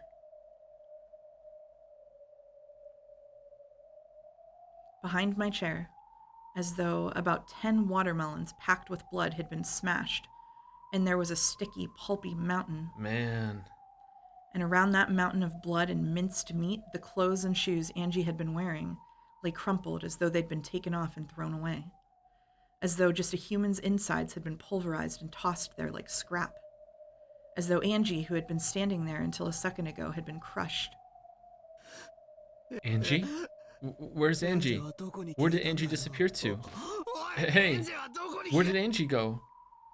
The two young-looking witches said nothing, and just silently looked at the mountain of blood and meat and clothes. But I didn't want to accept it. I definitely didn't want to accept it. I was right in front of you. I was watching the whole time, watching what happened to Angie behind you. Do you know? Where did Angie go? While she still lived, pinch by pinch, massive red-hot pincers tore chunks of flesh the size of a thumb off her and threw them away. I was watching. I saw as countless cruel tools burned red-hot in the witch's furnace approached Angie from behind, and one bit at a time pecked at her, twisted her, ripped chunks off her, and tore her to pieces. Pretty cool imagery, actually. Angie should be proud. In order to share some last words with her brother, she stomped herself from gasping at that pain until the very end. She should be proud of that. As if something like that could have happened. But on top of that mountain of flesh and clothes, what had fallen there was, without a doubt, what she had been wearing on her head, those pink jeweled hair ornaments. To be honest, I thought they were a bit too childish for her, and didn't suit her. So I remembered them well. Why did Angie wear such cheap hair ornaments all the time? No. The thought that this is Angie couldn't possibly be... Ugh. You're pretty blunt, Beato. Battler didn't see it, so you could have just said she turned into butterflies and flew away or something. You guys also saw that happen? You saw Angie get torn into little bits? You were watching, and yet you stayed so calm the whole time? Without answering, Berncastel, Lambda Delta, and Beatrice stared at me, some in pity, others in derision, watching me. Since she called herself Gretel, and after what had happened with Virgilia in the last game, I thought she might be Beata's underling, and I'd been wary of her, not trusting her even though she was an ally. And then, after learning that it truly was Angie without even being allowed to see her face, I turn around and find something like this. Ugh. Why does it matter? All this about your little sister. What did you say? After all, you'll never return from this place for all eternity anyway. Whatever happens to your little sister in a world where you don't come home has nothing to do with you. As long as you play here, the Angies of countless worlds will live in isolation, and the same pain of her final moments just now will be forced upon her, spread over a period of more than a decade. However, that is of no importance, correct? It cannot be seen by you from here. You cannot observe it. An unobservable fact cannot be proven except by the red truth. Therefore, your anxiety over Angie's misfortune after this may be needless. She might surprisingly be able to live a casual life without ever having to work, thanks to Rudolph's inheritance, right? That's a lie. From Angie's arm, every part of that sad future world had poured into me in an instant. It's all because I keep on lazing about forever and playing in a place like this. I never thought about anyone but myself. I must defeat her. I'll take back my family, back to where Angie's waiting, and come home as soon as I can. Because even as I hang around with the witch like this, Angie's heart continues to be torn to bits by sadness. Angie, is this what you wanted to see? Towards the cruel witch who had indifferently spoken of Angie's brutal last moments, slowly, yet with all my might, I pointed. Beatrice. Indeed. Resume this game. I won't run away anymore, and I won't let you escape. Bring it on. I can no longer escape or hide. Let us decide this between you and me for good. One shall win. One shall lose and be destroyed. No other resolution can exist. I'll win. No matter how long it takes, I'll definitely smash you. There aren't going to be any more compromises, interruptions, or losses by default in this contest, he said after the fourth one of those in a row. I won't run away. I won't let you get away. Try and defeat me with everything you've got. There's absolutely no need for stupid tricks and deceit. We're intermingling and acting friendly. You and I are enemies. I have to settle this as soon as possible and bring my family back to Angie. Unwavering resolve. Certain willpower. The certain willpower of a human becomes certain magical power. That leads to a miracle and promises that it shall be so. Yes, this is a promised certain miracle. Are my chances at victory not even 1 in a billion? No, is it certain that there is not even a fragment of a miracle that could make my victory happen?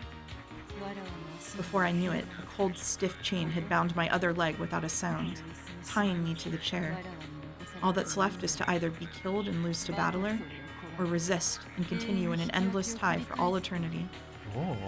Or perhaps I should say it's to continue tying until I've prepared my heart for death. Either way, I must fight to lose and nothing more. I've already been bound by the chains of eternity, and Battler won't let me escape either. Should I pathetically beg his forgiveness? Should I beg for compassion by appealing to his pitying heart? Should I forget appearances and prostrate myself? Because of the chains, even that choice will not be granted me. Checkmate. This is a perfect stranglehold. However, I am the Golden Witch, Beatrice, the demon lord of gold who reigns in the Golden Land.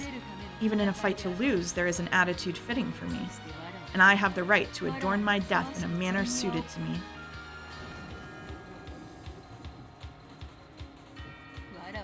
I am no different. I'll make you accept the existence of my magic, and the door to the Golden Land will open on this island. You shall become the guest of honor at that first tea party. Everyone besides you has gathered already, you see. Because the honored guest's arrival has been delayed, the tea party cannot begin. Your father, mother, cousins, and everyone else are getting tired of waiting for your arrival. Sure, that's perfect. That's just perfect. What the hell is magic? What the hell are witches? Mother? I'm done playing with you. Here we go, Beatrice. Come as hard as you can, for there will be no compromise, interruptions, or losing by default. One shall win, and one shall be destroyed. If you have no desire to lose, then you must defeat me, kill me. However, I won't be killed so easily.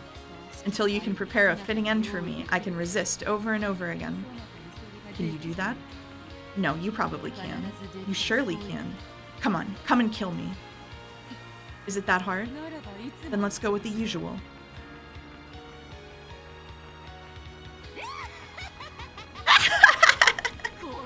As if I'd be killed. Even if I can't win, I can at least harass you enough to stop you from snatching victory, right? Oh, that's a good look on your face.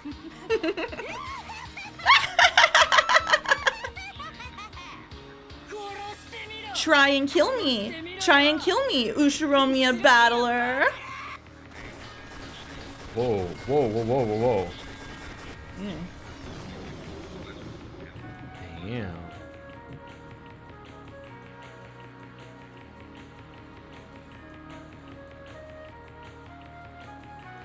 Title drop. Finally through the prologue.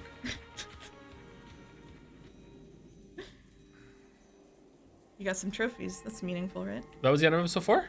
That was the end of episode 4. Really? Yeah, we're done. The end. We can go okay. now. All right. Yeah, we're good.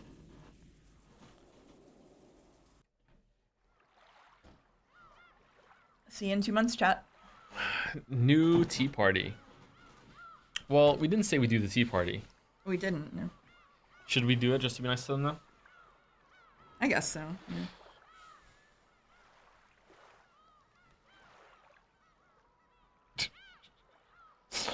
Simple.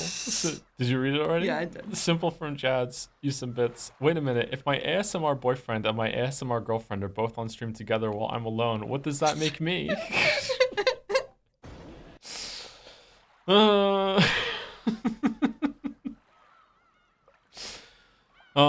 Loki423 used some bits to say, can Mouse join you in Baldur's Gate 3 so she can backseat you instead of chat? Mouse already said, because she's here, it would be front seating, not back seating. No Baldur's Gate 3 with Mouse. Not for this playthrough anyway.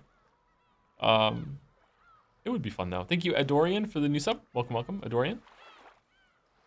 Clawfest. Thank you, Critical Woe, for the bits. Joseph Anderson. It fits. Oh wow, it just keeps playing this. It does keep playing, yeah. I'm gonna go to the tea party and see if it stops if we go here. Thank you, Mind Visceral, for the resub. Hi, Joe. I'm currently passing a kidney stone, and I'm often in agonizing pain, which my prescribed painkillers dull just enough to make it manageable. This is up there as one of the worst physical torments I've ever had to suffer, and yet all of that amounts to mere 1/1 billionth of the pain Joe feels living in Moncton. Drink your water, chat. Wow. Wow. Definitely drink your water. I have a big fear of getting a kidney stone. I'm terrified of getting a kidney stone. Oh, definitely drink your water. Yep. Yep. Thank you, K Willow 2 for the new sub as well. Welcome, K Willow 2. Thank you very much. Mind Visceral, if that's not a joke, if you actually are passing a kidney stone, good luck with that. I wish you all the best. It's the second bit message, a resub that we've had with kidney stones. Do you want to know what the flashing words at the end were? Mm-hmm. Okay. In order. Please kill me quickly. Try to stop me. If only you had never come back. I wish I had never been born. Why am I unable to love anyone? Please, I don't care what conclusion you come to. Just kill me and let my story come to an end. If you won't do that, you die instead. And then it repeats. Wow. Yep. She's having a bad day, huh? I think so, yeah. Damn. Why is episode... Oh, because this is the episode 4 tea party. Okay, all right. Oh, I need to move a little bit, sorry. Yeah. I don't know if the chair is Wiggle a little. gonna bump into yours. I would try not to knock down the blankets. Oh, I've been holding this position into the microphone. My back is hurting a little bit. My back is not hurting because I'm a 39-year-old man. Were you looking at when the date was? No, I wasn't. No. Oh, shit. It's October 5th, 1986. Okay. Okay. Oh, yeah. Oh, right. Voice assignments. Okay. Very easy this time. Okay. Really easy. Okay, cool. I'm going to lean back and take a break. Yeah? Yeah. Okay. Yeah. Joe on his own for a while? Yep. Okay. The rain is moving? What the fuck? I know, right? I don't have a clue what's going on. Please, someone explain in a way even I can understand what happened yesterday. I was in the kitchen of the mansion grabbing some food without permission. Is it Goda? If you open up that massive business class refrigerator, you can find anything. You can eat and drink as much as you like. Even if the typhoon didn't clear up for a week, I'd have much more than enough to eat. Are we gonna find a reveal of like there's another character that is never involved in all the murders the whole entire time and is just secretly out of frame, just having a blast, eating the free food and just chilling out like during the typhoon? Even if the typhoon didn't clear up for a week, I'd have more than enough to eat. With wine in one hand, I was helping myself to some dry, cured ham. I wonder just how expensive this wine and ham are. You ingredients are out of luck too. If only you had had Goda-san to cook you, you could have been reborn as much more incredible food. I looked at the clock. Very soon it would be midnight. October 5th, the second day, would end. The insane October 4th, yesterday, seemed like a lie. That's how much nothing had happened after that test thing. Nothing happened. No phone call came, and no letters came. No person came, and no one attacked me. Nothing happened at all. I want to start demanding a refund on all the time and energy that tension stole from me, because after that, for an entire day, a full 24 hours, nothing happened. So surely nothing's going to happen now. This really does sum up episode 4. Holy shit.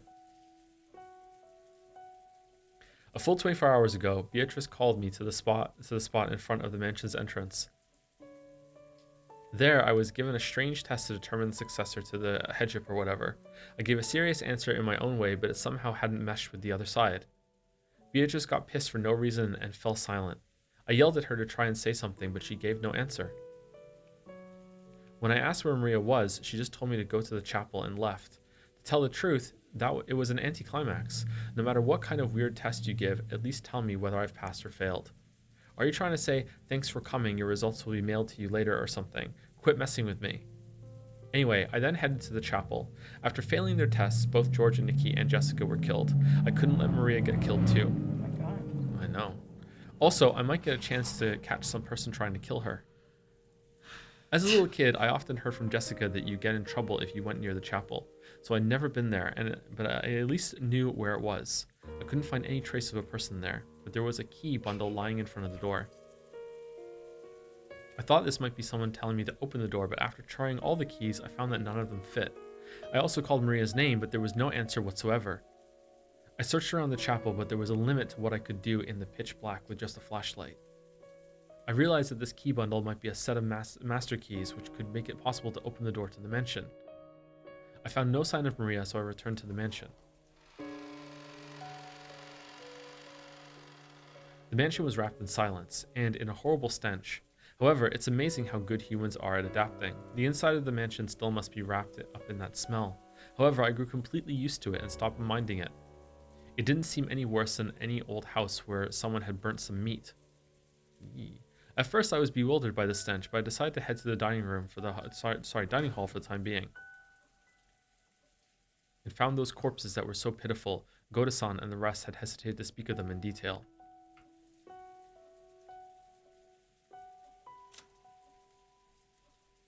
Oh.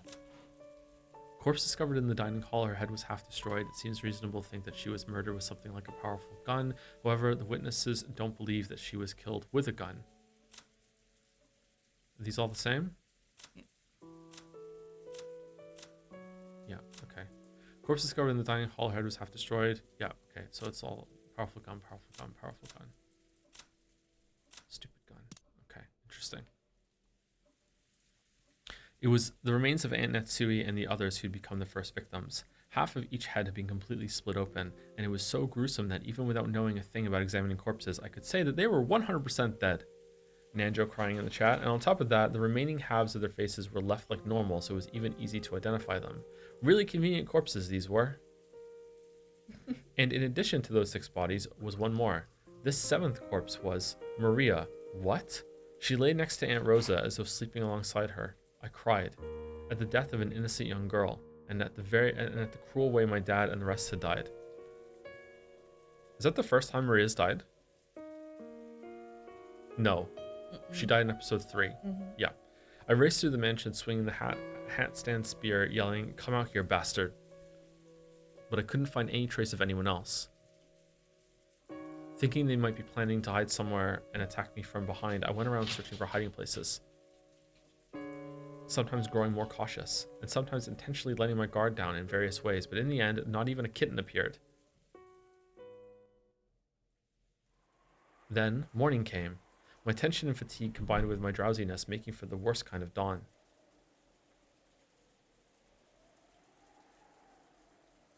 Humans are pretty incredible.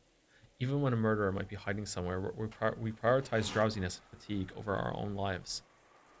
By that time, I was starting to feel pretty ridiculous. After all, for a full 6 hours before dawn, I'd walked around the mansion, yelling at the culprits to show themselves. My search had been a careful one, and I tired myself out and let my guard down. Sorry, 1 second. How was Maria killed? Corpse discovered in the dining hall, unable to locate any notable external wounds. Baldur speculated that maybe it had been some type of poisoning. The most peaceful method of inviting a person to the Golden Land. Really? Poisoning? Huh. I searched to being careful when I tired myself out and let my guard down. Even so, no one came to attack me. Basically, I lost patience with them and figured they could do whatever the hell they wanted. The boat won't come until a typhoon passes. They said on TV that it won't pass until tomorrow, so I've got another full day today. Lazing about lost its interest. And even though I knew it would probably make the police mad, I decided to play detective a bit. First was the dining hall, where the very first murder had occurred. The 6 who had been killed in the beginning really were pitiful. The weapon used was probably a gun. Maybe their heads were split by something powerful, like a magnum bullet or a shotgun. It was a reasonable theory to hold. Compared to that, the 7th corpse, Maria, had died in a much better and cleaner way. Like, seriously, the rain just adds so much. At a glance, I could see no external wounds and didn't understand how she'd been killed. But by her mouth were traces of bubbles that she might have spat out, and it looked like a typical death by poisoning that you might see in a TV drama, which means it's real. Wasn't Maria called out to the chapel and given a test? So why was she in the corpse-filled dining hall lying next to her mother, dead? Even if the cause of death was poison, who gave it to her? Her clothes weren't disturbed at all. It's hard to imagine that she was forcibly pushed down and given an injection of poison. It's probably better to assume that she was given a capsule of poison or something and made to swallow it. But compared to the scattered and violently mutilated corpses in this room, Maria's corpse was too clean. If they had a gun, they only needed to pull the trigger. But poisoning, whether by having her drink it or by an injection, would take a lot more effort. Considering the culprit's brutal nature, you'd think Maria's death alone was given special treatment. Why was only Maria given a sleep-like death? True, being killed is always a pitiful thing, but for some reason, Maria's death alone seemed very courteous to me. Both of Maria's hands were joined on her chest as though the dead person had put them there herself. Did Maria do that herself before dying? Isn't this usually something done by someone else after the person dies? As though sleeping with her mother, whose head was half crushed, Maria dozed in peace. For some reason, that contrast really bugged me. Including the direct cause, it's probably safe to say that Maria's death is shrouded in mystery. And more than anything else, the biggest mystery of this dining hall was the pitfalls. The pitfalls that both Uncle Krause's group and Goda-san's had mentioned. After the first 6 were killed, 5 more fell through pitfalls and were captured. What are pitfalls? Those things that suddenly open and you fall through them, right? The room had a solid floor with a carpet that looked dignified, if a bit worn out. No matter how you looked at it, it was a single piece. If a pitfall had opened up, there would have been a seam just in that place. And if there had been some trick like a pitfall, wouldn't it creak when you walked on it? No matter how much I walked around, feeling the carpet, I just couldn't imagine that a pitfall was hidden there. Anyway, it'd be one thing if a single person fell, but a full 5 people did. By putting together everyone's stories, each one of them had fallen from a different location. So at the very least, there have been 5 separate places with pitfalls. So what does this mean? Why is my brain telling me that's wrong? Why is my brain telling me that, Brian? Why is my brain telling me that's wrong? My brain isn't named Brian. Why is... It doesn't matter. Was this room actually made with pitfalls across the entire floor? So by pushing a button, you could open up a pitfall in the location of your choice. Some kind of contraption like that. That kind of ridiculous mechanism would be surprising even in a ninja mansion. But if Dad and the rest had heard about this, I wonder if they'd say, I wouldn't put it past Grandfather to do it, to make it. At any rate, I didn't learn anything more from the dining hall. Do the pitfalls not exist? Or did they exist, but I just can't find them, amateur that I am? I can't say for sure. Since they claim that the pitfalls were there, I can't ignore them, even if I can't find them. I wonder if the entrance to the gold room is in the dining hall, and that's what they went through. Let me know if you want me to read narration for a while, because it goes on. I'm okay for now. Okay. I'm okay for now. Thank you, though. The next ones to be killed were Jessica and Georgia Nikki. I discovered Georgia Nikki when I'd been called out for my test. He had been called out to the arbor in the rose garden and probably shot in the forehead with a gun.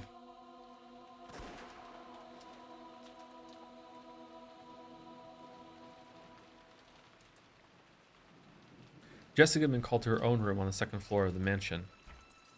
The door to her room was locked, but that wasn't a problem at all since I had a master key. Inside the room, it was horrible, but after the dining hall, I was used to corpses, so I built up a bit of an immunity. The phone receiver was loose and dangling. Had she been killed while still on the phone with me? Jessica was leaning against the wall right next to it, with half of her head split open. As far as I could tell by glancing at the scene, it looked as though she'd been killed while on the phone. In that case, had the culprit been right there before her eyes? I hadn't gotten that impression when listening to Jessica's voice over the phone. I'm pretty sure Jessica said, "They got me." It's probably best to assume that she'd already received a fatal wound at the time of the phone call. That's right, and she also said this. When you come, battler, I'll be a corpse with half of its head split open. I help. Thanks. Yes, that's what she said. And now she is. From what I could tell by looking at Jessica's corpse, there were no wounds on her other than the damage to her head. Could she have had an injury serious enough to make her prepared for death and then died halfway through the phone call? But the way she talked on the phone made me think that she'd escaped harm for the time being. You shouldn't be able to have a casual conversation over a phone if the culprit's right before your eyes. So, did the culprit come in part way through the phone call and kill Jessica? No, that can't be right. There's a blood splatter on the wall there, too. No, that can't be right. After all, this room was locked. Wait, that doesn't tell me anything. If the culprit stole a master key from one of the victims, locking the door would be meaningless, but she had no external wounds other than her head. In that case, should I assume that the fatal wound she was prepared to die from and the actual external wound that damaged her head were 2 different things, and that both of them were made to the same part of the body? In other words, Sumari, Jessica was struck severely to the head and received an incredibly bad wound. Then she called me and either lost consciousness or died while on the phone. Then the culprit came and damaged her head again, something like that.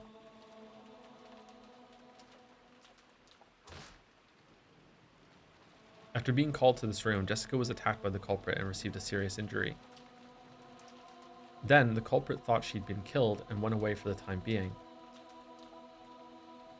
But Jessica miraculously started breathing again and called me with what would become her dying message. Then, the culprit realized that they'd failed to kill her and rushed back to deliver the final blow after Jessica fell unconscious from massive blood loss.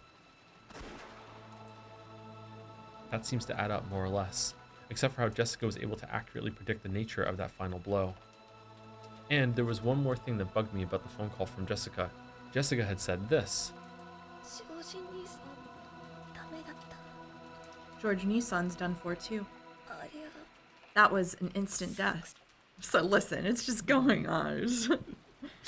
She said it almost as though she'd witnessed George and Nikki being killed, but while you certainly could see the rose garden from the window in Jessica's room, and you could even see the roof of the arbor where George and Nikki had been summoned, it was very far away. And add on the fact that it was the night of a typhoon, and it's very hard to imagine she was able to witness everything that happened by the arbor from this window. And more than anything else, Jessica left before George and Nikki, so she shouldn't have known that George and Nikki's test took place by the arbor. Why did Jessica know that George and Nikki had been killed?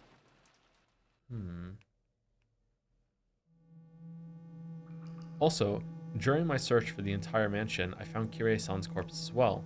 It was in one of the old guest rooms at the back of the first floor. In the past, before the construction of the guest house, the relatives had spent the night in these. Kirie-san's situation matched Jessica's perfectly. She'd probably been killed during her phone call with me. The receiver was hanging untidily, and Kirie-san lay crumpled in that corner. But the way she had been killed was very different from Jessica. Her head wasn't smashed. Instead, a stake with an occult design was buried into her forehead. It was so gruesome, so I pulled it out. Oh, the cops aren't going to be happy about that. After pulling it, I realized that this might get me into trouble with the police later. Yep, there we go. So a little too late, I set it down by Kirie-san's side. Its tip was sharp and stained with enough blood that it must have penetrated fully to the brain. I didn't know what kind of metal it was made of, but it was about as heavy as a paperweight. Certainly, if you were stabbed all out with something like this, it might cause a terrible wound. I probably knew what that stake meant. It's one of those, the style of killing from the fourth Twilight onwards in the Witch's Epitaph. It's probably that gouge with a stake and kill thing. However, a human skull is very firm. No matter how much someone mustered their strength, could it really have been pierced so neatly? No. By my reasoning, this stake wasn't the cause of death, but it had just been used to damage the corpse after death. She was probably killed with a gun or something like George and Nikki. The stake had been stuck into the hole left by the gun. Thinking of it that way makes it easier to accept. But was Kirie-san really killed with a gun? As she said on the phone, even though she was holed up inside a locked room, Kirie-san was being attacked. In fact, this room had been locked. It doesn't even have a keyhole. What the fuck? Is that bugged? What? Also, she mentioned a golden thread or something flying in and attacking her. In fact, there were 4 places around Kirie-san's corpse with holes that could have been caused by some kind of attack. Okay, I was curious about that, if someone was shooting at her through the wall or something. But still, a golden thread attacked her through the keyhole? I looked at the door from Kirie-san's perspective. If it had been one of those old keyholes you see in old mystery movies, where you can peek through to the other side, then it would have been possible to stick something through it. But even though the doors in this mansion were old-fashioned, the locks were the familiar average cylinder style that you could find in any normal house. In other words, Sumari, they weren't constructed in a way that would let you penetrate through them. So no matter how thin an object you might try to stick through the keyhole, it's unthinkable that something penetrated through from the outside and attacked. A cylinder lock and a keyhole. But despite that, Kirie-san definitely said that something like a golden thread had flown in through the keyhole, spun around while aiming for her, and attacked her. A golden thread attacking through a keyhole. I couldn't understand what it meant at all. But even so, Kirie-san probably predicted that I wouldn't be able to understand all this. And it wasn't just Kirie-san. Jessica said it over the phone too. No, since the very beginning, from the time we talked with Goda-san and Kumasawa-san and got the phone call from Uncle Krause's group, everyone has said the same consistent thing. Grandfather summoned witches and demons and is killing people with magic. They've been shown that right before their eyes. These weren't tricks or fakes. There was no choice but to believe it. With one voice, they had all said that. Do you want to read for a little bit? Sure. Wake me up. When I'm being lulled into sleep, when the mystery woman calling herself Beatrice appeared, Even I had pretty much believed that she was a real witch and might start summoning goat monsters right and left. However, after being left alone for a whole day, my feeling of tension had faded completely. I was now able to think that something so stupid definitely couldn't be true. Did they lose their heads a little in an extraordinary situation where their lives were exposed to danger and mistakenly think that a witch was attacking them with magic? But multiple people gave the same kind of testimony, and on top of that, none of their opinions conflicted each other. If it had been just a single statement, I'd be able to suspect that they just didn't see what they thought they saw. But doing that now is pretty difficult. Baldur would be a terrible cop. Thank you. Yeah. Then, right next to the back door, I found Uncle Kraus with his head half smashed. Even though he'd escaped the dungeon of Kuadorian, and somehow made it this far by a secret underground passage, he had been killed. Buried into the gruesome cross-section of his half-crushed head was a stake with an occult design, like the one that had been buried into Kyrie-san's forehead. And in this situation, it was very hard to imagine that this stake was the weapon used. He had been killed with a powerful gun like the six in the dining hall, and after death had been jabbed with a stake like Kyrie-san. I wonder if the golden threads that Kyrie-san spoke of attacked Uncle Kraus, too. Does there exist some kind of tool like an endoscope that's very thin but can be moved about at will? And that can also attack people? No way, I've never heard of anything like that. But even so, if this fact had been revealed to one of the relatives, maybe they'd say I wouldn't put it past grandfather to make it. Since I can't deny the existence of Golden Thread X that can be moved at will and attack people, I can either accept that this mysterious weapon exists, or else I'll have to accept that this was a murder committed with magic. To find the next corpse, I had to go out through the back door and search around outside of it. Whoa, it's so bright. Sorry. It's okay. Behind the mansion, in the wild-grown bushes that were almost swallowed up by the forest, there was something like an old well.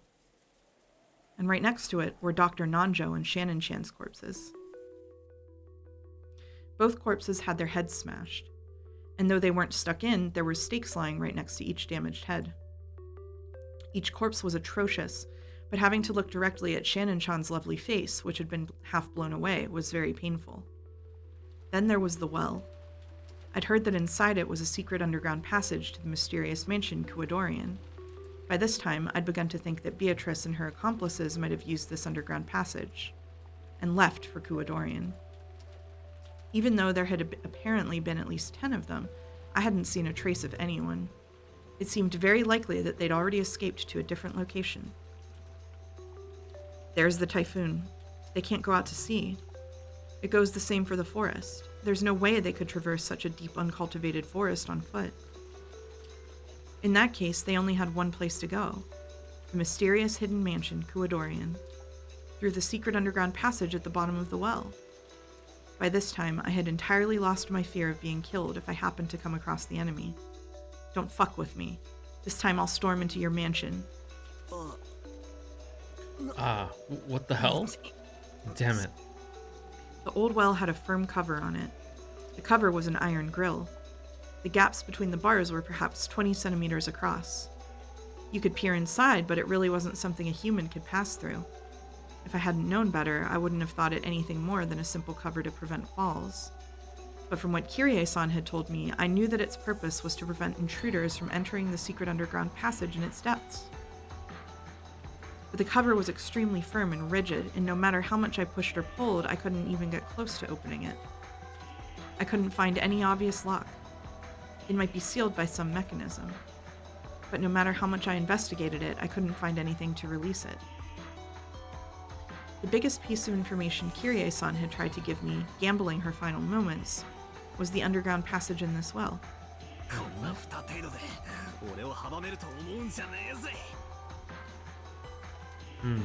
Okay. That's interesting. Mm-hmm. That's very interesting. I don't know what that means, but that's interesting. That's very different. Okay. Don't think I'll be stopped by something like this cover. I'll smash it to bits. I'll search for a tool. I had an idea. After all, I'd seen the various tools in the gardening shed when we'd locked Goda-san and Kumasawa-san in there. but the shutter to the gardening shed was locked. On top of that, the key was with Goda-san, who was dead on the inside. So nothing changed there. In other words, Tsumari, this gardening shed was a closed room. There's no way to open it from the outside. In that case, I've got to break the shutter. There has to be a tool for that somewhere. Kind of feels like I'm going in circles here. Then, while searching for that, I learned that the source of the stench that had permeated the mansion this whole time was the underground boiler room. The boiler room was dimly lit, humid, smelled horrible, and on top of all that was incredibly creepy. But there were several large tools there, and I managed to find a fire hatchet and some massive wire cutters. And grandfather's corpse. There we go again. No, strictly speaking, I should probably say I found a burnt corpse of a person who was probably grandfather. Someone's corpse had been stuffed into the blazing fires of the boiler. However, by coincidence, I was able to notice the number of toes on the corpse. Both feet had 6 toes. That's right, I think I heard it from Dad some time long ago. Something about grandfather having polydactyly with extra toes. According to old Ushiromiya family tradition, it seems that those with extra fingers or toes had some kind of good fortune and were treated as a good omen. And because of that, grandfather was selected to be the successor or something. But I wonder if I can be certain that this is grandfather's body just from the number of toes. After all, grandfather was supposed to be the leader of the group of culprits. I didn't have a clue why he'd get stuffed into a boiler in a place like this and die. A mysterious corpse, burning and spitting out a terrible stench amid the flames. If it really was grandfather, did that mean that the leader of the group of culprits wasn't grandfather, but that Beatrice, after all? Grandfather was used because he was convenient, and was then thrown away? Unfortunately, it didn't look like I'd be given a chance to hear grandfather's side of the story.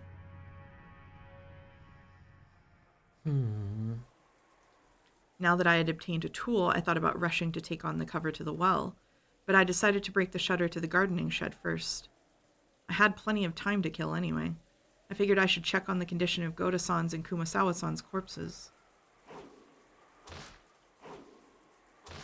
Ugh. Oh. That's awful. No. The blanket fort is very dark, Yeah. so those white screens are terrible. Yeah. I hit the shutter with the hatchet, breaking into it, stuck the wire cutter into the crack, and scissored it around, opening up a hole. Oh, you can do that. Do you want me to take over for a bit? Yeah. Then I faced Goda-san and Kumasawa-san's corpses once more. As a result, I learned a new fact. First, they had not died by being hung by the neck. Both of their feet were solidly on the floor. Oh, and on both of their foreheads were signs that they'd been shot with a gun. The loop seemed longer than a normal noose. On top of that, the length was different on each to match the height of each person. In other words, Sumari, the lengths had been adjusted so that both Goda-san, who was tall, and Kumasawa-san, who was short, had their feet solidly but barely on the ground. Also, while the ropes carried both of their weights, as their heads lolled, both of them had some slack below their knees. This meant that if they stood up with these loops around their necks, there would have been some extra length. In other words, Sumari, these loops wouldn't have been that great for hanging people. The direct cause of death was probably a shot to the head. It was gruesome. Their insides were still dripping out from those gaping holes, staining their faces a deep red. It's probably best to assume that they were then hung, pulled up, and left exposed like that. Okay, so I think there's a secret passage in the shed.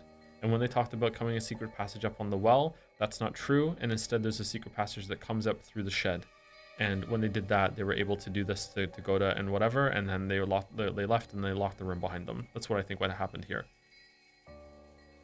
If they'd been shot with a gun, they would probably have been lying down on the floor. That, or someone came in and convinced Goda and Kumasawa that they could be trusted, gave them the key, they went in, they did it, then they locked the door behind them. But I don't know. I don't like that one. That one's not as interesting to me as the secret passage in the shed.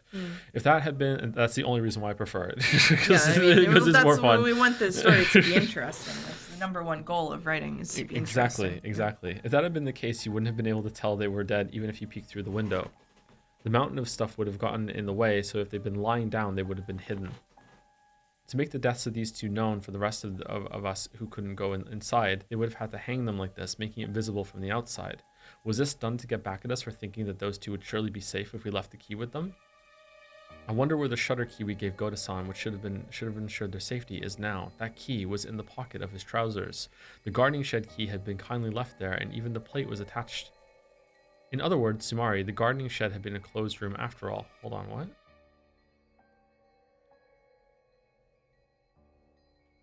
Okay, when he says that key was in the pocket of his trousers, my first read of that was that that's where he saw him put it. But no, what he's saying is that the key was still in the trousers, right? Yes. That's what he's saying? Okay, so yeah, okay. As far as I know. In other words, the gardening shed had been a closed room after all. And that gave rise to another question. Because this can't be explained by a hanging, if they didn't commit suicide, then those nooses were set up by the culprit.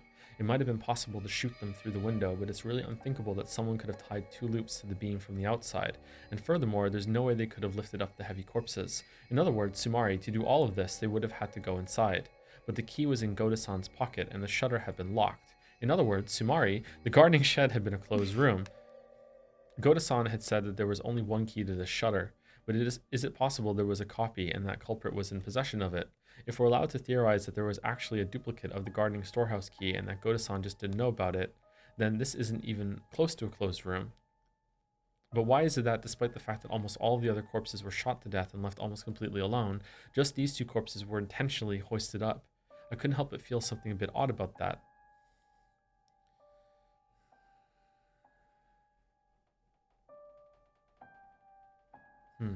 After this, if we assume that the mystery corpse in the boiler was grandfather's, the deaths of 16 people have been confirmed. There were 18 people on this island. I'm here and there are 16 corpses. Kanon-kun's corpse is the only one I haven't been able to confirm. Suspicious.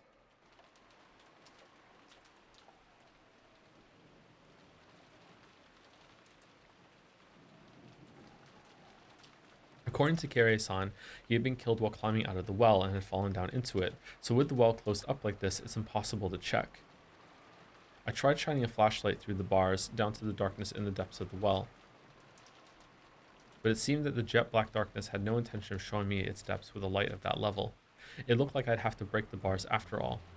Using the hatchets and things I dragged from the boiler room and the gardening shed, I tried breaking the cover of the well. He's not going to be able to do it. Oh, god damn it. But the metal bars were extraordinarily sturdy, and breaking them wasn't easy. I hit them with the hatchet over and over until my hands started feeling weird and eventually gave up on breaking them. It's impossible. If they were at least wood, I might have been able to break them. But this metal.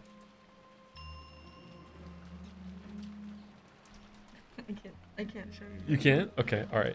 That's right. There's no way you can slice through metal bars like butter with a human strength. Is it the core post or? Okay.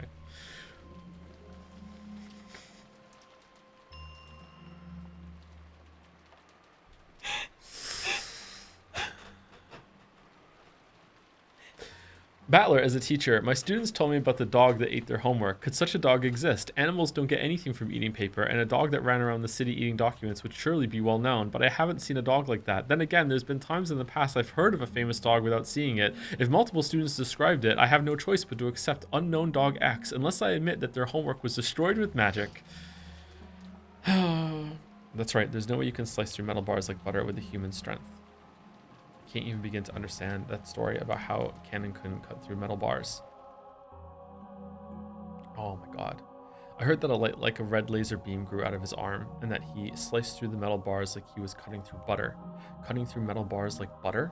And what's with the red laser beam? Does that mean he secretly had a burner on him or something, and used that to burn through the bars? Still, just what kind of laser could cut through metal bars like butter? It almost sounds like the kind of laser beam you'd find in one of those robot anime I'd love as a kid, doesn't it?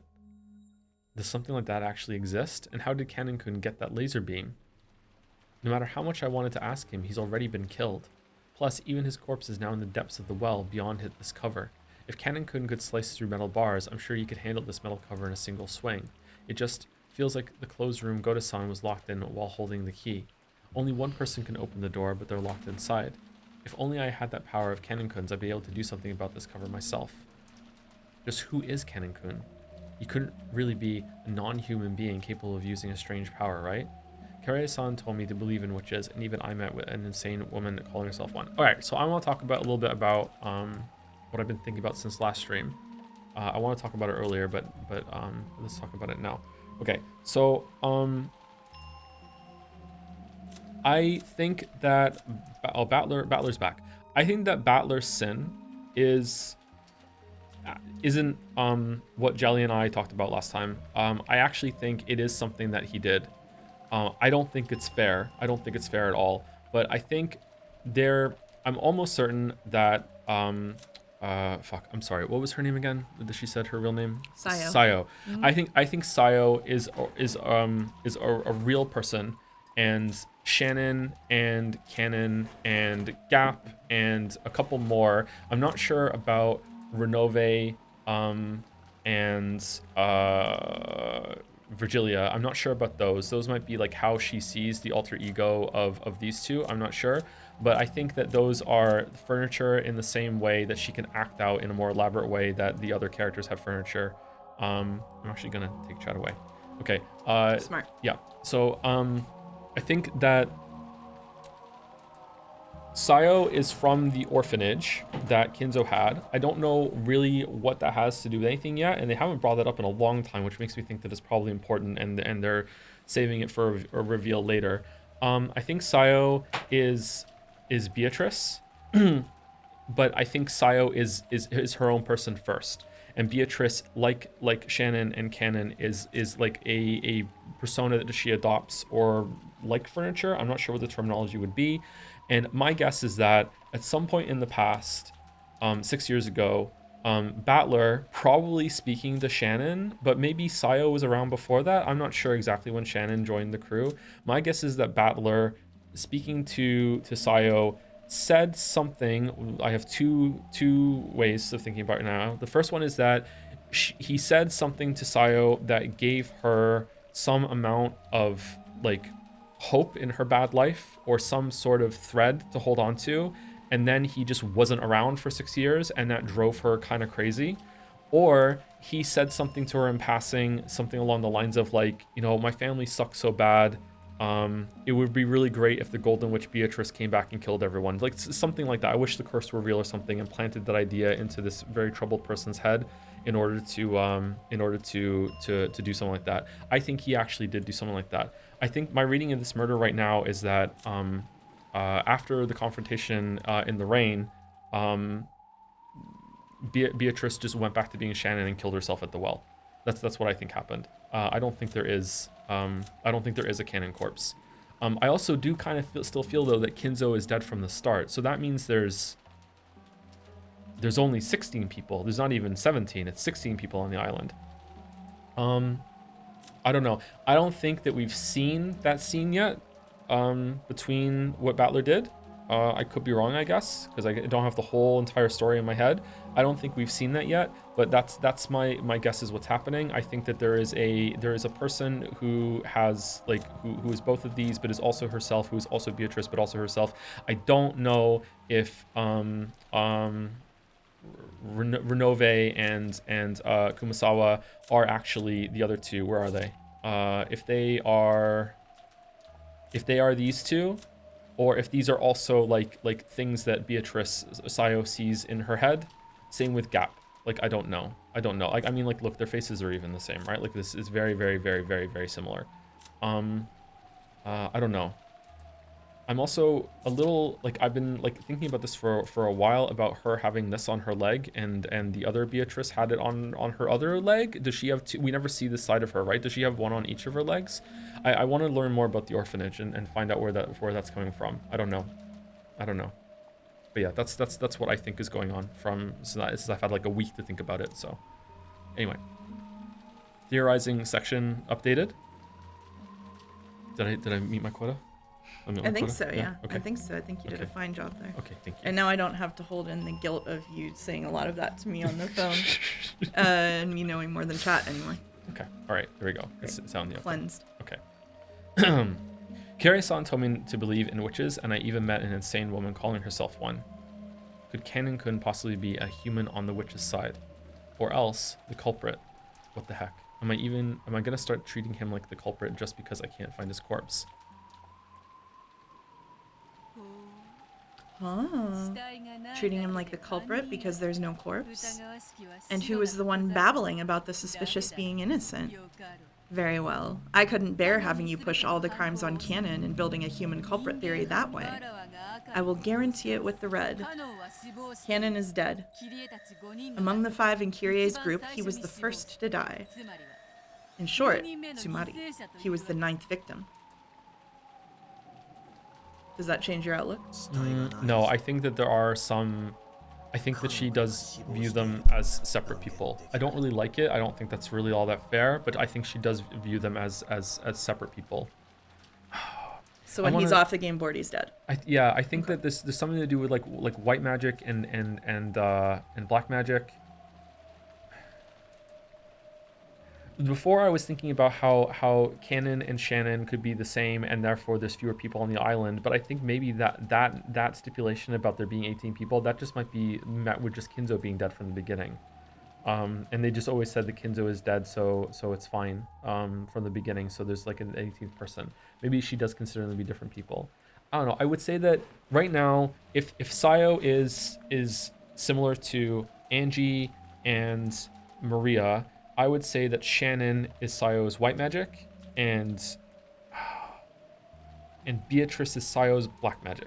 So there's the two sides. So Shannon, maybe there's another one that we don't know, but Shannon is her attempt at what Maria does with Sakutaro, and Beatrice is what she does when Maria is killing Rosa over and over and over again. If that makes sense, is that the parallel? That's what I think right now, or there's something there that's a thought to follow anyway.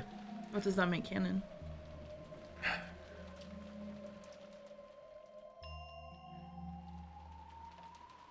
One of the other toys like Mirror has, or maybe part of the white magic as well. I don't know. Yeah, canon doesn't really fit, does it? What about someone like Virgilia? Is that white or black magic, or do you think not all magic falls into those camps? I think they can switch sometimes too. Okay. It's not completely cut and dry. Okay. Gray magic. I'm adding a new one. Gray magic. Oh, someone's chat said. Okay. All right. That was a lot. All right. Since there's no corpse, I can't say for sure that Canon-kun is dead.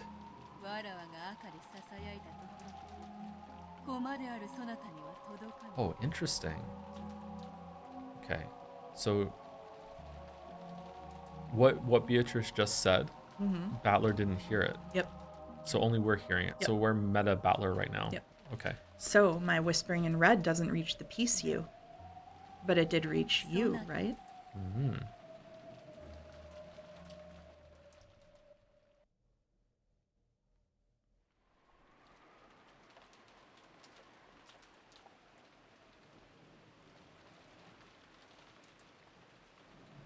That's Peace Battler. Then why is Angie a piece in the Velvet Room? That's just a contrivance, or is it? Are there two games going on? At a glance, this was a mass murder due to something strange that could only be thought of as magic. Golden threads that attacked through keyholes. No, we even have testimony that something gold flew around the dining hall when the first 6 died.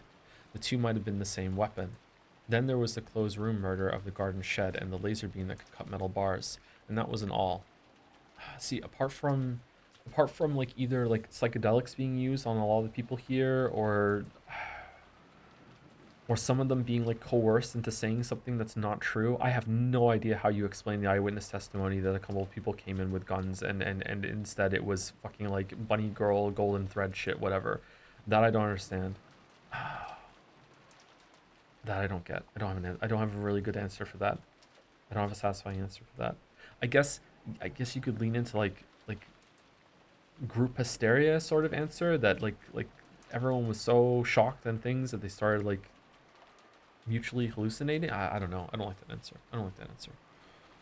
You get to see what I look like when I'm speculating now. Yeah, you told me to close your eyes, but I didn't know it was true. There was much more, like the group of goat monsters. The story of a witch who could create pitfalls just by snapping their fingers, the rabbit-like demons who had fired golden threads. I think there was more, but each part was all screwed up. I couldn't possibly accept it, and was forced to suspect that it was some kind of trick or mistake. But why in the world had everyone spoken with one voice, saying the same thing without contradictions in their testimony? Yeah, okay. If we're just looking, just whatever I say, then he says it right after. It's not only the magic. Oh, there's Maria's mysterious death. Why Jessica knew that George and Nikki had been killed. The mysterious burnt corpse that I couldn't confirm really belonged to that damn geezer. So Battler is like really alone on this island right now, I think. And more and more. Sorry, I have to shift a little bit. You're good. Oh. I'm holding the same position too much because of the microphone angle. Oh. There's gonna be a good spot to take a break here soon, probably, because we're at 4 hours. All stuff I don't get. I tilted the wine bottle up and gulped. I don't have a clue what's going on. After dinner last night, the kids were chased out and told to go back to the guest house. And then there was a massacre in the dining hall. Kirei-san and the rest were dropped through pitfalls and captured. Then Jessica and George and Nikki were called out to take a test or whatever and killed. Even though Kirei-san's group was able to escape the dungeon somehow, all of them got killed in the end. And at the very, very end, even Maria was killed, leaving me all alone. In short, Sumari, I did nothing except stay locked up in the guest house. During that time, a huge incident occurred and ended. What can I call it except incomprehensible? I don't have a clue anymore. Now I'm nothing but a drunk. You plan on leaving only me alive? Show yourself right away and come to kill me already. It's too much of a pain, so I won't search for you. You show me your true form yourself. I won't run or hide, so come at me with arrows or bullets or whatever. I haven't gotten any sleep since yesterday, so I'm incredibly sleepy. You want to kill me? Go ahead. I decided to return to the guest house and boldly rest in the bed. When I exited the kitchen and passed through the lobby, that portrait of the witch came into view. The big clock did too. It was almost exactly midnight. Then the sound of the bell rang out, proclaiming that midnight had arrived. As I listened, I looked up at Beatrice's portrait. Exactly 24 hours ago, I met you. What were you trying to say? And where did you go? Just who in the world are you? Golden Witch Beatrice. I haven't solved a single one of the riddles surrounding you. Show yourself and fight me. If your theory is right, you've surpassed Battler. If Sayo is the killer, then Sayo is killer and also is Canon and Shannon. That would explain one of the murders. I don't even remember what episode that was in. The episode where Canon and Jessica were in the locked room together. That would explain it, that Canon and Jessica meant to die there together. It's that Canon did die, but it's like Sayo killing a piece of herself along with Jessica, and then the Canon's body being lifted up was just Sayo like shedding that personality and leaving the room. But I still don't know how she left. But I barely remember that one now. Oh shit. Okay. Maybe during the break you can go back and revisit some of the older episodes and stuff. Maybe.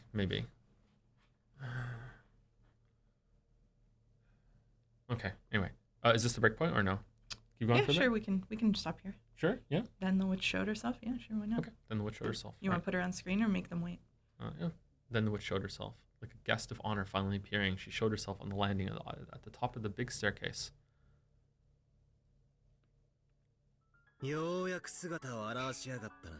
So you finally show yourself. I've been kept bored for a whole day. There you go. Correct. Okay. All right. We get some good beats. All right. We'll be back in about 5-10 minutes. So I don't know if we're making another tea or not. We'll find out.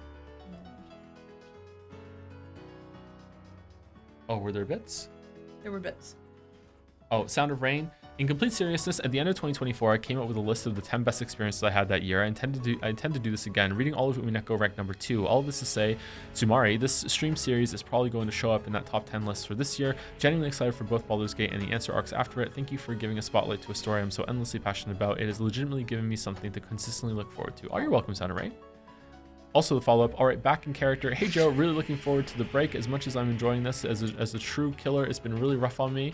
You've brought a lot of attention to this game, so I've been absolutely exhausted going around murdering the Ushiramiyas with magic over and over again every time anyone reads it. It's tiring work, fulfilling though, so appreciate the break, but will be greatly anticipating the return. And thank you, Big Hat Levi, or Levy, for the new sub as well. Welcome. Okay, we'll be back in a little bit. I have to crawl out of this fort now. Good luck.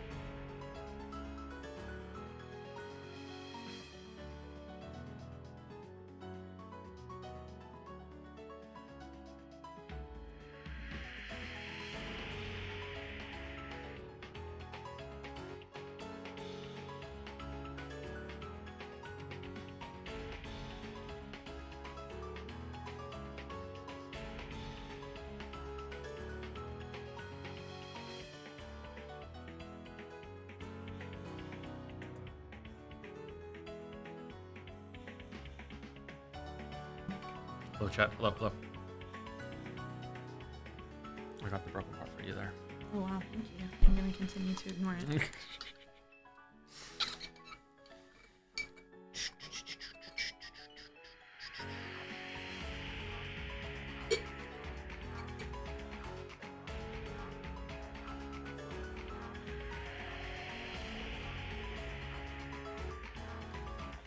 Hello there. We are back, right? I think so. I think we're back. I think we're back.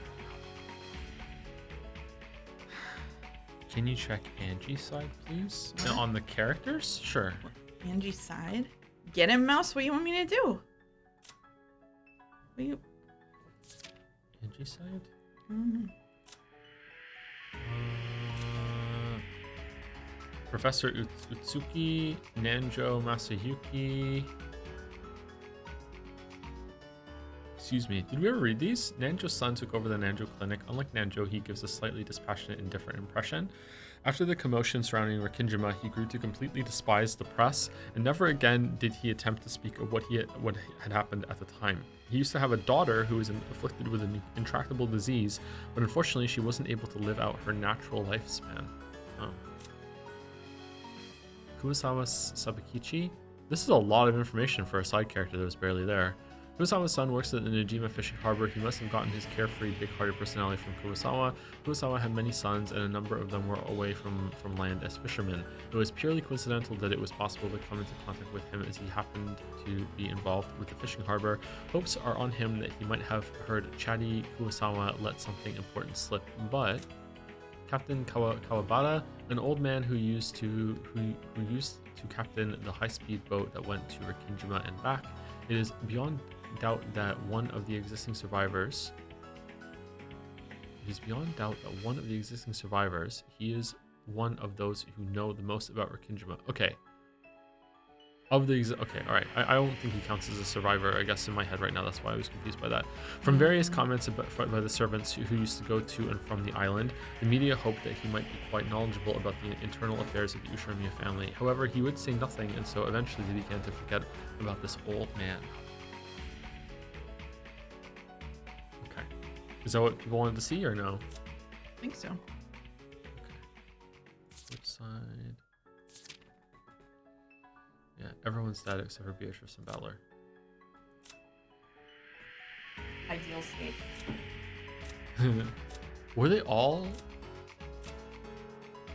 Do I guarantee this? Were they all shot in the head this time, apart from Maria? Oh wow, seems like it. Okay. Okay. Let's continue. All right. Correct. I gave you a whole day. Was that enough for you to fully exercise the rights of the human side? Yeah. I was bored after all. I did a heck of a lot of it. Angie was a good piece. Don't you speak Angie's name. She appeared through a miracle, sacrificed herself, and gave you the tenacity required for certain victory. Don't you speak Angie's name. That brutal death was something you needed. If you hadn't seen that death, you wouldn't have grown serious. Without the wake-up call of Angie's ill-fated future, your tenacity for victory would not have been born. I told you not to speak Angie's name. In short, she was a necessary sacrifice. Otherwise, an anger great enough to kill me would not have been born in you. The rivalry between us cannot be destroyed. Damn you, Lady Burncastle. It's more fitting to call that a trump card than a piece. No matter how much a piece acts, it does not stray from the board.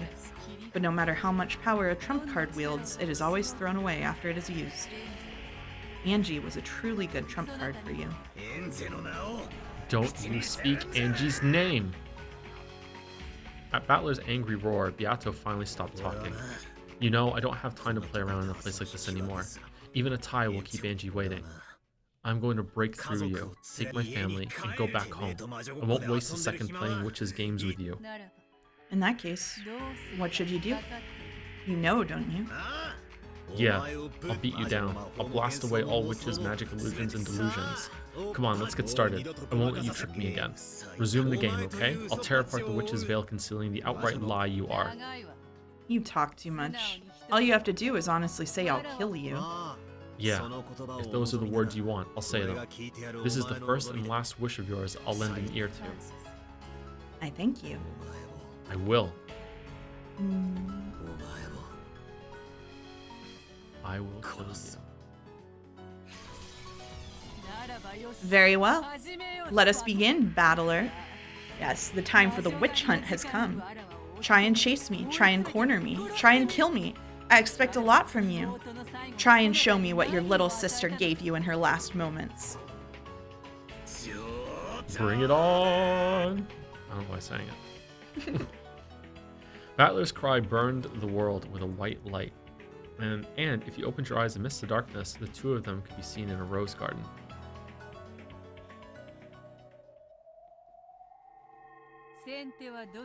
Who shall make the first move? Me. How bold. In the rose garden, beautiful rose petals danced. The color of those rose petals was red. Did the fact that they faced each other in this beautiful rose garden prove or make claim to a red single truth? That must be why the roses are red. Thank you for that. Yeah. But in the language of flowers, roses represent passion, not truth. The flower for truth is a forget-me-not, and that flower is blue. Did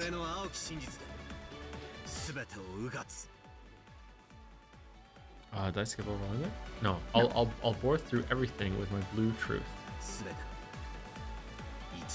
From the very beginning of everything. I'll start from the very first game. Shockingly unrelated. Sorry, Chad, I have a tattoo of a forget-me-not.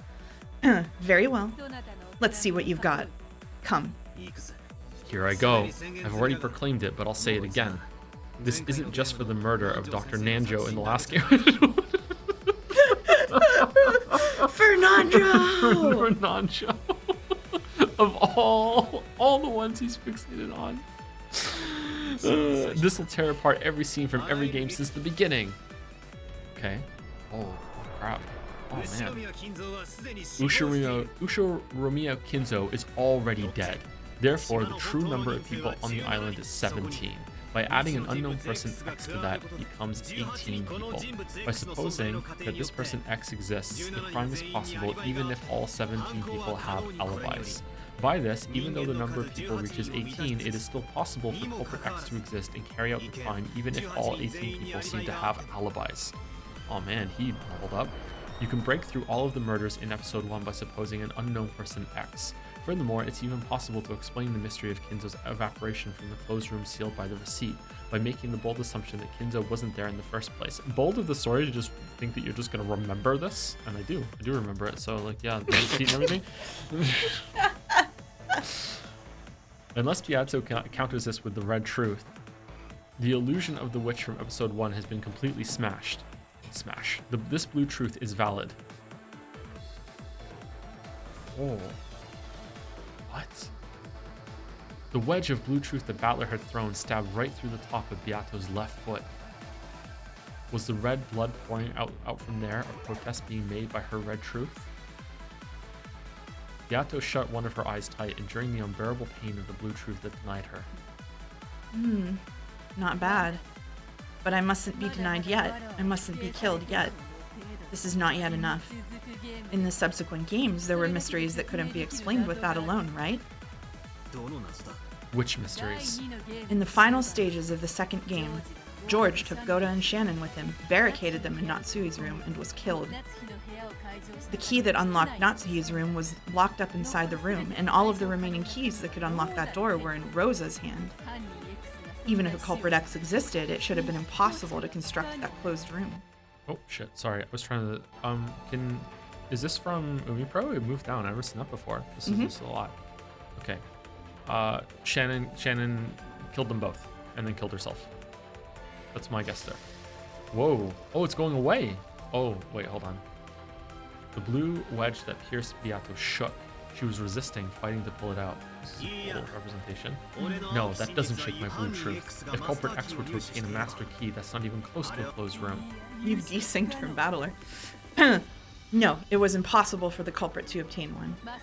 All of the master keys were under Rosa's control.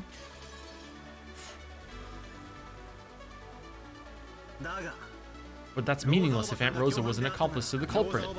Aunt Rosa handed the key over to culprit X by some method, assisting in the locked room murder. And after that, she retrieved the key by a similar method. Too naive, Beato. I already guessed that much at the time. Yes, you did, didn't you?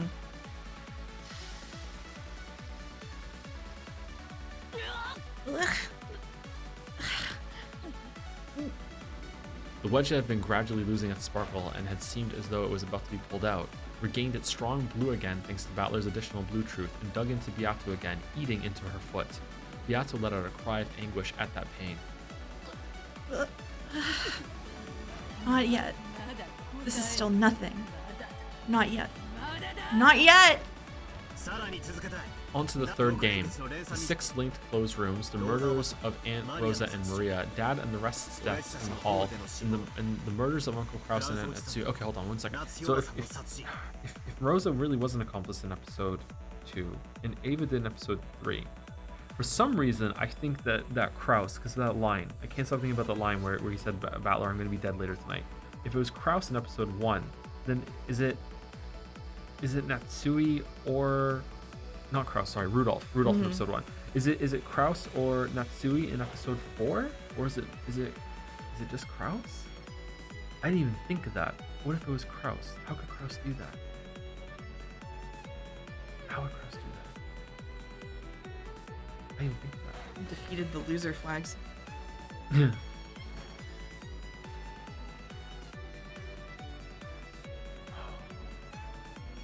Okay, no, we don't have time. We don't have time. On to the third game. No, don't say that. I'm gonna get killed. 6 linked closed rooms. The murders of Aunt Rosa and Maria, Dad and the rest deaths in the hall, and the murders of Aunt Kraus and Aunt Natsu. Just as it's a meta experience, as a writer myself, if I was to write a mystery on this sort of thing, I would like the poetry of it. That each episode, a different child of the Ushiromiya would be the accomplice or whatever. Or the killer, and it seems that Ava was definitely in episode 3. Rosa seemed really sus in episode 2, so that makes me think, and I'm already kind of suspicious of Rudolph in episode 1, so that makes me think that Kraus would be in episode 4, but anyway. You having fun? Yeah, it's good music. Sorry you can't hear it. All of that can be explained if we suppose that Aunt Ava was the culprit. This argument was already won back then, and even that final riddle you proposed through Ava, the murder of Dr. Nanjo, can be explained with an 18th unknown person X. That breaks through the whole third game. Can you counter that? Of course. This much is nothing to worry about. In that case, how do you explain George's disappearance from the guest house? I shall add to the red truth. George did not go down the stairs of the guest house. He flew out through the window. Oh yeah, that happened. Yeah, I remember that. In the final stages of the third game, George suddenly vanished from the second floor of the guest house. Ava, who had been on the first floor, claimed that no one had come downstairs. But because of the blue truth, George could have snuck down to the first floor and escaped while Ava was busy carrying Kraus's and Natsui's corpses outside. They're bitching that you can't hear the music, so just take it for a little while at least. Jesus. Oh my god. Fucking Christ. Okay. But by adding an additional red truth, Beato had denied that possibility. To go outside without going down the staircase to the first floor, he would have had to leave by the window. But all of the windows had been locked from the inside. So what? It's just like you said. He flew out the window, right? There was a lawn, so we couldn't tell if he jumped down, and it was raining so hard. Any light traces would have disappeared. I'll use the red truth again. All windows and doors leading to the outside were locked from the inside. Furthermore, it is impossible to lock any of those from the outside. George had no technique by which to lock them. I'll use more of the blue. I said it myself at the time. In that case, everything works out as long as someone locked the window after George and Nikki escaped through it. Nothing difficult about that. So true.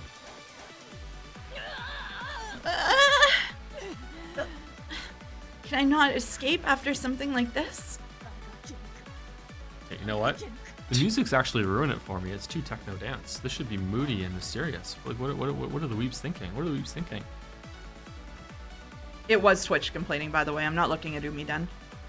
Beato couldn't remove the blue wedge that was buried into her foot. The fake witch was burned more and more by that forceful blue.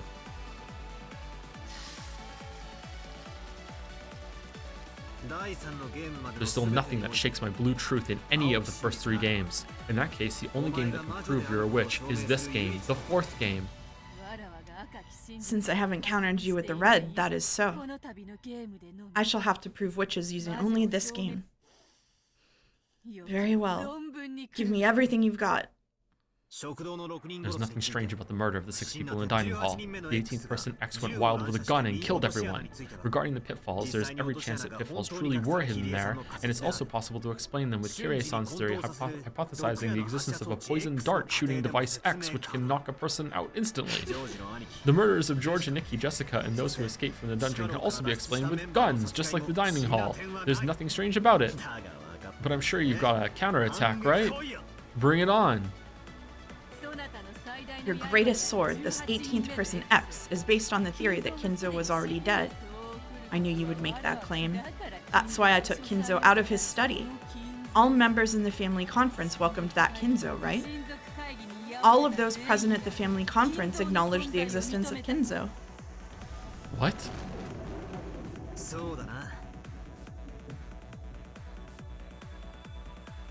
Oh, fuck. If someone was pretending to be Kinzo and they all went along with it, does that count? Oh, that's right. But grandfather was seriously ill, bedridden on the verge of life and death, right? If he was so worn out that he looked like a different person, maybe no one would have cared, right? I'll counter with this. That grandfather was a different person, a body double, a different person who the relatives mistook for grandfather. Then I'll counter with this. No person would mistake Ushiromiya Kinzo by sight. No matter what the disguise, they would not mistake Ushiromiya Kinzo by sight. Oh, was it on the phone? Then how about this? By declaring with the red truth in the second game that the number of masterpieces was 5 when in the first game the number was more than 5, you changed the premises of the later games. In the same way, there's a possibility that Kinzo's life or death status was changed for the 4th game. Therefore, Kinzo's existence in the 4th game does not serve as proof that he existed in the previous games. Therefore, even if we suppose that the 6 murders in the dining hall were carried out by grandfather himself, it doesn't create any contradictions. Then let me counter this way. Kinzo's life or death status is the same at the start of each of the 4 games. The setup was not different for the 4th game alone.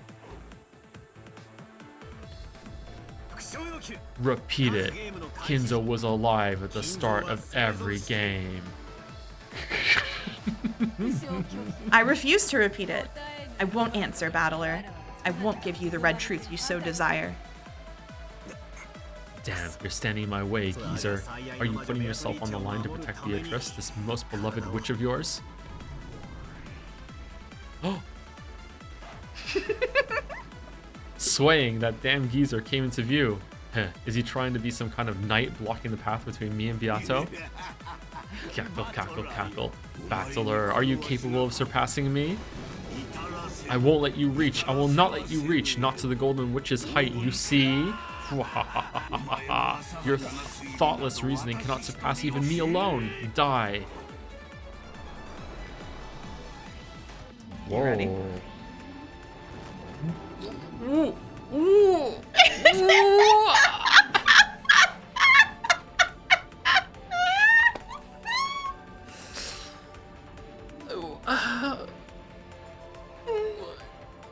Kinzo's jet black cape spread as though it would swallow the world, becoming the snout of a vast black dragon that came at me, trying to swallow me in one gulp. Faced with that black dragon's roar, I calmed my breathing and closed my eyes lightly.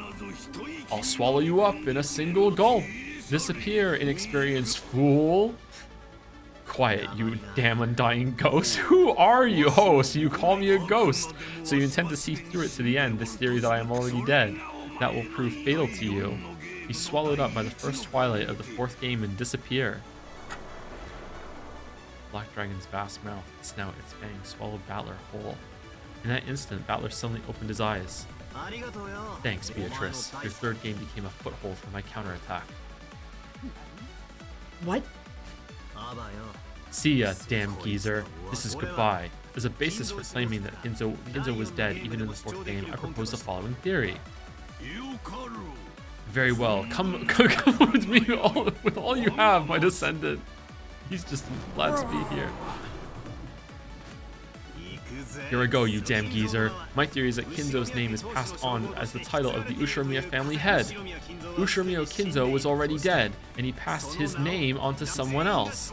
Everyone acknowledged it, and therefore, all of those present at the family conference acknowledged the existence of Kinzo.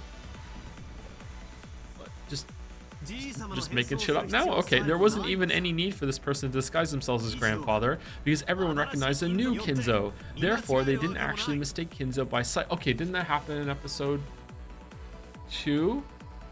Where they said, no, but they also said that I believe in magic. Oh, what did they say? You are the head of the household? When they were in the chapel, when Beatrice was there? What were they all saying? Remember that?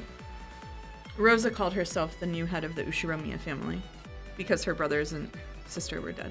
What were they saying in the chapel though when they were all when I was like crashing out because Beatrice was there and all of the kids were saying I can't deny it, and even Kyrie said. I'm not sure. I've already went back and looked at that one twice.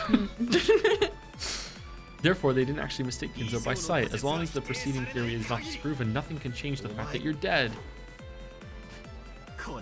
This is the final blow. Damn geezer, I demand that you repeat it. Among all of the people there, not one had multiple different names. I cannot. Roar. My crystal. Rest in peace, damn geezer. Thank me, you were finally able to die. This is your requiem. Take it and drop dead. My magical crystal, no.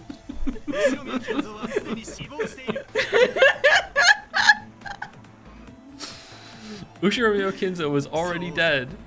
Yeah, poor old you. Whenever we find your corpse, it's always completely burnt. That was a gimmick to prevent discovery of the fact that time had passed since your death, and you passed your name on to someone else. With this theory, even though you are dead, Kinzo can still appear at the family conference.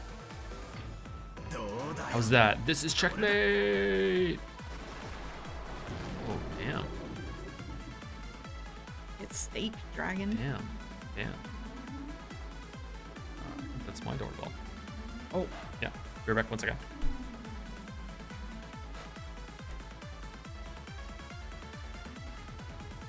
Is it muted? No. It's not muted.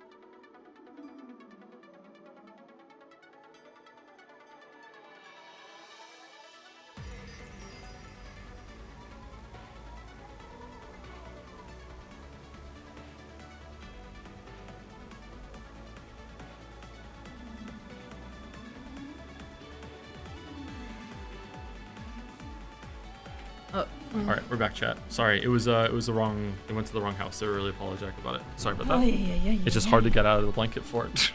Yeah, the blanket fort collapsed. All right. Good pause screen though. Yeah, it is. You mean it wasn't your domino? No, it wasn't. It wasn't the dominoes. No. Whoa. Falling apart over here. Several dozen blue stakes bored into Kinzo's ghost. Their terrible destructive power wouldn't let the ghost recover again. Beatrice. Oh, that's cool. Kinzo, thank you for everything. Rest in peace. I will not forget my time spent with you. Huh.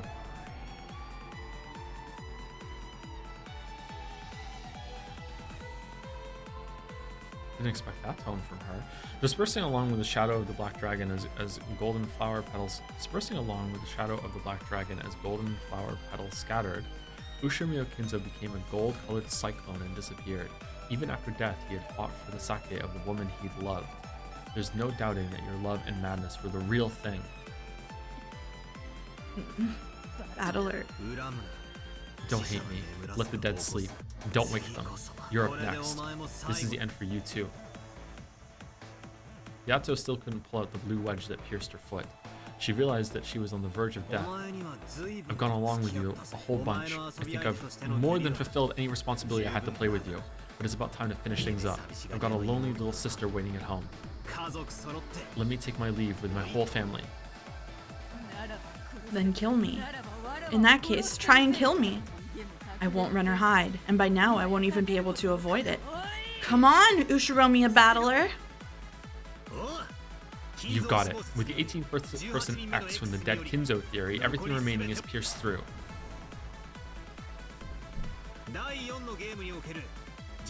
George and Nikki and Jessica's deaths in the 4th game could also be explained by culprit X. And the 5 who escaped from the dungeon and were killed, and the 2 in the gardening shed, and Maria in the end. All of those can be explained with an 18th person X. There's nothing strange at all. This concludes the explanation of the culprit with humans for all games. Beatrice, this here is checkmate!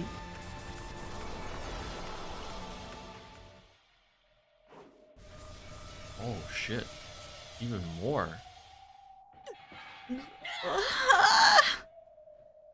Beatrice, who couldn't dodge, had several blue stakes driven into her and was skewered. Yato grabbed at them, trying to pull them out somehow. That got me. It hurt. This will kill me, won't it? If I don't pull these out, I'll die. I've had enough of the pain. I've had enough of the anguish. With both hands, Beato firmly grasped one of the blue stakes.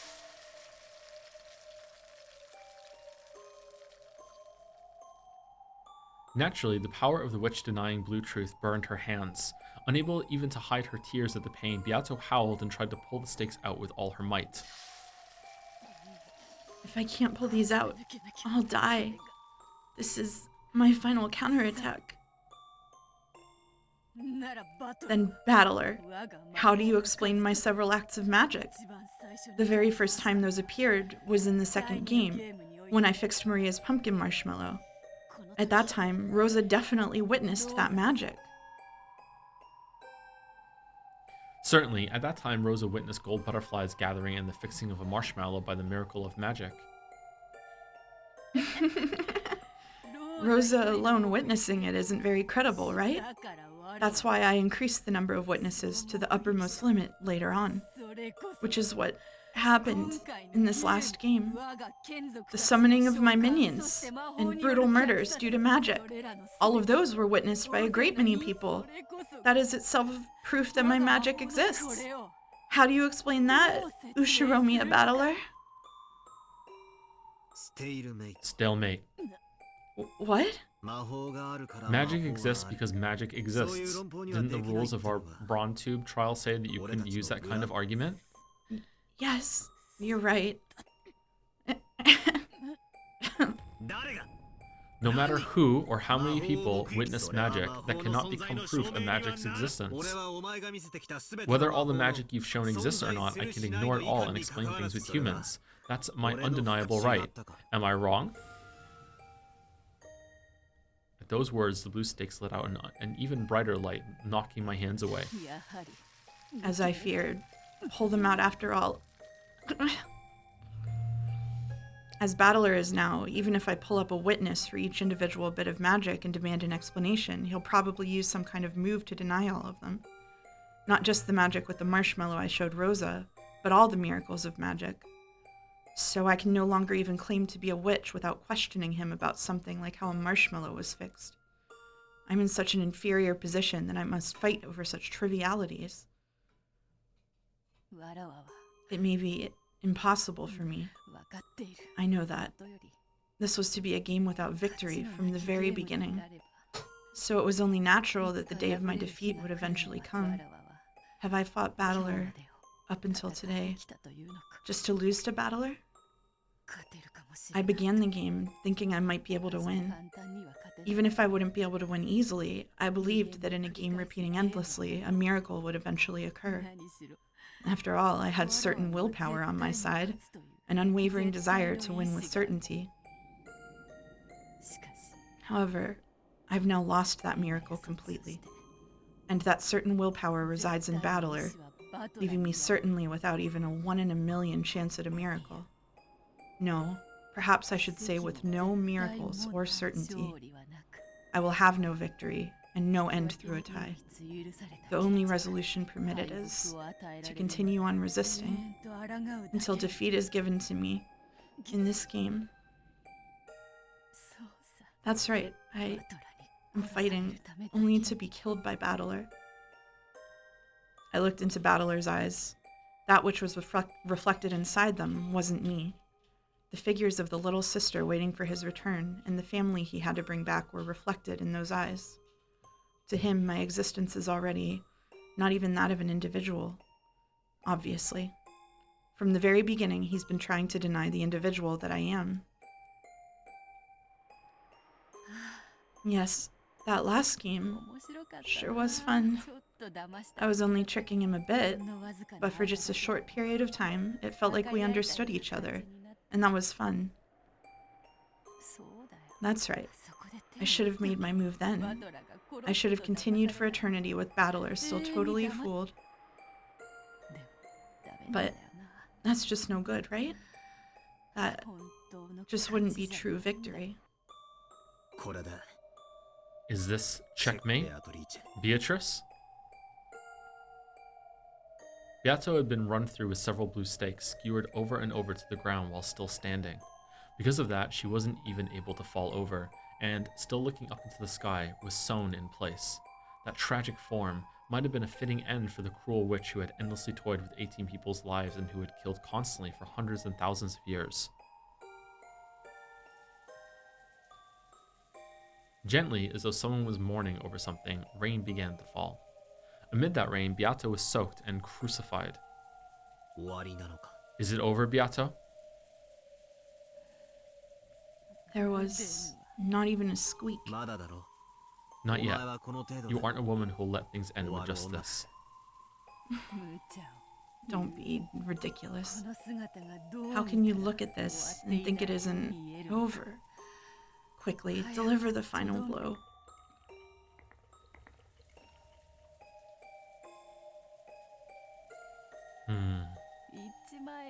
Just say it with your blue truth. Therefore, witches do not exist. Say it. Just say it. With that single blow, just put a stop to my breathing. It's useless. Huh? So you would expose me to even further shame? Isn't it settled already? Stand up. Our brawl still isn't over. Not over, you say? That just now wasn't you losing. You just stopped and gave up. Isn't that enough? Wouldn't giving up mean your victory? You should return to your little sister. Right away. Just throw me away. Right here. Didn't I tell you? I won't run away, and I won't let you run away. Just who are you, and what in the world is it that you want? If you want to know, why don't you just try your favorite move? What does it matter?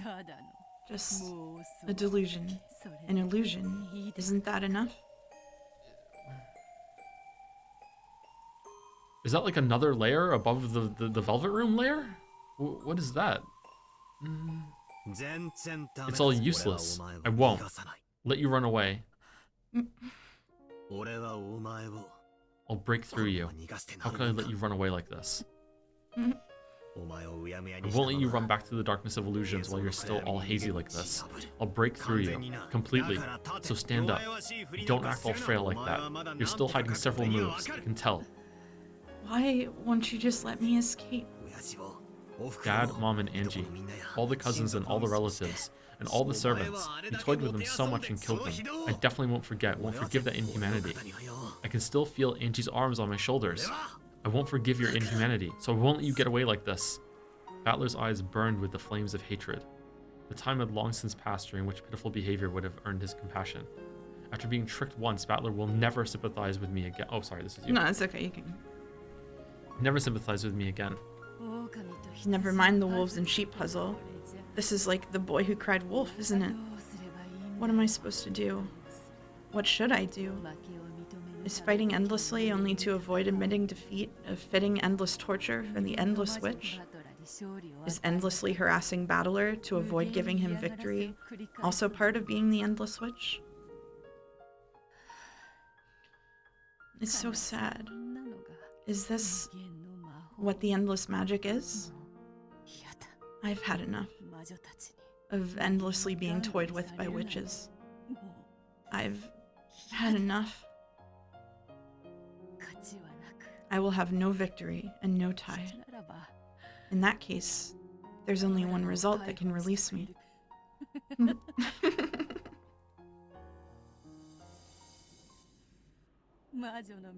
Since the time I succumbed to the path of witches, since the day I made that contract with demons, it was promised that I would meet my end through tragedy, was it not? What's wrong? Golden Witch Beatrice, if you are the ruler of Rokkenjima, show me a majesty fitting for that, even at the very end.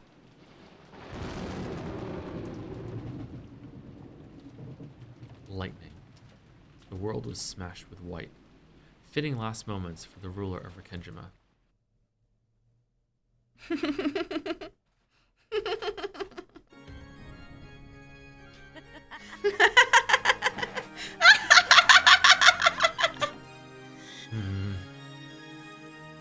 Still pierced by the blue stakes, Beato faced the rainy sky and let out a cry of laughter. Cool image. Then she slowly raised her face and stared at Battler. Fool. Just when I was about to praise your good fight and hand over victory, you shall regret that pride. This isn't something for you to hand over. I'm gonna take it from you. The same goes for you, right? You can never accept an easygoing victory where I just say, maybe witches existing isn't so bad. Isn't that the very reason you intentionally fell apart like that at the end of last time? That's right, last game you took pity on me just once, didn't you? So now I'll pay back that debt. Stand. My enemy, my golden witch, Beatrice. My golden witch. Oh, man. Are they flirting?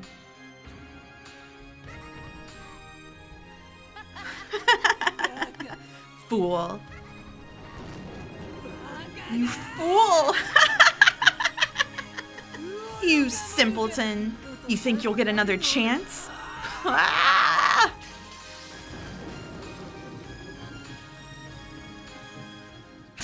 When Beato yelled, the blue stakes that had pierced her chest blew to bits and disappeared. However, the blue wedge that had pierced her foot in the very beginning did not vanish. You can't pull it out yet. You can't pull out the blue truth of the 18th person X. Oh, I will respond to one thing you told me to repeat. As you reasoned, Kinzo was already dead at the starting time for all games. However, in that case, all I need to do is take one person out. Thus far, I have been declaring that no more than 18 humans exist on this island. I will lower that by 1 for Kinzo. No more than 17 humans exist on this island. Oh, for fuck's sake. That excludes any 18th person. In short, Sumari, this 18th person X does not exist. This applies to all games.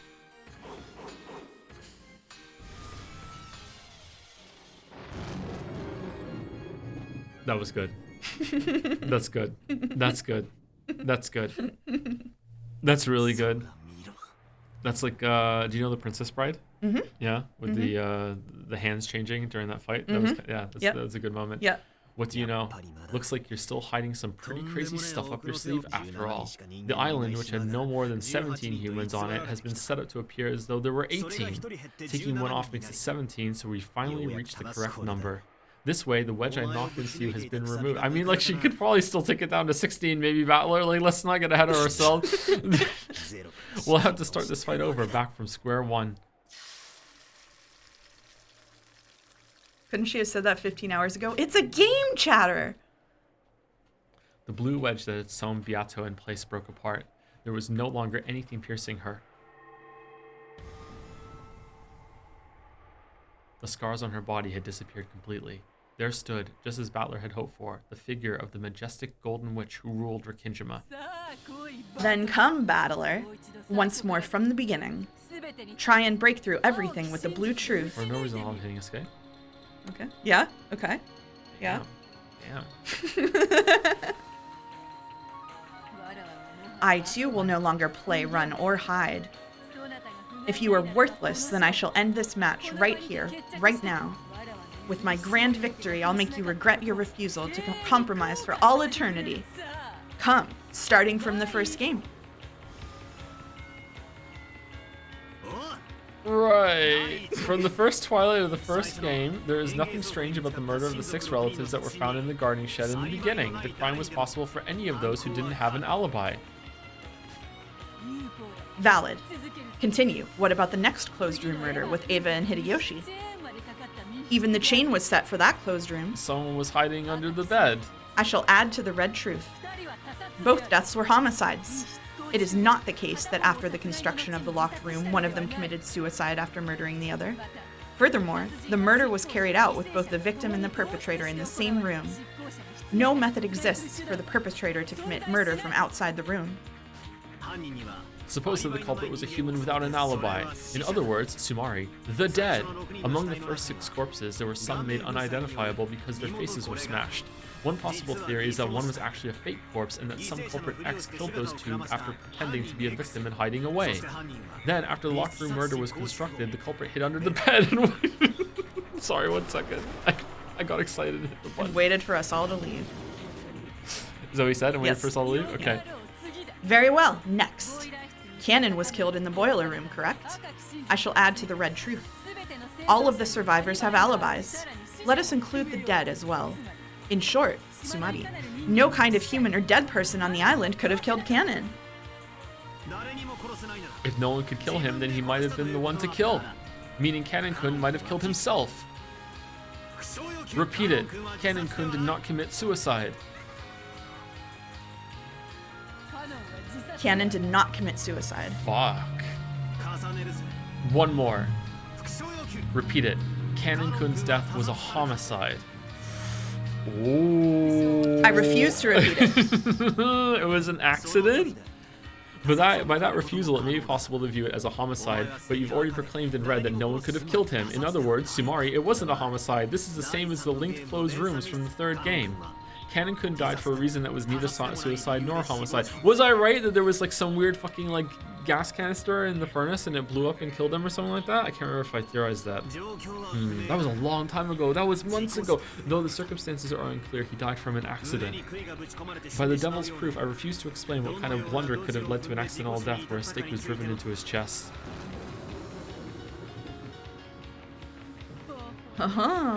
Now that you've borrowed the power of demons, you are without peer. It is valid. In that case, what about the murders after that in the parlor of Genji, Nanjo, and Kumasawa? Naturally, Maria, who was in the same room, didn't kill them. And of course, their 3 deaths were homicides. We could explain it with the one who carried out the murder being a culprit X who used an unidentifiable corpse to disappear. In the first place, their 3 faces were also pulverized. It's completely possible that one of them was a body double corpse. I guarantee the identities of all unidentified corpses. At the end, or all of them? Therefore, there were no body double tricks. Then I can explain it with simultaneous murders. Each of the 3 had a gun pointed at it. What the fuck are you doing, Baldur? This is too far even for me. What are you talking about? Then I can explain it with simultaneous murders. Each of the 3 had a gun pointed at another in a clockwise pattern he specified, and they blew each other's faces off at the same time. After that, Maria collected those guns and hid them. How about that? What? What a ridiculous argument. How amusing. Then what about Natsuki in the end? Who gives a shit about Natsui? I shall add to the red truth. Natsuki's death was a homicide. There are no corpses of unknown identity, and all of the survivors have alibis. You can explain it with an indirect murder by Trap X. Something was done to Aunt Natsui's gun. You can explain it if that was a trap gun built to send a bullet right into the forehead of anyone who tried to hold it up and shoot it. True. The bullet buried into Natsuki's forehead was not fired from Natsuki's gun. There's a possibility that Aunt Natsui was lured out by that letter of unknown contents, and she was called out into the hall. Then she was forced into standing in a specified location at a specified time and murdered by some trap X which used a gun that had been installed there beforehand. Wonderful. These reckless arguments of yours are even starting to feel pleasurable now. Out of respect, I shall hand the first game over to you. So we were right! Well done. The Mexican standoff clockwork theory? No. She can't refute it. Maybe she's just so impressed. She's like, you know what? You can have it. The instant Beato acknowledged her defeat in the first game, the stakes of the blue truth once again pierced her chest, letting out a terrible sound.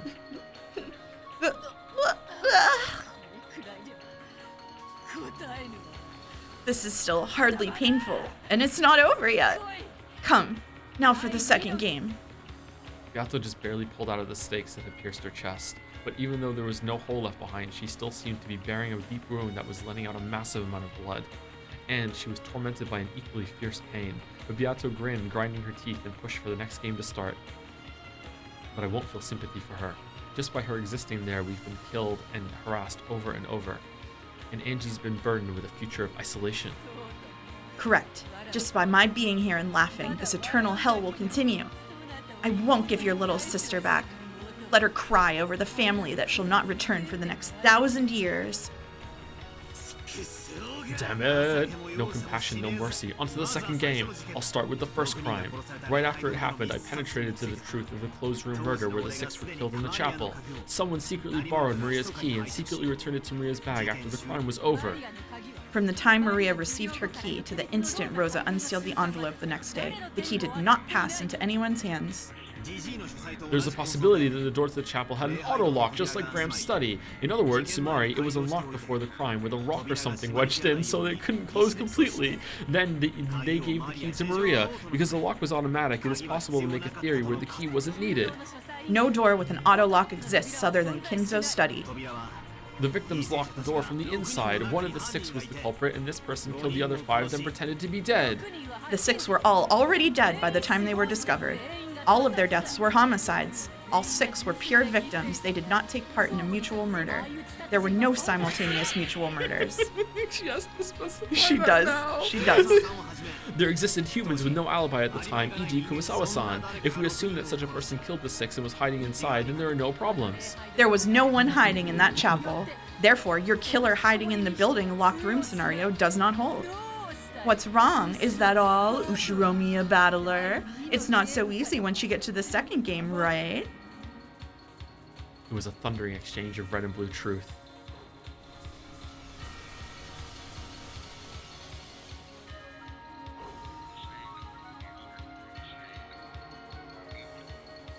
What's going on? The stakes and wedges of blue truth that I sent flying attacked one after the other, and Beato cut them down one after another with her red truth, her red treasured sword, knocking them down. But the blood she'd lost from the first game was probably serious. This intense exercise was putting an even greater strain on her. I could also see her breath grow ragged. That's why I can't hold back now. I'll corner that witch. This time I'll break through her. Not yet. It's useless. It's all useless. My twisted logic isn't finished yet. Then what about this? The food they were given had small bombs in it which exploded from inside their stomachs. In other words, Sumari, the crime is possible through Trap X. The details of a bomb that they could swallow without noticing and that could blow up in their stomachs is a devil's proof. I refuse to explain. Do you remember in episode 1, Tea Party? You said it could have been small bombs. Did I really? You said it could have been tiny bombs. Did I really? I don't remember that. I don't remember that.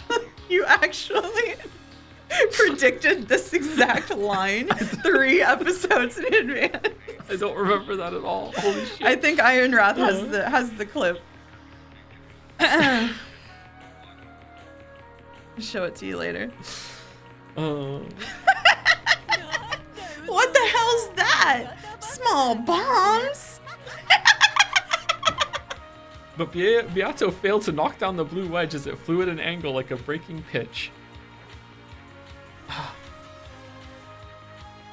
So again, just to be clear, because I want to be clear for myself, just because she's not refuting it doesn't mean that's what happened. It means she can't refute it, or right? she won't. Or she won't. Yeah, it means that I don't have a way to prove that didn't happen. Okay. It let out a loud thunk and gouged itself deep into her left shoulder. I mean, why can't she just red truth there are no small bombs? Do you want to see the clip? Sure.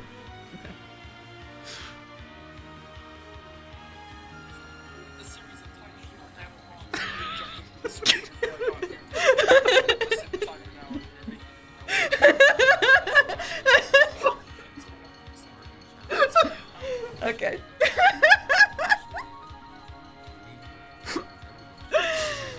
Oh shit. However, even as the breaking pitch hit her, her laughter didn't seem to be stopping. Yeah, I get it. Even I think that theory's pretty screwed up. Ha, laugh as much as you want. Got a problem with that? None. Quite a pleasurable, reckless argument. Next up is the closed room with Jessica and Cannon. No problems there. If the culprit was one of the servants, they could have used the master key. It's not even a locked room. After that, there was an attack in the servant room from a mystery person who seemed to be Cannon, and Nanjo and Kumasawa were killed, right? I had already proclaimed Cannon's death in red before that time, so who was that Cannon? It was non-Cannon. If Cannon-kun's death was declared with red, there's no way he was alive. Therefore, there's a chance that it was someone else in a disguise that would make the group that was attacked mistake this person for Cannon-kun. They would never mistakenly think any other person was Cannon.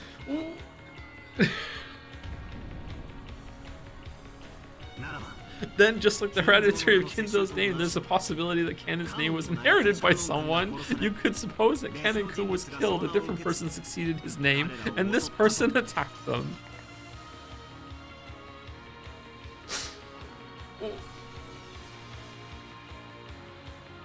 A sound like a watermelon being squashed rang out, man, and a blue wedge was buried deep into Beato's left flank. Maybe it hit in a bad place since it seemed to be really effective. After leaning over and moaning for a while, she laughed it off as though trying to make it seem like no big deal. Yeah, I get it. That must have hurt a lot.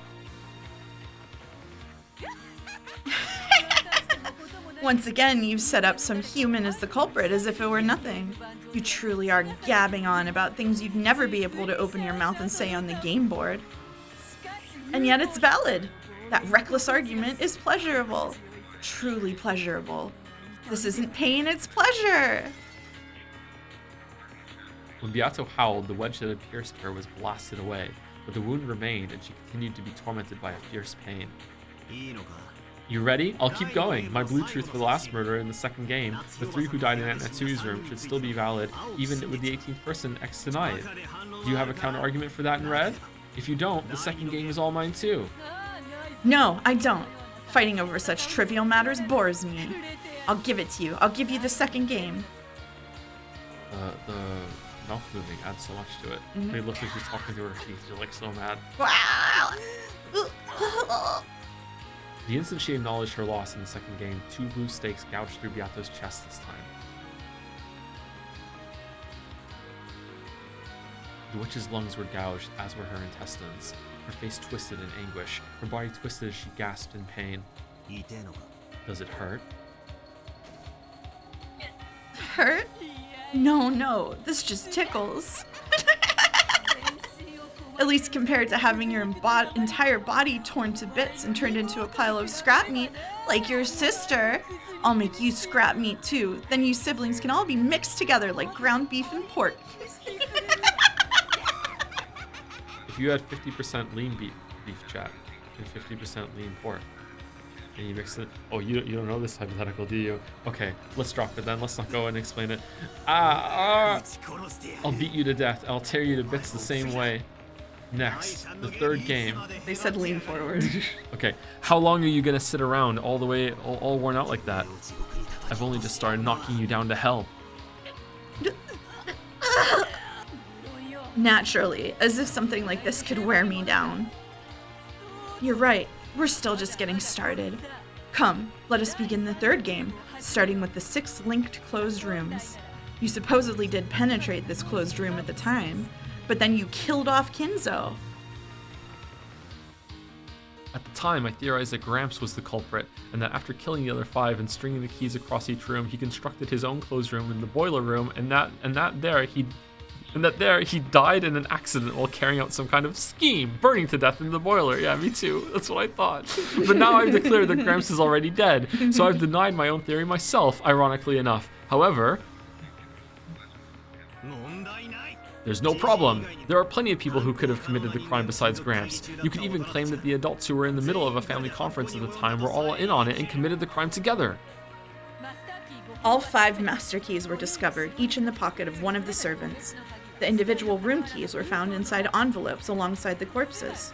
In short, all keys related to the linked locked rooms were locked inside the linked locked rooms. No key could have been returned from outside the room using a crack in a door, a crack in a window, a vent, or any place of the sort. Then they were killed with poison gas. Even if a key couldn't pass through, gas could, right? The murder was carried out from outside the locked room. All of them had fatal wounds that appeared to be gunshot wounds. Murdering them from outside of the room would have been impossible. I shall say more with the red. When the 5 other than Kinzo were killed, the killer was always in the same room as them. I already declared in red at the time that there were no suicides. After the murder of each person in their respective rooms, the culprit constructed a linked locked room, but there was no way for the culprit to return the key for the last room to the inside of the locked room, but they did manage to return it. The first person to discover a corpse just had to pretend to find the key and pull it from the corpse's pocket. Oh. She couldn't fully block the retort of that blue stake. Beato was pushed back by the blue wedges that were unleashed on her one after another, finally failed to block one, and once again took a severe wound. As she howled in pain, she pulled out the blue wedge that had pierced her right arm. Beato's entire body had been torn apart and pierced with blue wedges, stakes, and blades over and over again, and now she was totally covered in blood. But even so, Beato grinned, cackling as though this was amusing. How could a man who promised to bring Angie's parents home voice a theory where those parents are culprits? Splendid. Even that's just fine, right? Go be a big, happy family getting their hands dirty with mass murder, then return to Angie stained with blood that will never come off. How could we expect anything less from the people who returned alive from the Witch's Island? Just what that mincemeat Angie needs. Mincemeat Angie. Ah, shut up! I'll kill you. I'll tear you apart. No need to waste your time begging for your life. I'll definitely give you the worst kind of death by my own hands. Yes, you probably could do it. I've explored the depths of cruelty for over 1,000 years, and you probably will gift me with a fitting end for all of that. Oh, does that hurt? Is it harsh? Or does it tickle? Is that supposed to torment me? Come on, Ushiromiya Battler. There are still mysteries left. Beato had already countered my first powerful move, the 18th person X, by making the number of people on the island 17. But But just limiting the number of people to 17 didn't overturn the theory that Aunt Ava was the culprit. I can crush most of the murders in the third game this way. Blood dripped from all over the body of the Golden Witch. I cornered her, this time thoroughly without mercy. This isn't a game played to decide who wins and who loses. Yeah, we aren't playing. Even the time I spend playing and fighting like this delays my trip home. In her isolation, Angie will continue to have her heart torn apart by loneliness and sadness. I have to go back to Angie as fast as I can. You're all worn out. Standing at death's door, are you?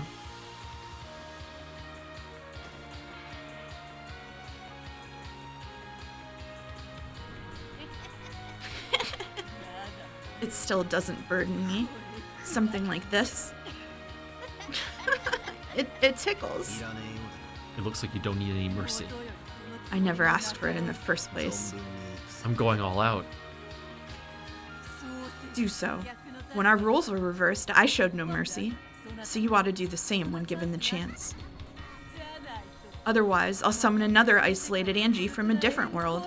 And this time, I'll tear off her arms and legs, stick her with a spear, and roast her, okay? Shut up! Never again. Not my family. Not my relatives. Not any of the servants. I won't let you make them your playthings. I've already broken through all of the mysteries in the fourth game with the Blue Truth. The only one left is the very last one from the third game. Only the murder of Dr. Nanjo. Oh, have I already been cornered so far? What a precarious state I'm in. She coughed violently, spitting up blood. Her insides had been punched through so many times, it was only natural. In other words, Sumari, the mystery of Dr. Nanjo's murder is the last line of defense for you being a witch, right? As you say, if you defeat that, it will mean that all of my mysteries have been defeated. Unless I counter one of your truths with some new red truth, or present a new mystery, I will die. You don't look like someone who's been pushed into a corner standing on the brink. You still have some kind of hidden pitch up your sleeve, right? Well, who knows? I've already tired of a too long life after 1,000 years. I've started to think that having this life ended by a rival like you, whom I stumbled upon at the very end, might not be so bad. You can do it, can't you? Do it. I beg you, kill me.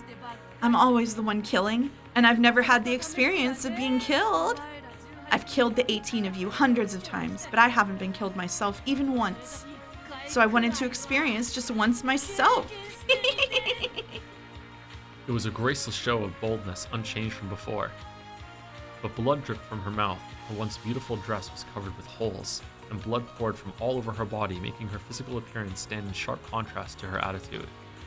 Maybe the shot she'd taken to the flank was still tormenting her, since she was still pressing down on it unconsciously without a trace of grace. But I've got no time for pity. As long as I feel sympathy for this witch, my family and I won't be released from this place. Until I defeat her, we won't be able to go home. In the outside world, it may be possible for even enemies to understand each other when circumstances change. But pure evil does exist. Evil that brings misfortune just by existing, and is to be spared no compromise. Just by its continued existence alone, it's evil. I don't pity you, just like how you didn't show pity for any of us. Well, of course. All of you are just pieces in the game. It's just unbelievably fun to think about which 6 to kill in the beginning, how to kill the next 2, and whether I can find a much, much more grotesque method of murder, you see? Hey, Battler, I've reformed a little, so forgive me this time too.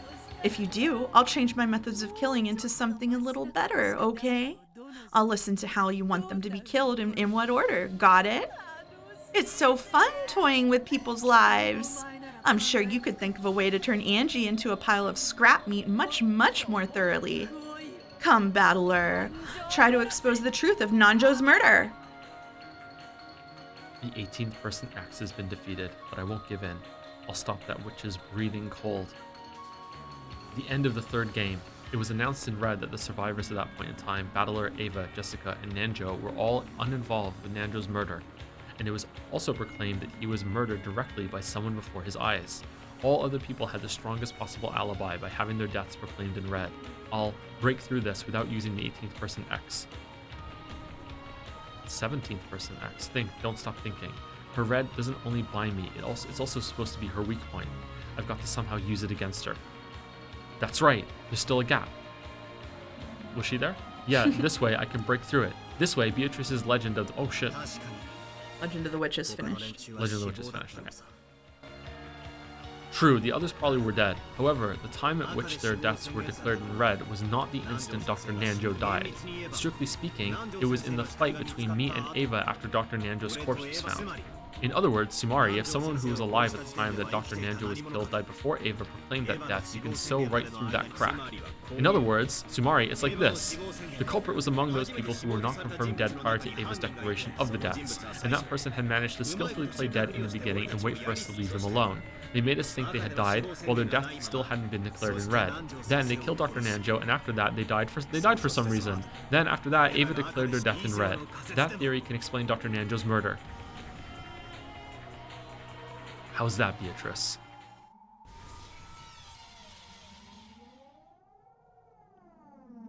When he forcefully asked that question, there was a terrible sound that could only be likened to that of a compressor, and a blue stake that was as thick as a log appeared from under the earth and skewered the Golden Witch Beato, pulling her up into the air. Ugly tearing sounds rang out, and each time a blue stake or wedge would appear and pierce Beatrice's body. When that finally ended, her tragic form was exposed there, pincushioned by more than 10 stakes and wedges all over her body and dripping with blood, dangling and crucified. Oh shit. There was none of the dignity of the brutal witch who had sneered at the honor of the dead and toyed with and killed hundreds of the living. The rain, which had started falling at some point, quietly tormented the crucified witch.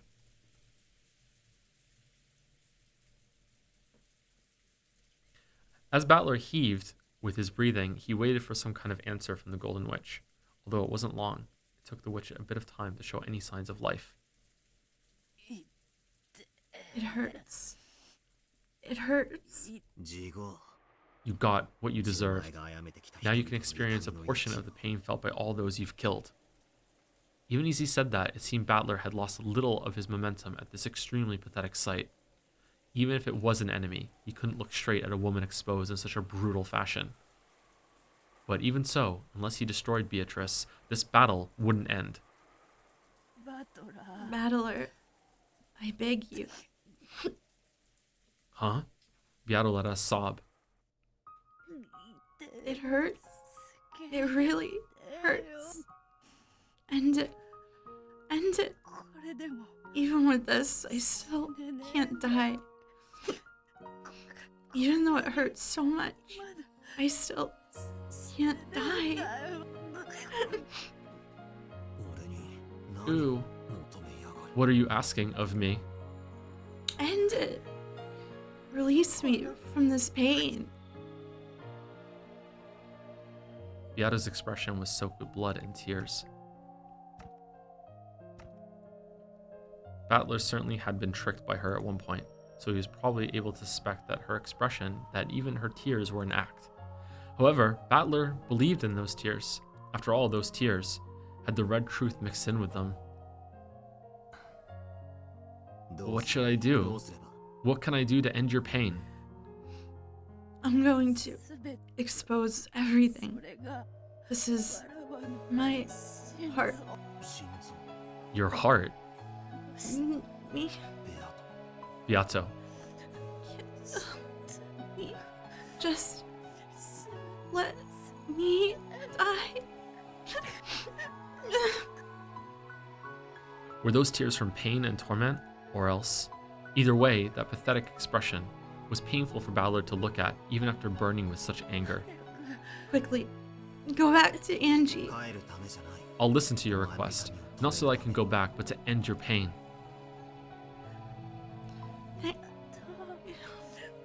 Adler. In her last breaths, Beato summoned up all of her remaining strength and managed to close both of her hands into fists. A red light began to gather at those fists. Then she lifted her arms as though appealing to the heavens for something. You will be able to kill me. All of me. My heart. Crush it. Here, sit. Okay? The red light around both her arms gradually began to strengthen.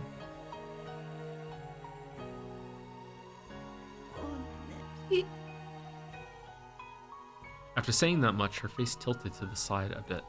Then, her right arm lost its light and flopped down.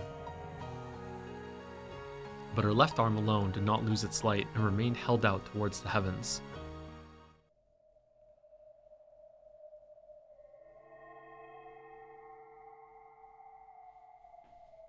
Then, before Battler's eyes, another Beato appeared with a faint form, transparent like a curtain.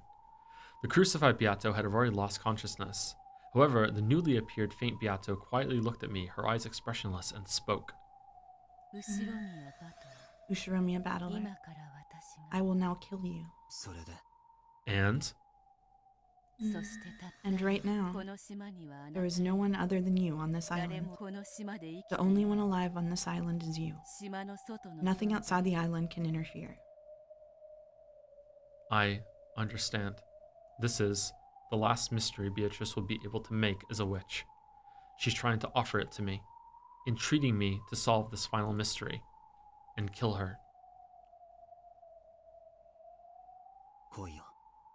Do it.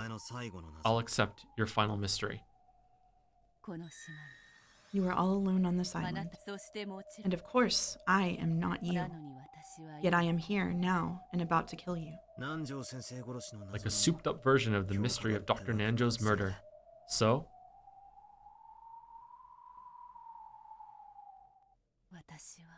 Who am I? Is that your final question?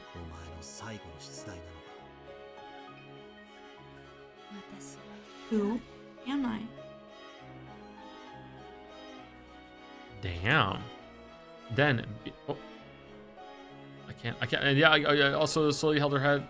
Then I, as a piece, left the game board. It just went by itself, chat. Sorry. Cast. Then Beatrice slowly approached me and held me expressionless, and then my piece left the game board. Yeah, I get oh, it. yeah, I get it, Beato. I'll kill you, worry. don't worry. Okay. Hmm? It wasn't exactly that. That's a different translation.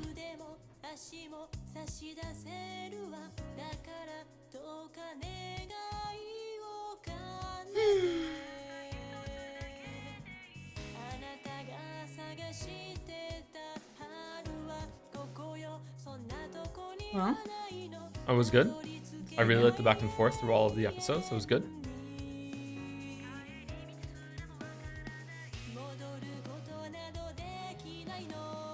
Not sure exactly what happened at the very end there, but I'm eager to see.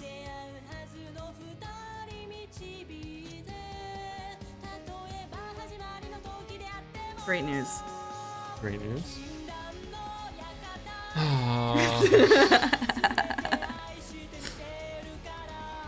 Awesome. Awesome. Awesome. Okay. I'm gonna go see my favorite characters in the whole story. And all of fiction, really.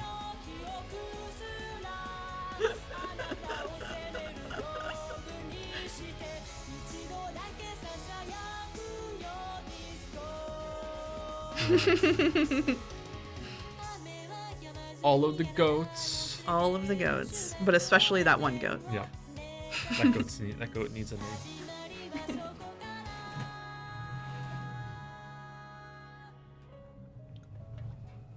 We could watch the PS3 opening after this, yep. Okay. Is it on YouTube? Retinas, if you're in the chat, can you DM it to me?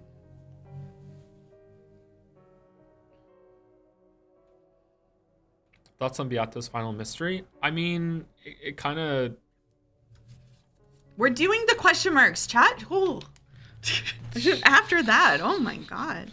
It feels like she's almost asking him just to believe in magic in a roundabout way. Like, I don't know. Like, I don't know. Yeah.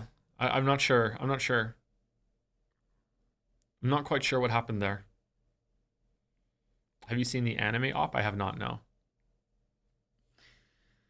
Holy moly. A new trophy. Ooh, new elements added. Falco, I see you. Do we want to watch the PlayStation thing now, or do we want to watch it? It would be kind of funny to watch it now, wouldn't it? And I have the link from Retinas. I'll just send it to you. Thank you, Retinas.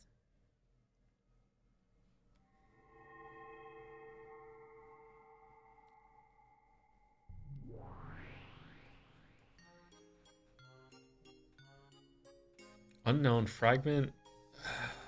I don't even know where that number begins. Scattered over the big bed were cute jelly beans of various colors and chocolate coins. Oh boy.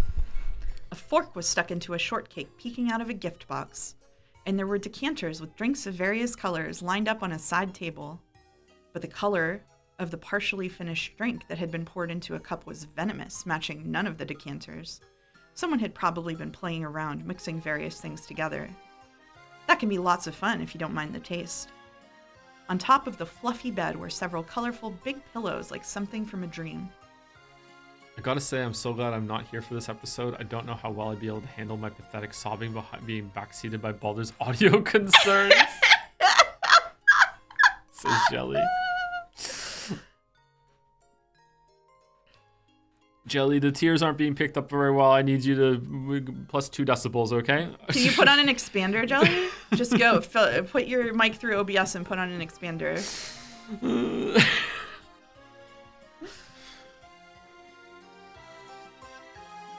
And on this bed that looked like something out of a child's dream world, Burncastle lay face down, and Lambda Delta lay face up, clutching a pillow and relaxing. It was pretty thrilling this time, wasn't it? I got really panicky when Beato said she'd stop the game. What a rude witch to start a game like this and try to end it by throwing it away. Wasn't Angie a good piece? After Beato ran for it, Angie dragged her back and made her resume the game. Although it's a shame that she gave Battler a little too much enthusiasm.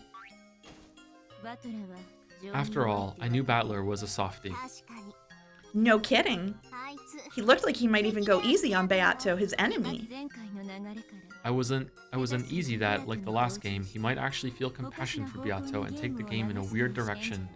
Angie was a trump card to get Battler back on track when he mistook his goal. Although I wanted her to support him a bit more before using her up. She really did get used to use right off the bat. What a waste for a piece that required so much preparation.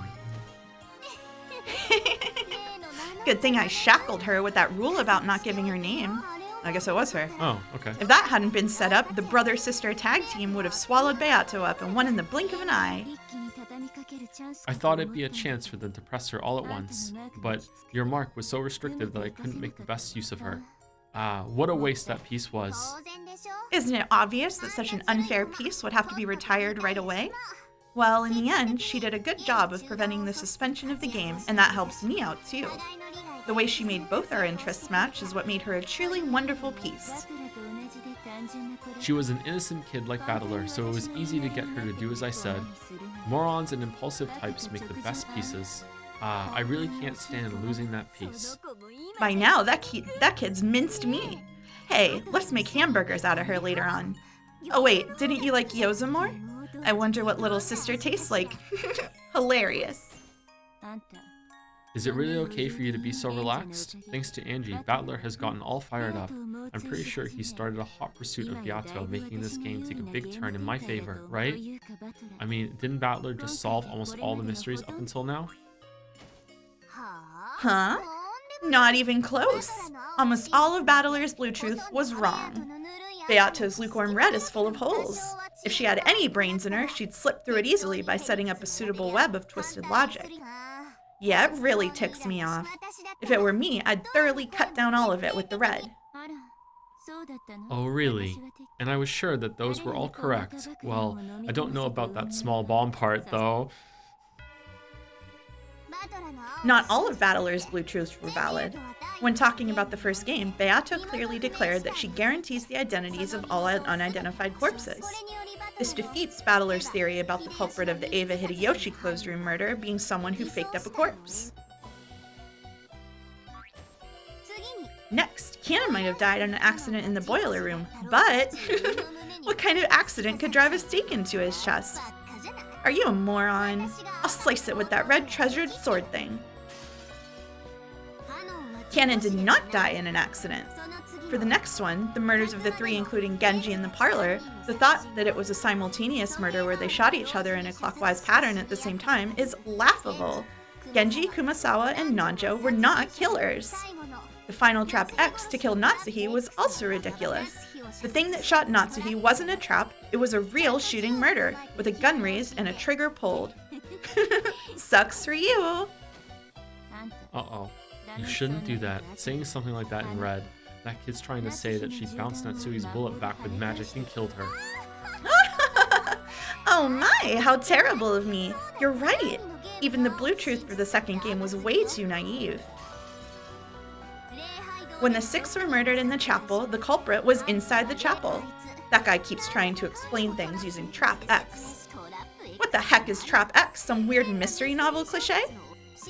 It's also laughable to say that in the case where Nanjo and Kumasawa were killed in the servant room, someone else inherited Cannon's name. The only one who can go by the name of Cannon is the person himself. No other human can adopt that name.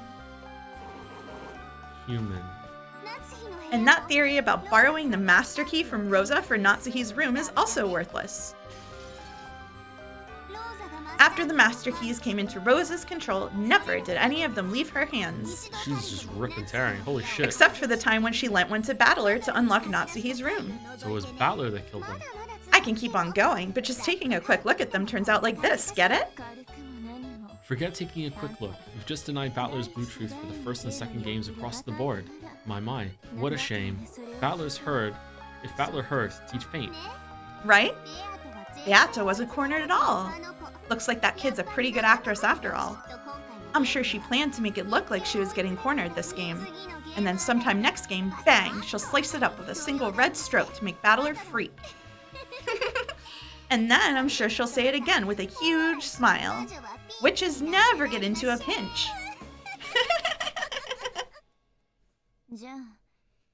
Then that whole tragic atmosphere as though Beato was getting cornered was all an act. Isn't it obvious? She really is a great actress. Even though she wasn't cornered at all, it felt like an astonishing last episode climax.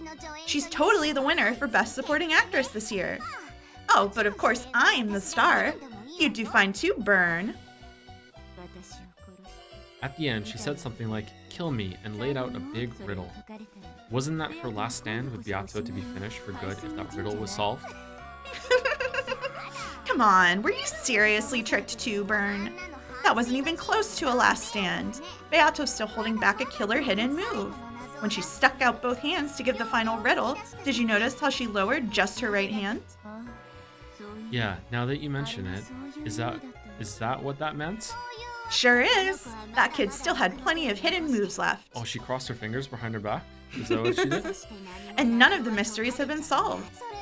That tension, like she'd been exposed and then the next episode would be the last. She truly is a genius at acting. Yeah, I want to see her knock Baldur down to the very bottom right away. That kid's been totally encouraged by her North Wind and the Sun strategy from last time, right? I'm sure Baldur will sympathize with Beato again and fall for it completely. After all, a single tear from a woman can fool a man. Totally economical and profitable. True. I wonder if Baldur will get caught by the same move again. We've got to spur him on so he never feels sympathy again. Although Angie's mincemeat seems to have done that pretty well. A power-up from an Angie-flavored hamburger? Of course, I won't lose either. Starting here, I'll thoroughly support Beato to rally her up enough to compete with Baldur. Beato won't lose. I mean, I'm threatening her with a wonderful punishment game if she loses. Your punishment games are seriously not cool, so you should go a little easy on her.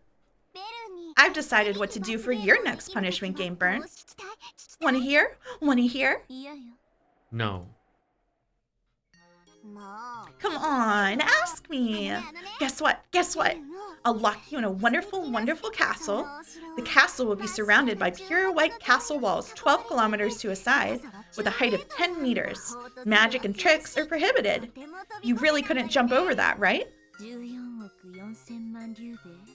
1,440,000,000 cubic meters. You can stop there. I already know what you're going to say. And that place will start getting buried with gems, one every day. I'll lock you in it until the castle walls are packed with them and you've been buried to death with gems. Isn't that a wonderful romantic punishment game? If you multiply the length of the walls by 5 and make it 1/10 its current height, I wouldn't mind if you shut me in it right now. Really? That would make it 3,600,000,000 cubic meters, right? The time period for the punishment game would more than double, right? Oh, you'll be my prisoner for such a long time. I love you, Byrne. I really love you. Lambda Delta playfully approached Byrne Castle, who yawned, looking bored, as she touched the bottom of Lambda Delta's chin as though cuddling a cat. You're betting on Battler's victory, and I'm betting on an eternal tie for the two of them. Doesn't that mean no one's betting on Beato's victory? I wouldn't. The chances of winning are 0. How truly pitiful, being told by the Witch of Miracles that there's no chance of a miracle. Although I wouldn't bet on her either, right? I can say that with certainty. It's also pretty sad when the Witch of Certainty says, "You're certainly screwed." Unusually for them, they giggled together. I wonder how this game will resolve itself. Yeah, that's the one thing we can't predict. That's why it's fun. I won't permit escaping or suspensions any longer. I'll certainly make them continue their game, and I won't let them run away. Even though I can't imagine what will happen next, I know it certainly won't end that way. At the very least, it won't end with Beato's victory. I mean, think about it. Neither of us is betting on Beato's victory. In other words, Tsumari, if it looks like Beato is going to win, she'll have us two great witches as enemies. I don't think I can do that, Jelly. Sorry. Like, it's...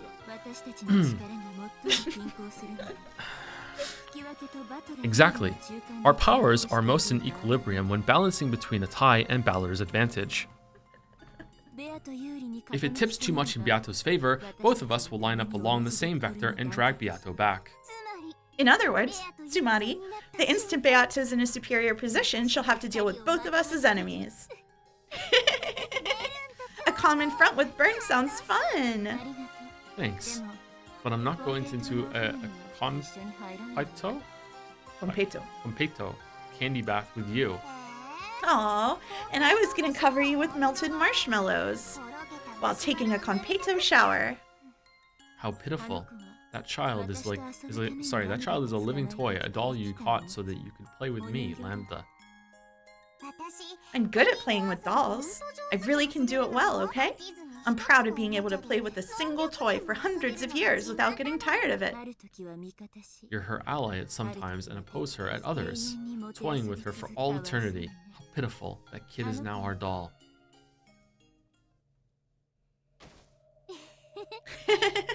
That's right. That kid is our doll. No end has been prepared for that kid except the ones the two of us desire.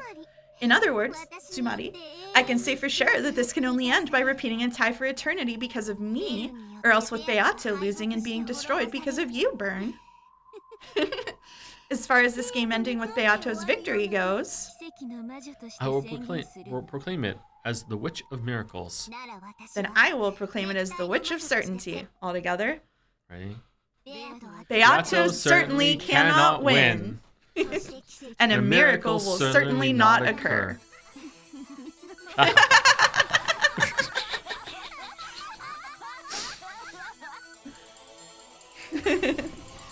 Oh, shit.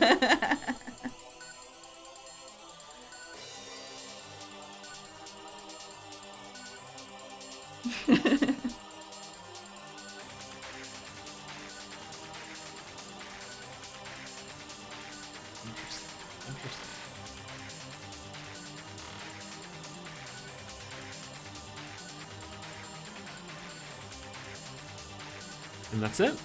That's it. I guess we're gonna. Somebody said, well, a couple of people said that you can just watch the opening inside the music box. Oh, can you? So we might be able to do it. Yeah. I don't know. I didn't do Umi Pro that much, so. Okay.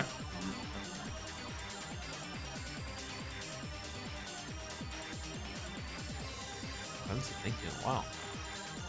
Say thank you. Say thank you. Aww. Thank you, Terraflop, for the 10 gift subs. Thank you much, Terraflop. That was an hour ago. Sorry we didn't see it until now. Thank you, Terraflop. Thank you, Lamp TD, for the resub also. Finale time, Kino. Thank you, Death from Stupefaction. I think that was a music, wasn't it? Or was it just Stupefaction? Was it a track in the earlier in the stream? For 10 gift subs, thank you very much, Death from Stupefaction. Thank you, That Great Peanut, for the bits. Twice in a row. I only check in on the Umineko streams every now and then. What the hell is going on in the plot of this CN? LMAO? It's good. It's good. A lot's going on. Weren't they having an inheritance dispute a week ago? A week ago? It's been months.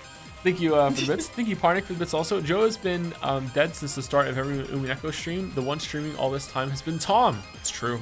Very true. Thank you, Jumiel. Or Jumuel. One of those for the new sub. Welcome, welcome. Thank you, Squid Monlar, for the resub. Retro for the new sub as well. Welcome, Retro. Oh man, I'm wilting. Thank you, Parnik, for the bits as well. Didn't the 30 minutes of Higurashi prepare you for this tea party? You love Burn and Lambda now, right? Best Umineko characters. I love them. Yeah, I love them. And it was completely worth it to stream Higurashi for a bit. I actually really like Lambda Adult. She got a little cool there. She did a little something. The Red Truth part was fun. Okay. Yeah, it was alright. I'm clawing for my life here. Thank you, That Great Peanut, for the bits as well. No idea of any of what I just happened. What just happened? But which lady is cute? Which one? Which lady? Beatrice? Thank you, Mayo, for the bits. Congrats on finishing the question arcs. Hope the break gives you the time to think and reset before the next episode. Me too. I think it'd be a good reset for the streams as well. I think some people are like way behind and would like to join in live if they had time to catch up. Thank you, Chaotic Despair, for the resub also with ooh. So Joe, what's even gonna happen in Answer Arc? Give us your best guess. Full feed, Umi full, entertain us. Yes, I'm not sure. I don't know. I really don't know. Like, I feel like they have to be different because there's a split between them. But I don't know. This story usually surprises me. Oh, look at you. You know. Look at you. You know. I do know.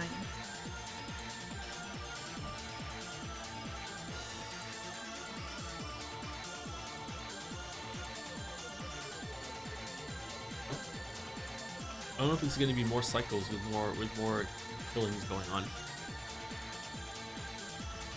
What's your favorite moment so far? Still, the first killing in the shed was just amazing. This part at the end of here was really good, though. Oh yeah, how do you rate the episodes? That's a good question. They love it when people rate the episodes. It's their favorite thing. 4 might have some of the highest highs, or even the highest high, but 4 is definitely the worst one so far. I would probably go.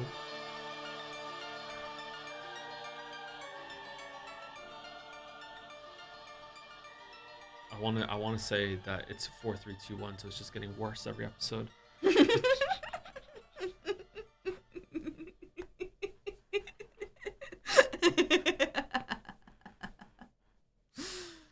I really liked the first episode introducing the concept and all the characters. I really liked it. I thought after the beginning, once we got to the parlor scene, I thought it was quite well done.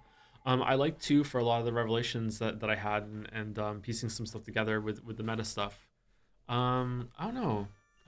Maybe 3, 1, 2, 4. I think I would go with that. 3, 1, 2, 4.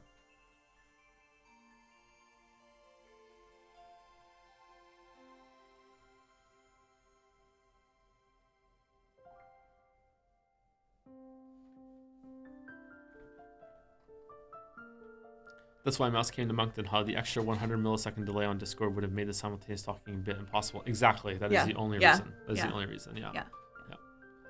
Can you rate Hypothetical Walrus for his weekly podcast post-stream Umi News segment after you're done? Yeah, we'll rate, even if Hypothetical Walrus doesn't have that, we'll still rate Hypothetical Walrus. Yeah. Got to get through the openings first, though. Yes. Yeah. I also forwarded you the anime opening, which people wanted you to watch. So. Really? We can watch two openings as a treat. I'm starving. Me too. I'm very hungry. Starving. I'm very hungry. Yeah. Starving.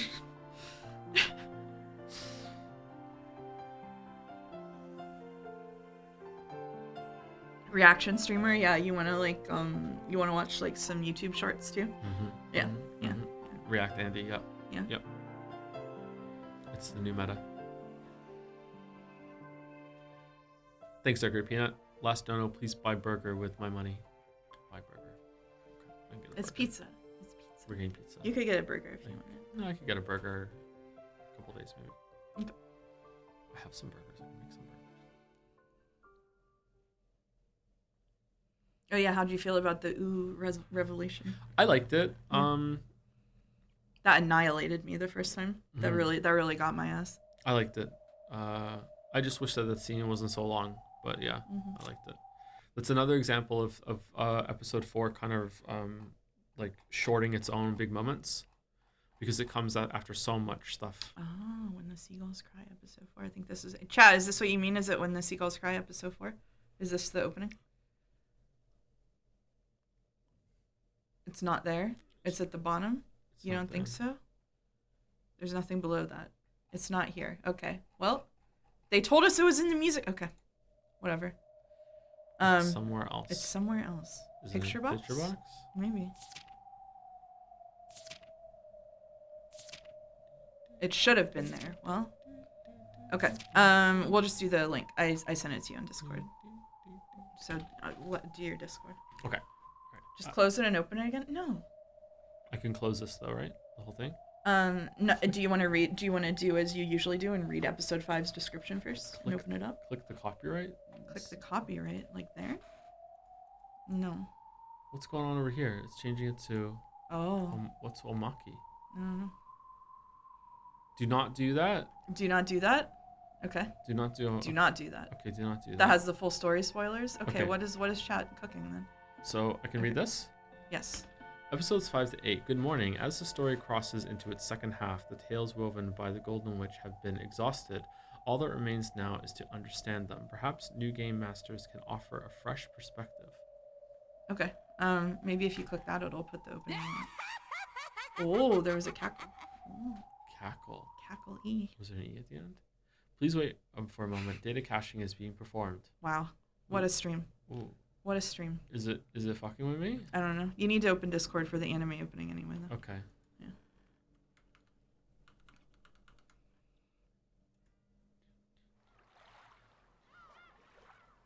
These two? Yeah, so this one might be in there, but that that one's just a Discord. Oh, it's playing. it's just playing. Oh, it's downloading this one. Oh, okay. Well, Yeah. all right. Sure. The cliff. Oh, we are on the cliff. So what if you go to music box now? Does it have it at the bottom?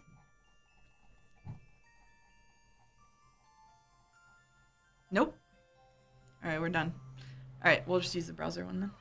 Can I like... Oh, yep. Good morning. Please enjoy the new game with its new game master. I say that, but the game has already reached its climax. The culprit has been cornered and merely awaits checkmate. I am sure there will be something that you can spot from the clearer perspective. The difficulty is fairly easy. What could possibly fool you now? Great question. Do you want to see what the very first image is? Yeah, sure. I don't know if it'll play an opening here, though. Raising the total openings to 3. Just pushing the pizza back more and more. Yep. Yep. The story is undoubtedly nothing more than fantasy. It could not possibly have any relation to real persons, organizations, place, or... All right, well done. Well done. We take this opportunity to remind players that owning the PlayStation 3 PC edition of Umineko is a requirement for playing this game. I have both. We hope you enjoy a fresh new experience with the continuation. Okay. We got him. Go to the end of the prologue, please. We've been streaming for 6 hours. No. You there idiot. she is. All right, there we go. Okay, we get it. Yep. We're not doing the end of the prologue. Shush. You idiot. All right, there we go. We did it. We saw her again. All right.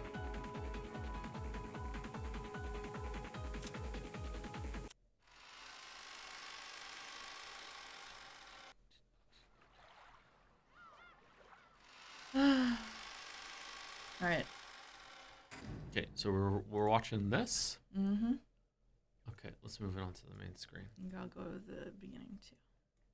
Can you do your best Picard main screen impression? No. No, not after all of that. No. No. No. Okay. All right, we're going to go to window capture, and we're going to go to what we just did. Let's open it up. All right, we ready, chat? All right. Gopi paneer cheese, 2.5 pounds. What do we think this is going to be? I think it's going to be $8. I almost said your real name. I think it's going to be $13. It's 11. It's 11.50. It's 11.50. It's 11. It is 11. It's 11.50. Wow, It's, impressive. Yeah, good. Okay, we did it. Okay, so we're watching this. What is this pin? What is this pin? Before you go, can you turn mouse up a little bit? She's a bit quiet. Also, can you turn mouse down a tad? She's a bit loud there.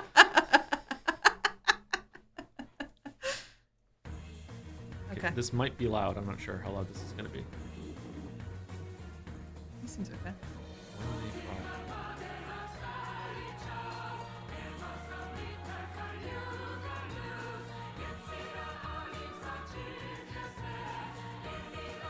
Thank you. Oh, the music's different.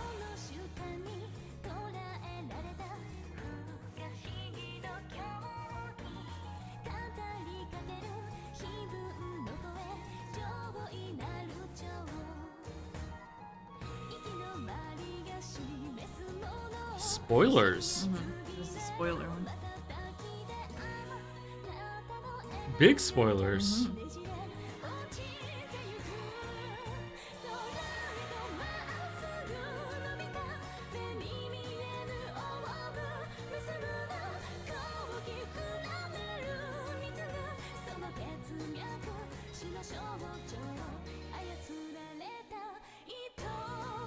I didn't even know that new characters were going to show up after the original episode 1 cast. Oh.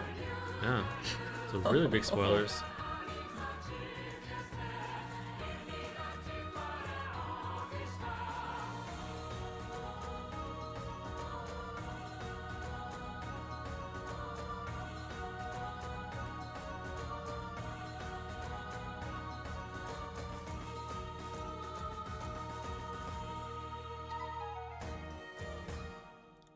That's too many spoilers. That's too many spoilers. That's too many spoilers. Okay, Too many spoilers. I would have been spoiled if I watched that. That's why it's spoilers. Yeah. Yeah. Too many spoilers. I don't think we can put the other one on because I have to download it, which means if I put in OBS right now, we're not going to be able to hear it. Can you play it in VLC or something? Do you know how VLC? I do have VLC. Okay. Where did it download? Oh, can we just watch it on Discord? If you don't mind streaming your Discord. I do mind streaming my Discord. Yeah, exactly. Okay. Right. Did it go to just the downloads folder? Yeah, I think it went. Okay. I can't remember which one it goes to. Does it go to this one?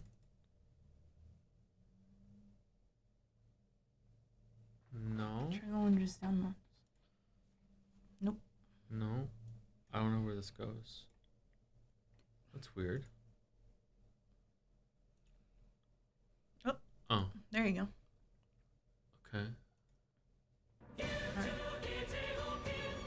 Whoa, anime. What folder did it go to? I don't know. Why do I have 3 different download folders?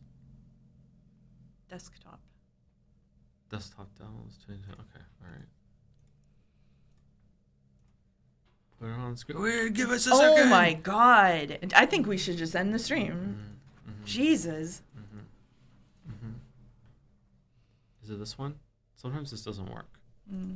I didn't hit the button. Alright. You didn't hit the button. Okay, here we go.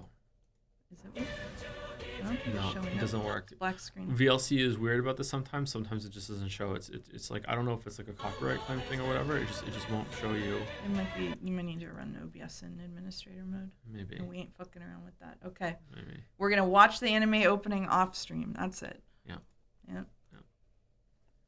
It's on YouTube. It's on YouTube. So am I, and no one cares. So. I want pizza. All right, we're going. All right. We're going. Thank you, Skunky Emerson, for the bits. I was joking with my friend that Battler would watch Disney movies with his arms crossed and shaking his head, and it turned into talking about how Battler would argue Aladdin not being magic. Oh, the other side's broken now too. What? How'd that happen? Would argue not being magic. My favorite lines being saying in red that the carpet is alive. All right. Battler denying magic in Disney movies might have some legs. That'd be fun. How about you read all of episode 5 real quick? It's not that long. No, next time. Sorry, next time. You're gonna stream it to me, right? I'll stream it to you, yeah. Because Yeah, there's no way okay. I'm finished Baldur's Gate All 3. right. Umi done. You're down to 18 hours. Enjoy it. All right. Thank you for watching, everybody. Hope you enjoyed the conclusion of episode 4. We're gonna raid hypothetical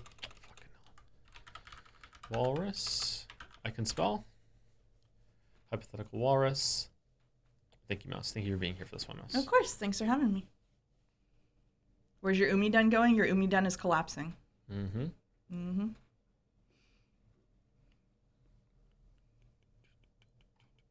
Thank you for stream. See you in Baldur's Gate 3.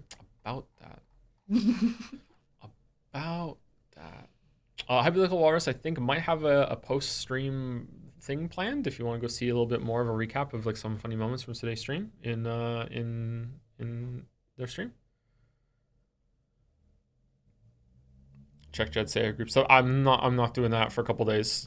You can message me again later in the week, please. Anyway, see you later, everyone. Thank you for the reminder, but I'm gonna need another one. There's no way. Damn, I just got here. Okay.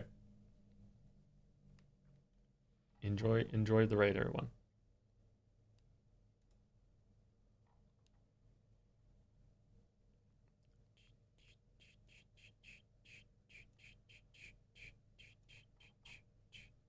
See you later, everybody who didn't go to the raid. I don't know why I always say the last thank you. Not sure.